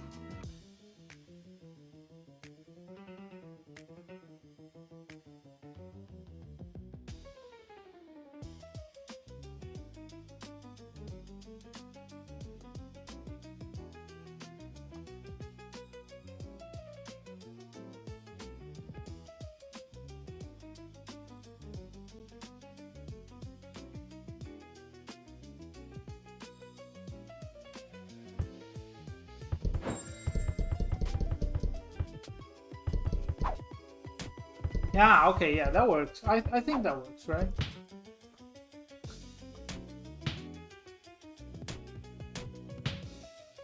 I'm getting hit all the time. Like, this is something that I don't like. But yeah, you can clearly see that the enemy is being hit. Yeah, that works. I think that's nice. Catch me. I think you have to be so close to pick.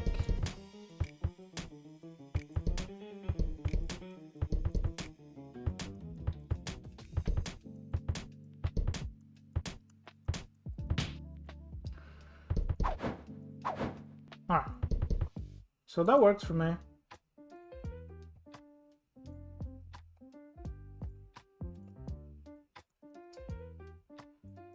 Alrighty. So, what's next on the list? So we do have the flying charger, but I don't want to do it now because we actually have. Do I want? Or I guess I think a better idea would be, because I've done a lot of coding and I want to see this in real, like, in a real scenario, I guess. And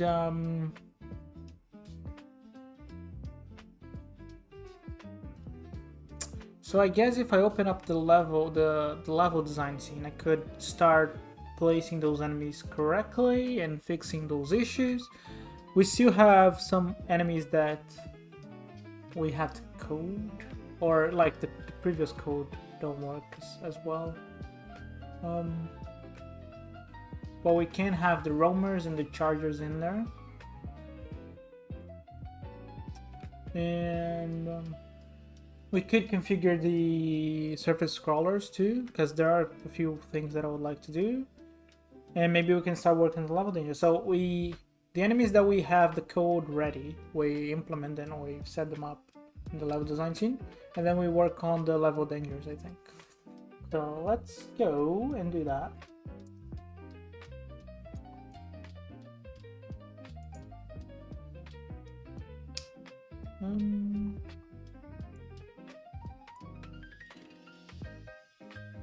Where is the seat? Here. Okay. So this is the next room that we're working on. Actually, this is gonna be 2 rooms, because this the surface part will be LUMI Kingdom, and then the bottom part will be the, I don't know what how do I call this?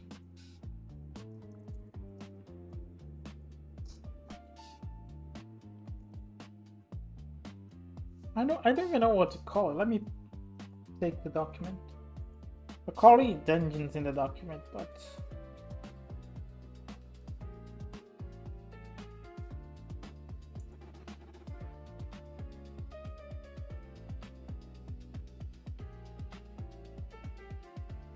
again, the document, some bits of it is in Portuguese, but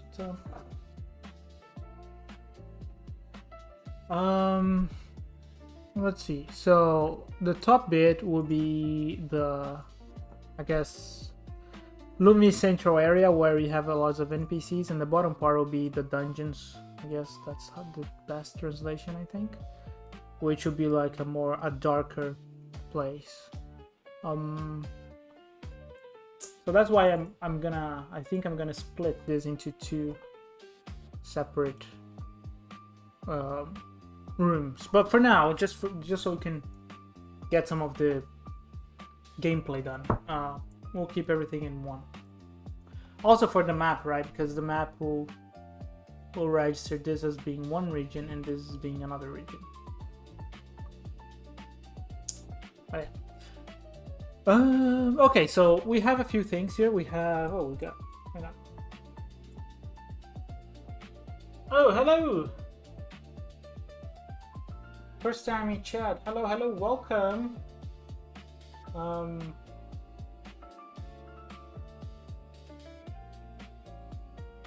First time in chat. How the enemy look? I'm trying to help devs. Yeah, so we're working on the enemies now. So one of the enemies that we have is this little guy. We call him Kas. Might change the name later, but this is just the roamer. It's gonna roam back and forth here. We do have the guardian, which will, like, the whole I guess the whole mechanic, or not mechanic, but the story basically of the game is that the kingdom is, you know, dominated by chaos. So you have to heal parts of the kingdom, and this guardian here, it kind of is corrupted by the corruption, obviously. But so this is another enemy that you don't really fight him. You just heal the kingdom, and then he'll kind of heal himself.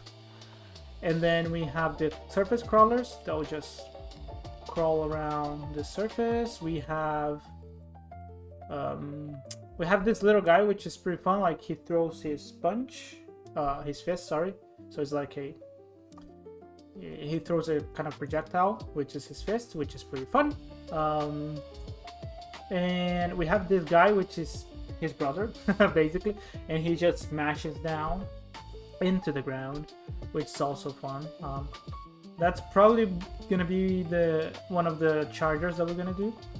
We have this little guy that kind of throws lasers at you. So he's ranged. He's a ranged enemy. And I guess that's it. This is gonna be a charger too. He's gonna, I don't know if because we need variations, right? For this one, we might just do them as roaming, and we might have like a variation that is a charger. But that's it. And by the way, roamers are the enemies that just roam around. Chargers, they kind of see you and go attack. And then we have some enemies that are ranged, like I said. And the surface crawler is pretty much just a roamer.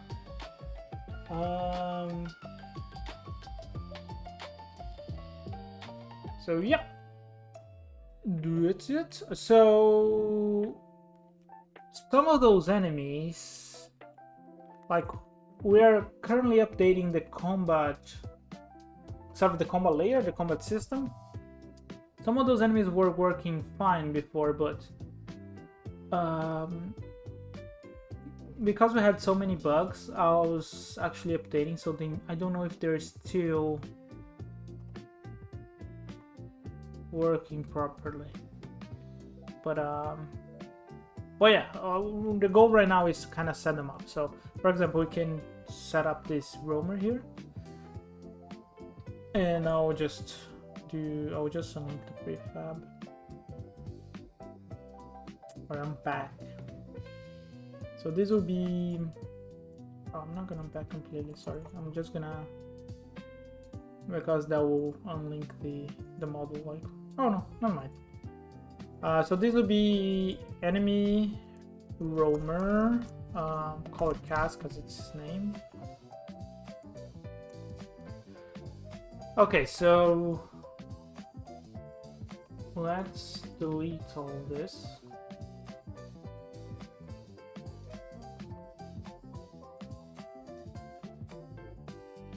I'll keep the persistence.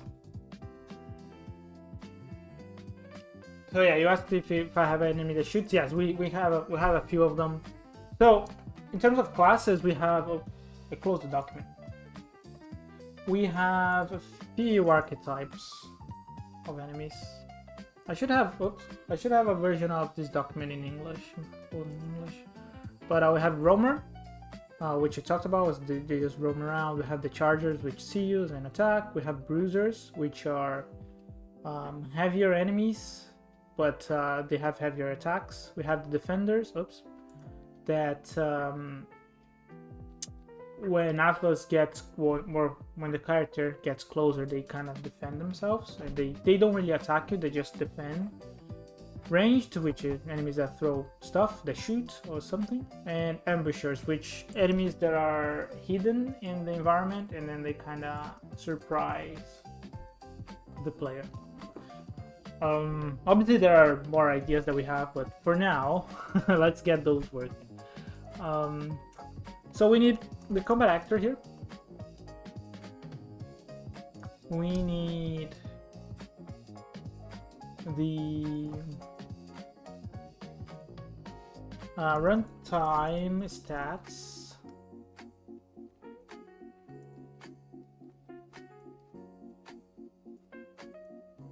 We need the state machine.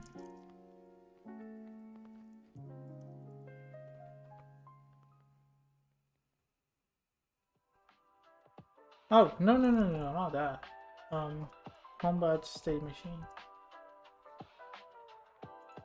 I don't know what that component was, but that wasn't funny.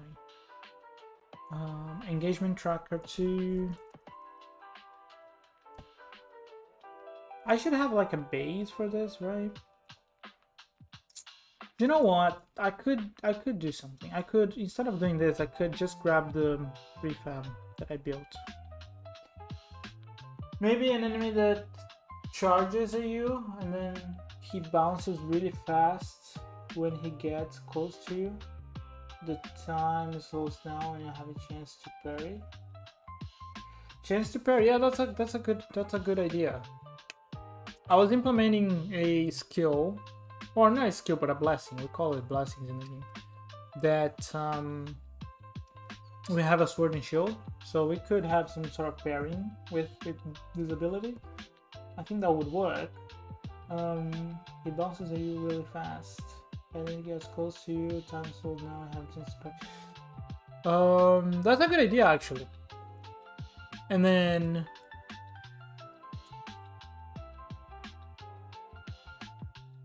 we can have some sort of like parry, or if you parry, you get.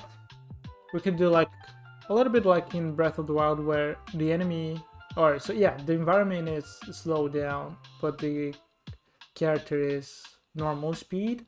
So then we can hit the enemies really fast. In some cases, that would help again on boss battles too, right? Because boss battles are lengthy. Maybe, yeah, that's a good idea. I'll test that.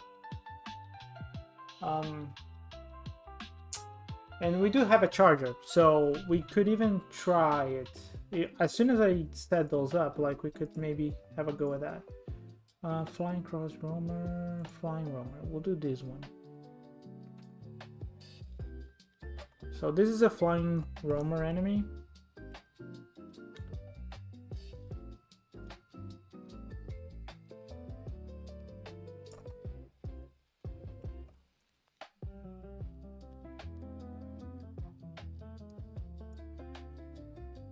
Put it over here maybe, and then we can visual root. So we'll put the, we'll basically have to transfer things over. So all of those things I'll put it under here. Visual root. So we'll do it like this. Oh shoot. So we'll move it. Where is it? Okay. Sound effects. Model. Tail.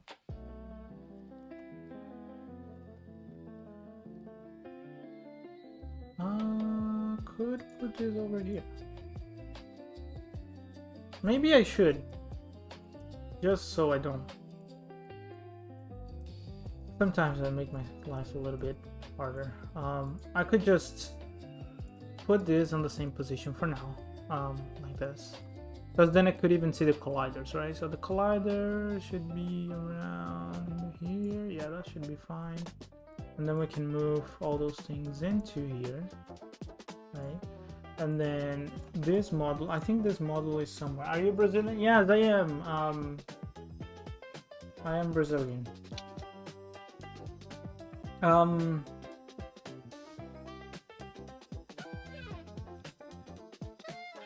don't know. Do I have a reference to this somewhere? Visual root. Oh, so it's just visual root, so the model doesn't matter. Okay, so I can delete this and then just move that over here. I will also like, okay, so animations can be here, that's fine. Logic can be here. Sound effects also fine. FX and UI I'll put under visual root.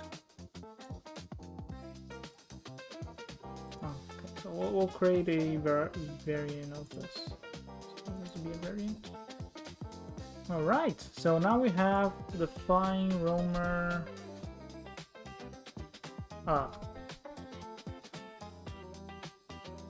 Roamer. Flying. The cast. Correct name. That is the correct name. And then we'll put it over here. Okay, so now we could. I'm just gonna organize this a little bit. We could do something like this. We have to. Can we not move this? Ah. Oh. Now, damage.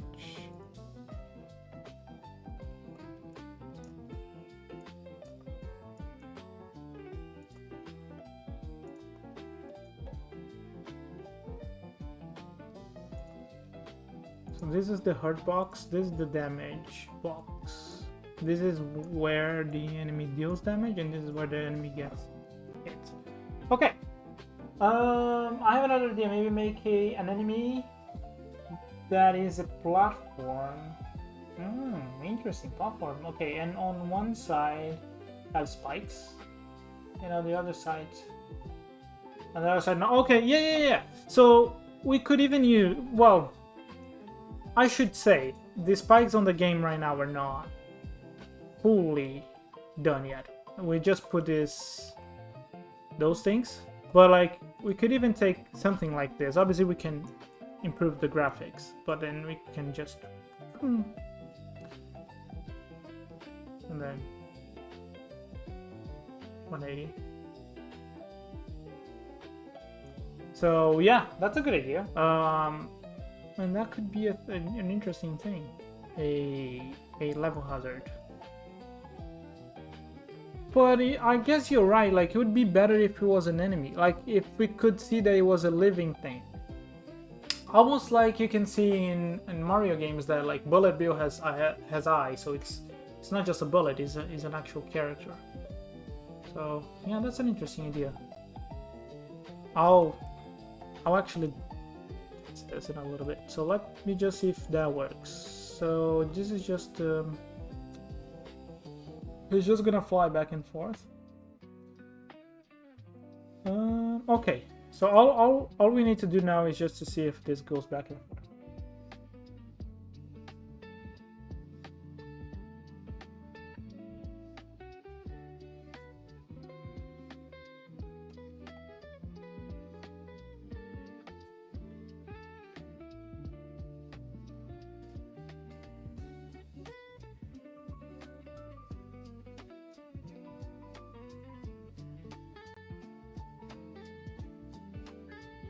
Okay, yeah, we might need to change the position a little bit, but okay, yeah.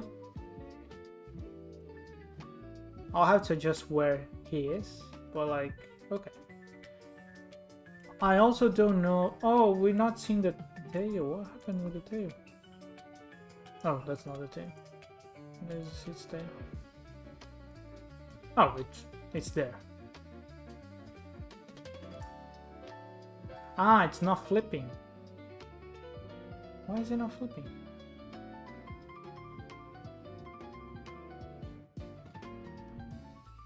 For some reason the tail is not flipping.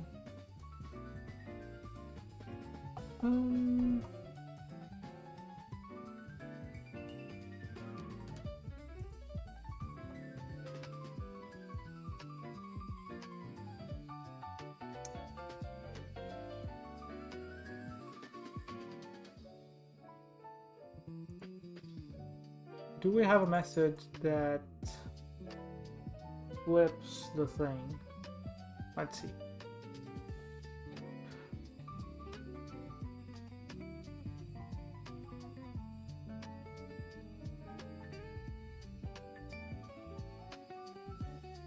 And a rotation.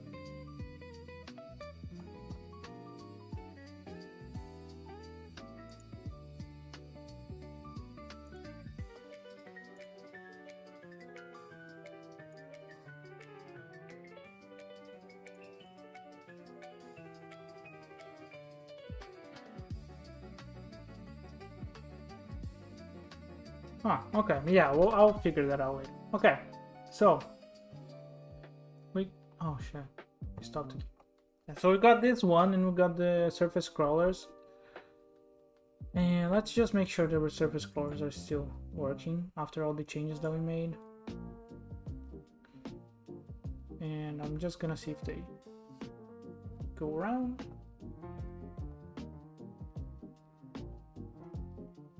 Maybe have an enemy that is a dice shaped, and depending on the number, it does a certain thing.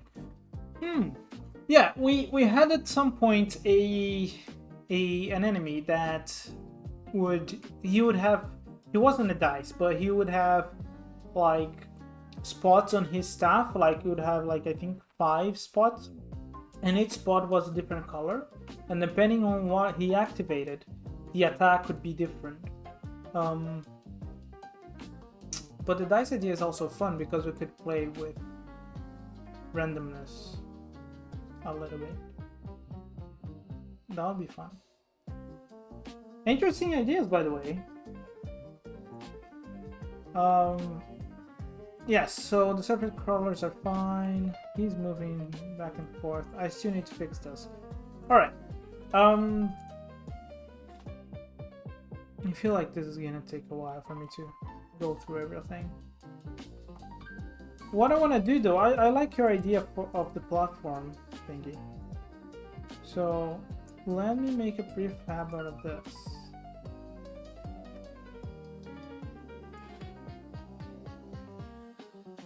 I'll make a original prefab.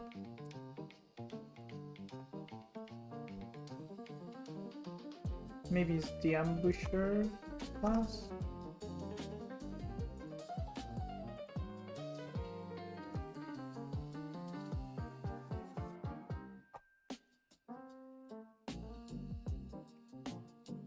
Okie dokie, so we've got this platform, which is almost like what you described. So, oops.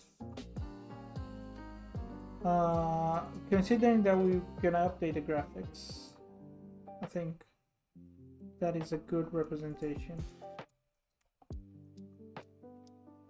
So the idea would be, let's just create the mechanics first, right? So the idea would be like, this platform would be here. I'll put it over here.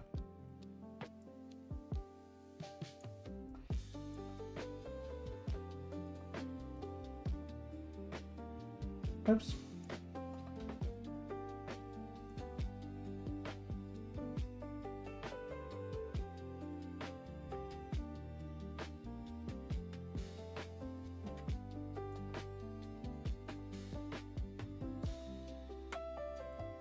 And I'll put it over here, and then the idea would be like you step on top of it and then it takes a while and then rotates. Or should it rotate? Because if it takes a while then it rotates, then that's a problem because the player would never.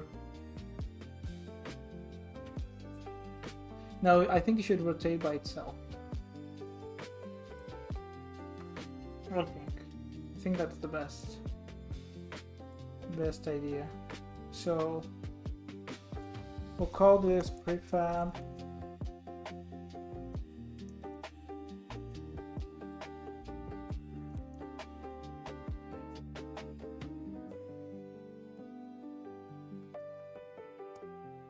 Okay. Now this doesn't need to be a moving platform, this is going to be static. Activate those so I can see. Yes, we do have a character detector, so that's good.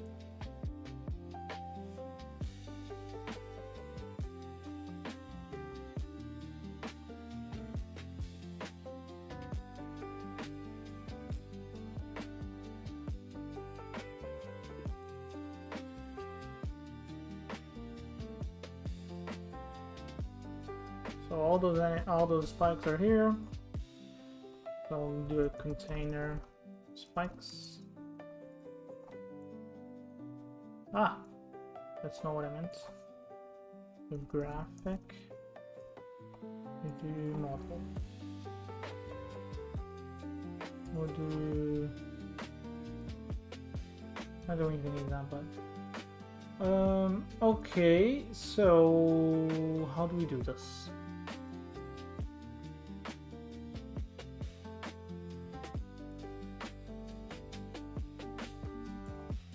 Character detector. We don't need a character detector just yet. We can. Trying to think. Like we have the combat, or sorry, the enemy controllers here, so we could create. I don't think we need to do anything, to be honest. I think we could just. I think we have enough code to do this.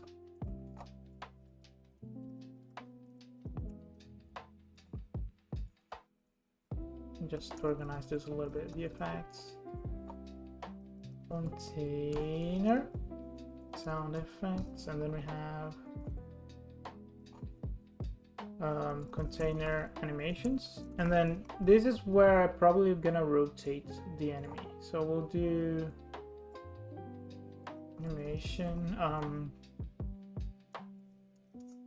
rotate 0, and then I'll put rotate 180.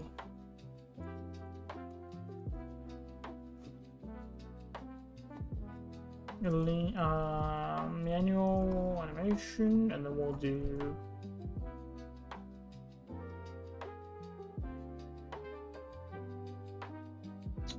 rotate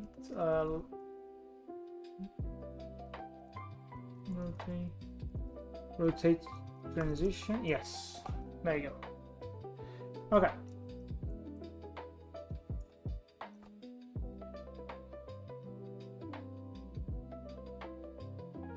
Yeah, I was thinking of that. Maybe ability that you lose a life but do a giant amount of damage. I was thinking about that. That you could use your own, because there's like, even though we treat it as health on the combat system, like the whole point of the health is actually to be energy.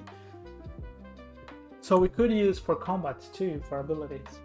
I was thinking about that. especially later in the game, that would be useful. Okay, so we'll do 180 here.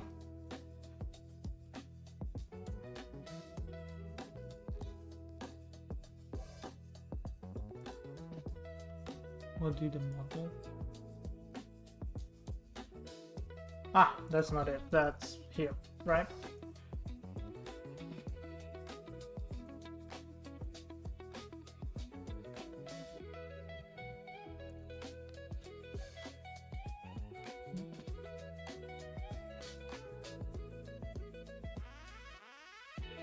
Okay.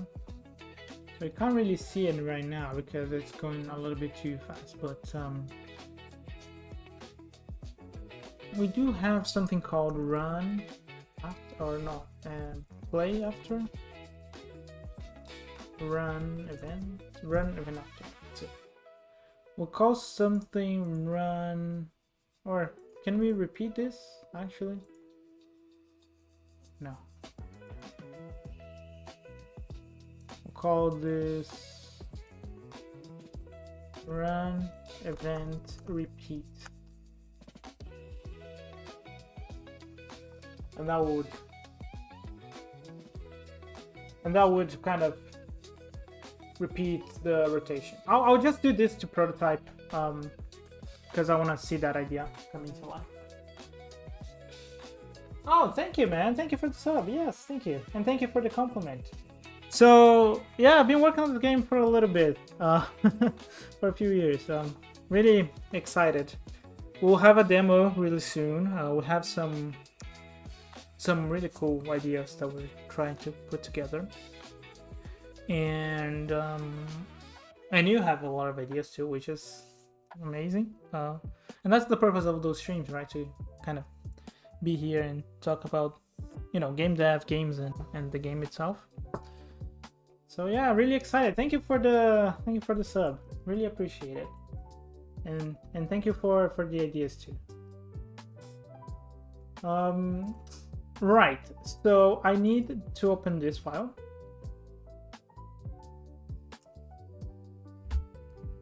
And let's see. Can we do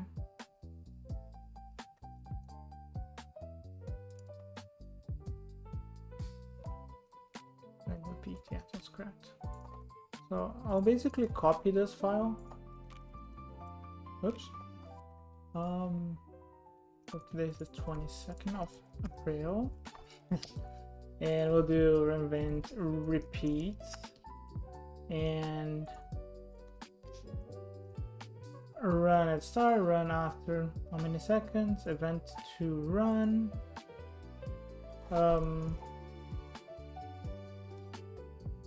And it's essentially the same thing. The only difference here is we'll have a little bit of a delay, and then we'll do we can have like a variable here for like the intervals, run interval. Put it at 0.5.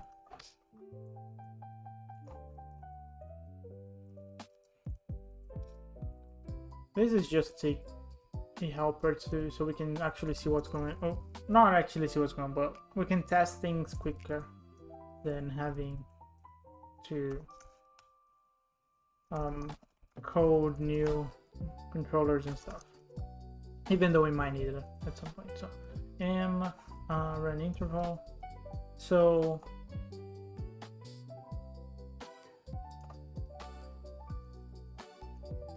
we'll do start, delay, and interval.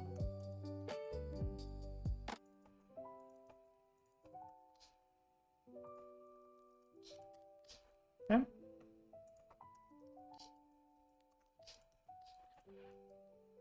Let's test this.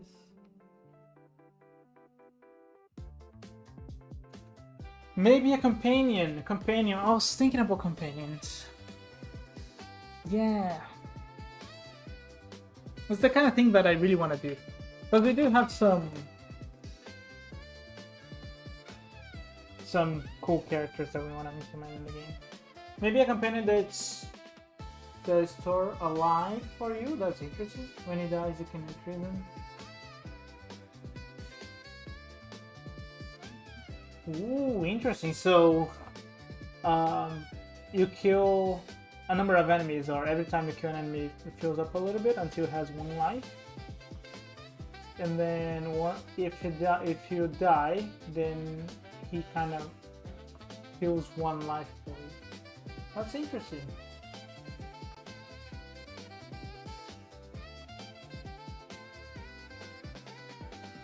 That's interesting. I like the companion idea.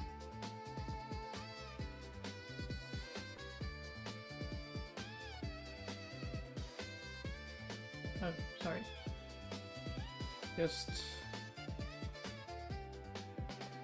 putting that over here. Okay, so let's see. You know the platform idea that I gave? Maybe turn. Oh, okay. So he turns 180 and then charges. That would be interesting. So let's do the turning first. Let's get that working, and then we'll test this. The charging. So we'll do 1 second. We're gonna start, and then we do this. It might not look great at first, but we can tweak it.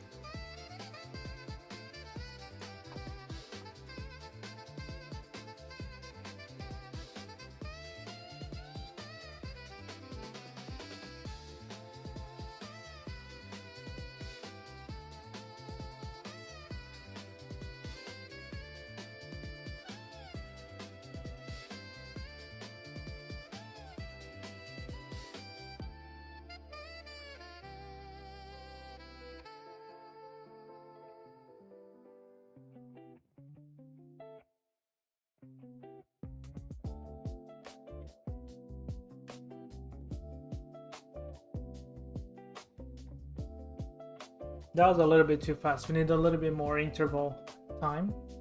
Let's see if 2.3 is enough.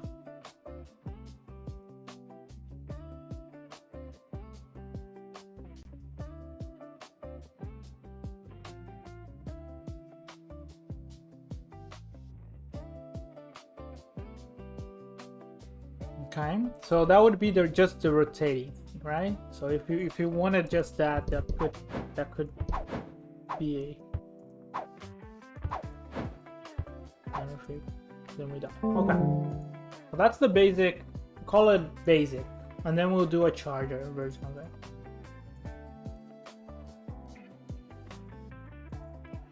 And then we'll do a charger, and then when I have the time, I'll do the graphics for it.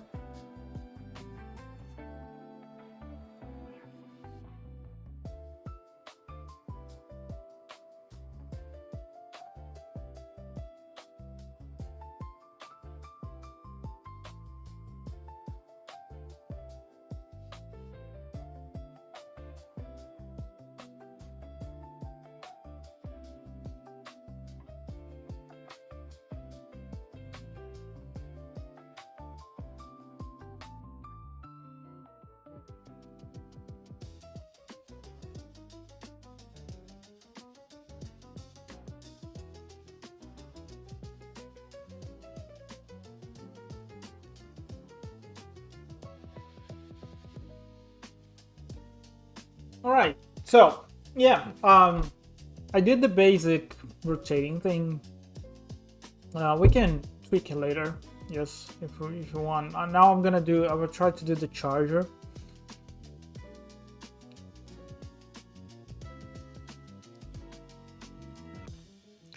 I'm just trying to see how that would look, because we do want the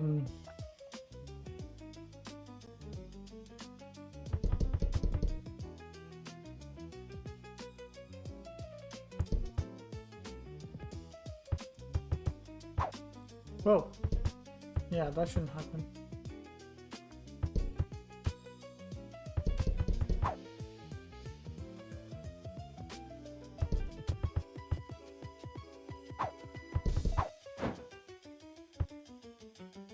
feel like those platforms are a little bit too big.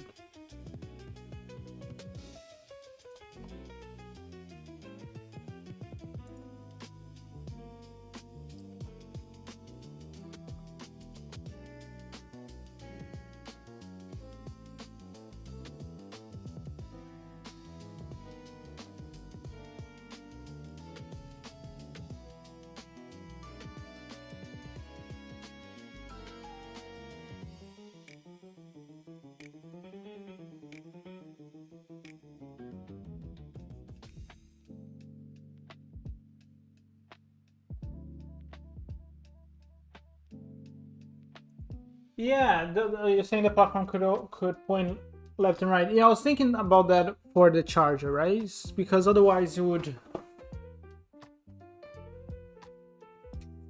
Otherwise it could be a little bit too easy to avoid this enemy. So what I want to test is a scenario where basically I'll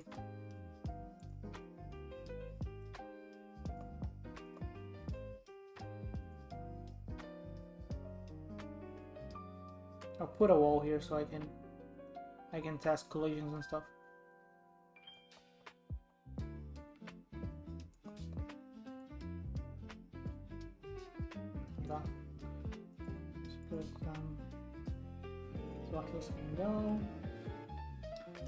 So I was thinking about that because then we can rotate, instead of rotating just 180, we can rotate like 90 degrees, and then if we see the player, it kind of goes into that direction. We can even do no, I think 90 is fine. We could do 45 too, but I think 45 wouldn't be good. Because if we do say 90 for this, and then we can add the charger logic to this, I think that could work.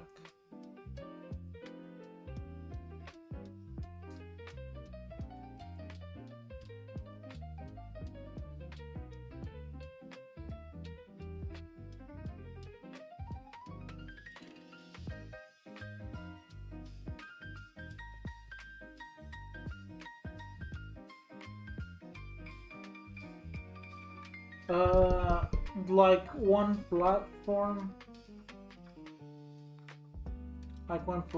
turns up and the other turns down, you know, that makes the player get the right time to jump. Yeah. So that would be like, for example, here, right? So maybe this, let's see, so maybe this we can, so 2, we'll do 0, and then we'll do 1.2 here, and then we'll do 2.4,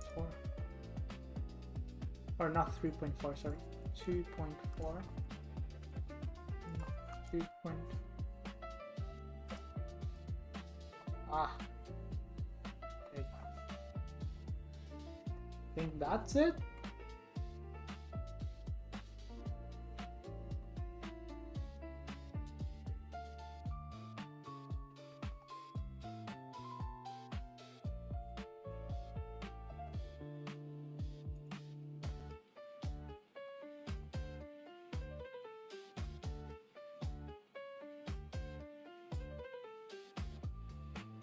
I don't know, because like that would be the sort of the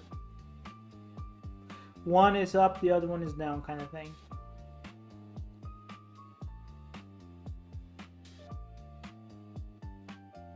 Maybe it's the other way around. Maybe I'm doing this wrong.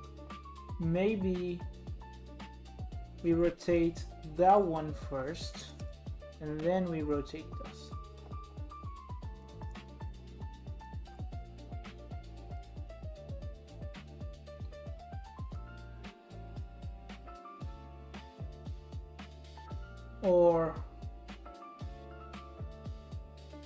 Or we wait for a full cycle.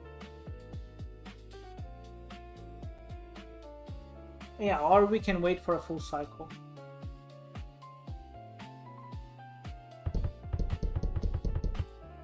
Because if we wait for a full cycle,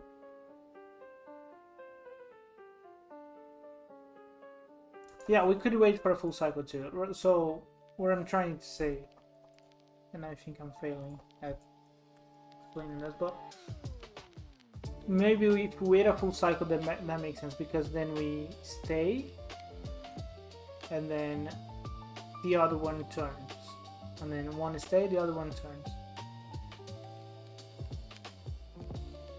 Let's see.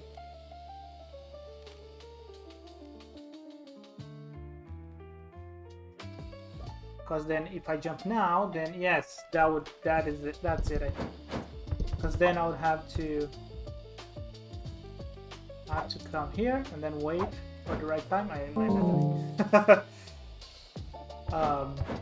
But I think that's kind of the goal, right? So we jump here, kind of get the timing right. Yes, there you go. Okay, so I think that's it. For this, I still want to make the charger one. That is rotating 90 degrees. And then, like, if I jump here, I want it to charge against the wall. Okay, let's try to make that happen. Get this out of the way.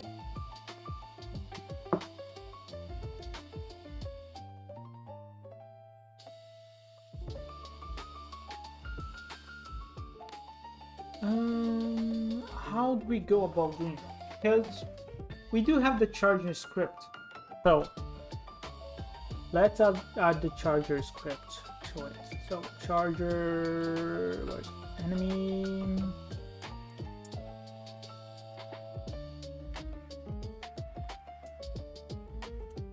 Oh, it's not on the combat, it's on the enemy charger control. Okay, so we need all those fancy things. So combat actor. We need the runtime stats.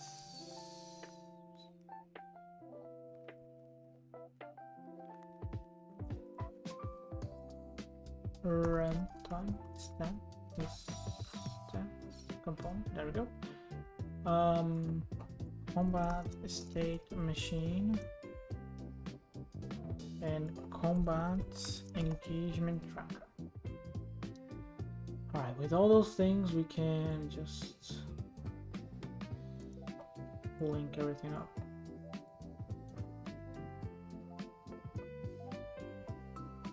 Yeah, we'll handle this.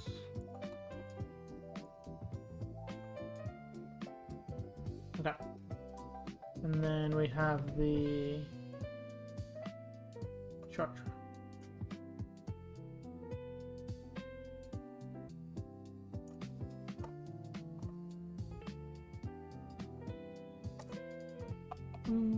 Yes, we do need to reach the body today. With 0 gravity.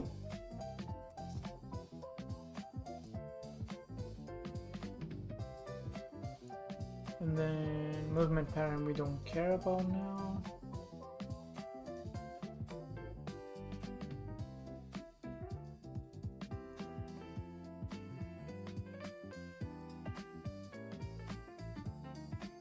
And for this case specifically, I want to rotate the whole thing.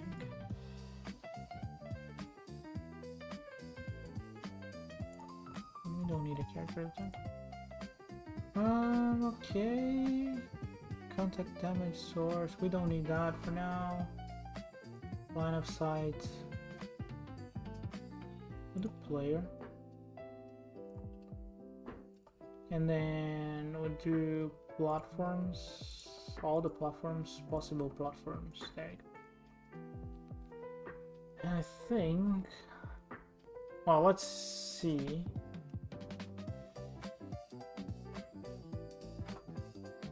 Because I might need to rotate this so it fits the, so it kind of fits this. Because if we see this, then we go into that direction. Let's see. Maybe an enemy that is a bomb and you can pick and throw on the other enemies. Yes. I I was thinking about that because one of the things that, well, we had it was kind of a boss that could steal abilities from Atlas. Oh, it doesn't change this. I was hoping that would change the detection, but it doesn't. But alright, what if it sees me? It doesn't do anything. Okay. I was hoping that would work, but it doesn't. So yeah, we had a boss that would steal Atlas' ability, and one of the things that he could do, it was on top of just stealing the abilities, was he could throw bombs, and one of the things was like we wanted Atlas to be able to grab that projectile and throw it back. Sort of like an action movie. But yeah, that would be interesting. I just don't know how the dynamic would work, but other than that, like that would be a solid idea. Hello, Addict Gamer. Sorry, how are you doing? But if you pick him for too long, it explodes. Yeah. So you would have like a sort of a timer, or a timer in terms of code, but like it could be like a ticking sound and just a little bit of animation, and then if you hold it for too long, it explodes. That is interesting. And then because we could use the same picking up ability to do other things too. But picking up bombs is a fun way to do the things. And if we apply some sort of knockback on the bomb, it would be funny because, you know, we could see even Atlas going all over the place with the bombs. But yeah, this one I'll have to do a little bit more work, because it's good to kind of use the components that you already have just to kind of prototype an idea, but I don't think I'll be able to do that in this case. Because the detection...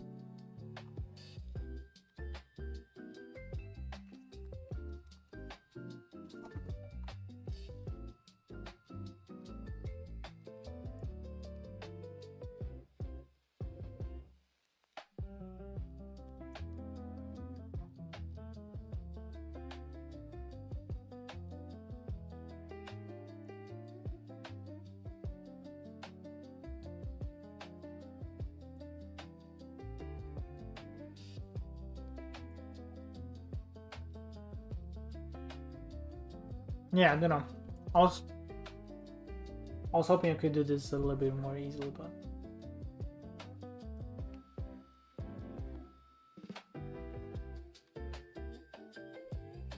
Maybe a hole that spawn mini enemies.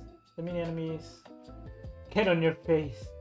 You have to attack to get it. Oh, right. Kind of like, well, they don't have a spawning mechanic in that game, but kind of like in Astrobot, where sometimes those little pieces, I don't know what they call, but like there are little pieces that get on you, and then you have to hold the button to spin to get them out of your face.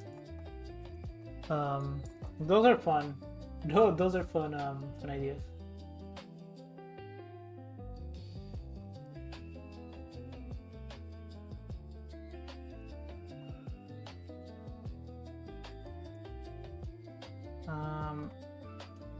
Yeah, let me get this out of the way.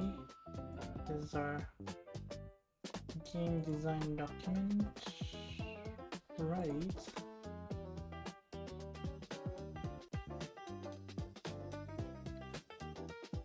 Okay.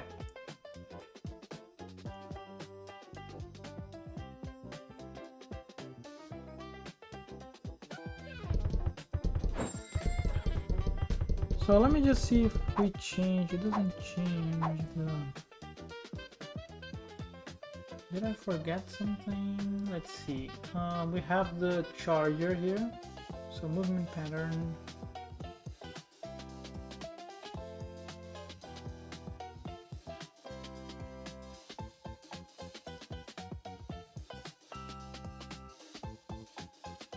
Doesn't require line of sight.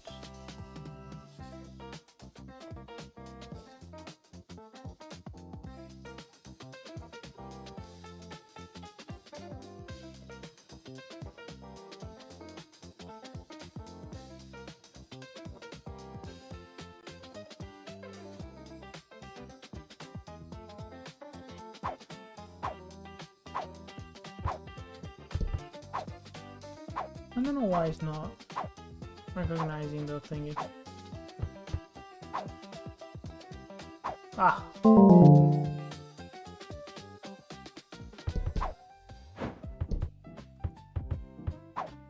Whoa, that wasn't supposed to happen.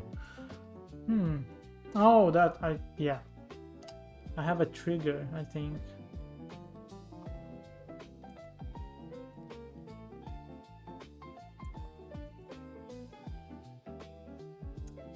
Yeah.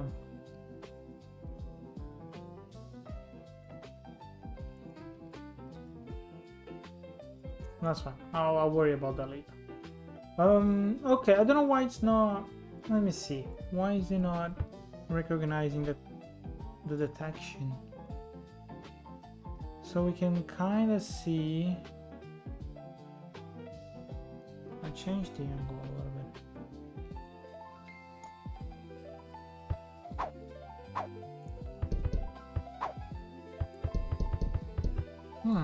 No, nothing.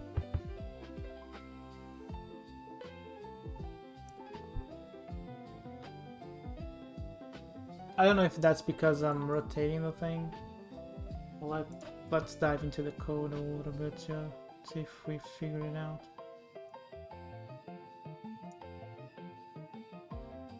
It first gets the overlap.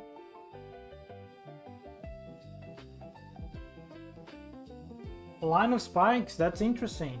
Yeah.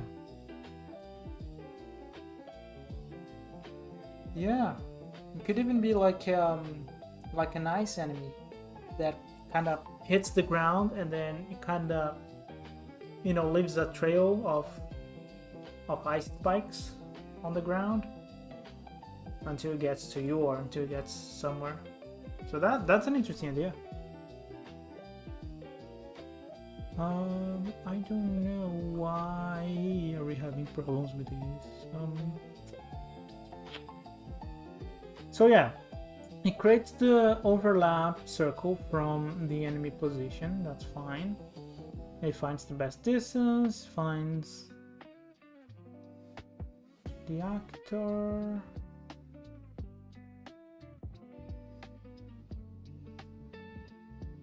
I mean, you should just find the thing. What did I... How did I do the other ones? Let me see. Oh, I don't have the prefab here. So let me save and go back to... let me save and go back to... Where is it? The charger.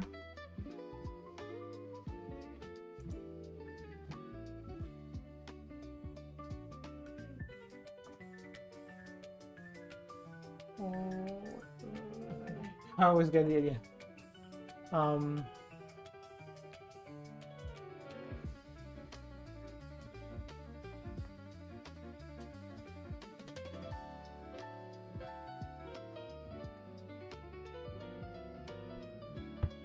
Okay.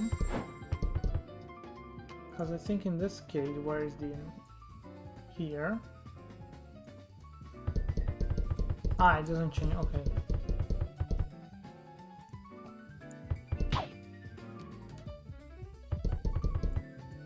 Yeah, I might have to do the whole...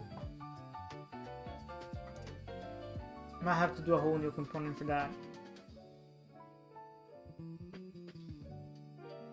Yeah. But yeah, let's see. Let's go back to our level design, because just having those spikes, platform spikes, are now interesting because we can add new challenges here. Oh my god, it's fucking huge here. So let's put it 0.5 or 0.3, I think. I don't know, I have to update this. 0.15.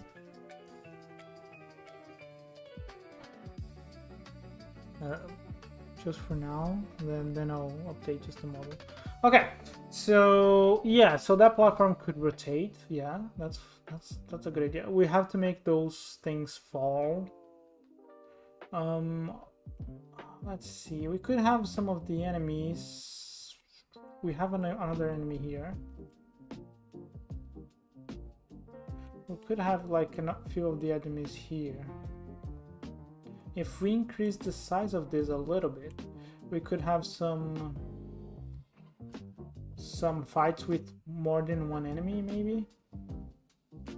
And here, I think that would be good. And then here we have a little bit of platforming. I would make this jump safe here, I think. But anyways, you jump here.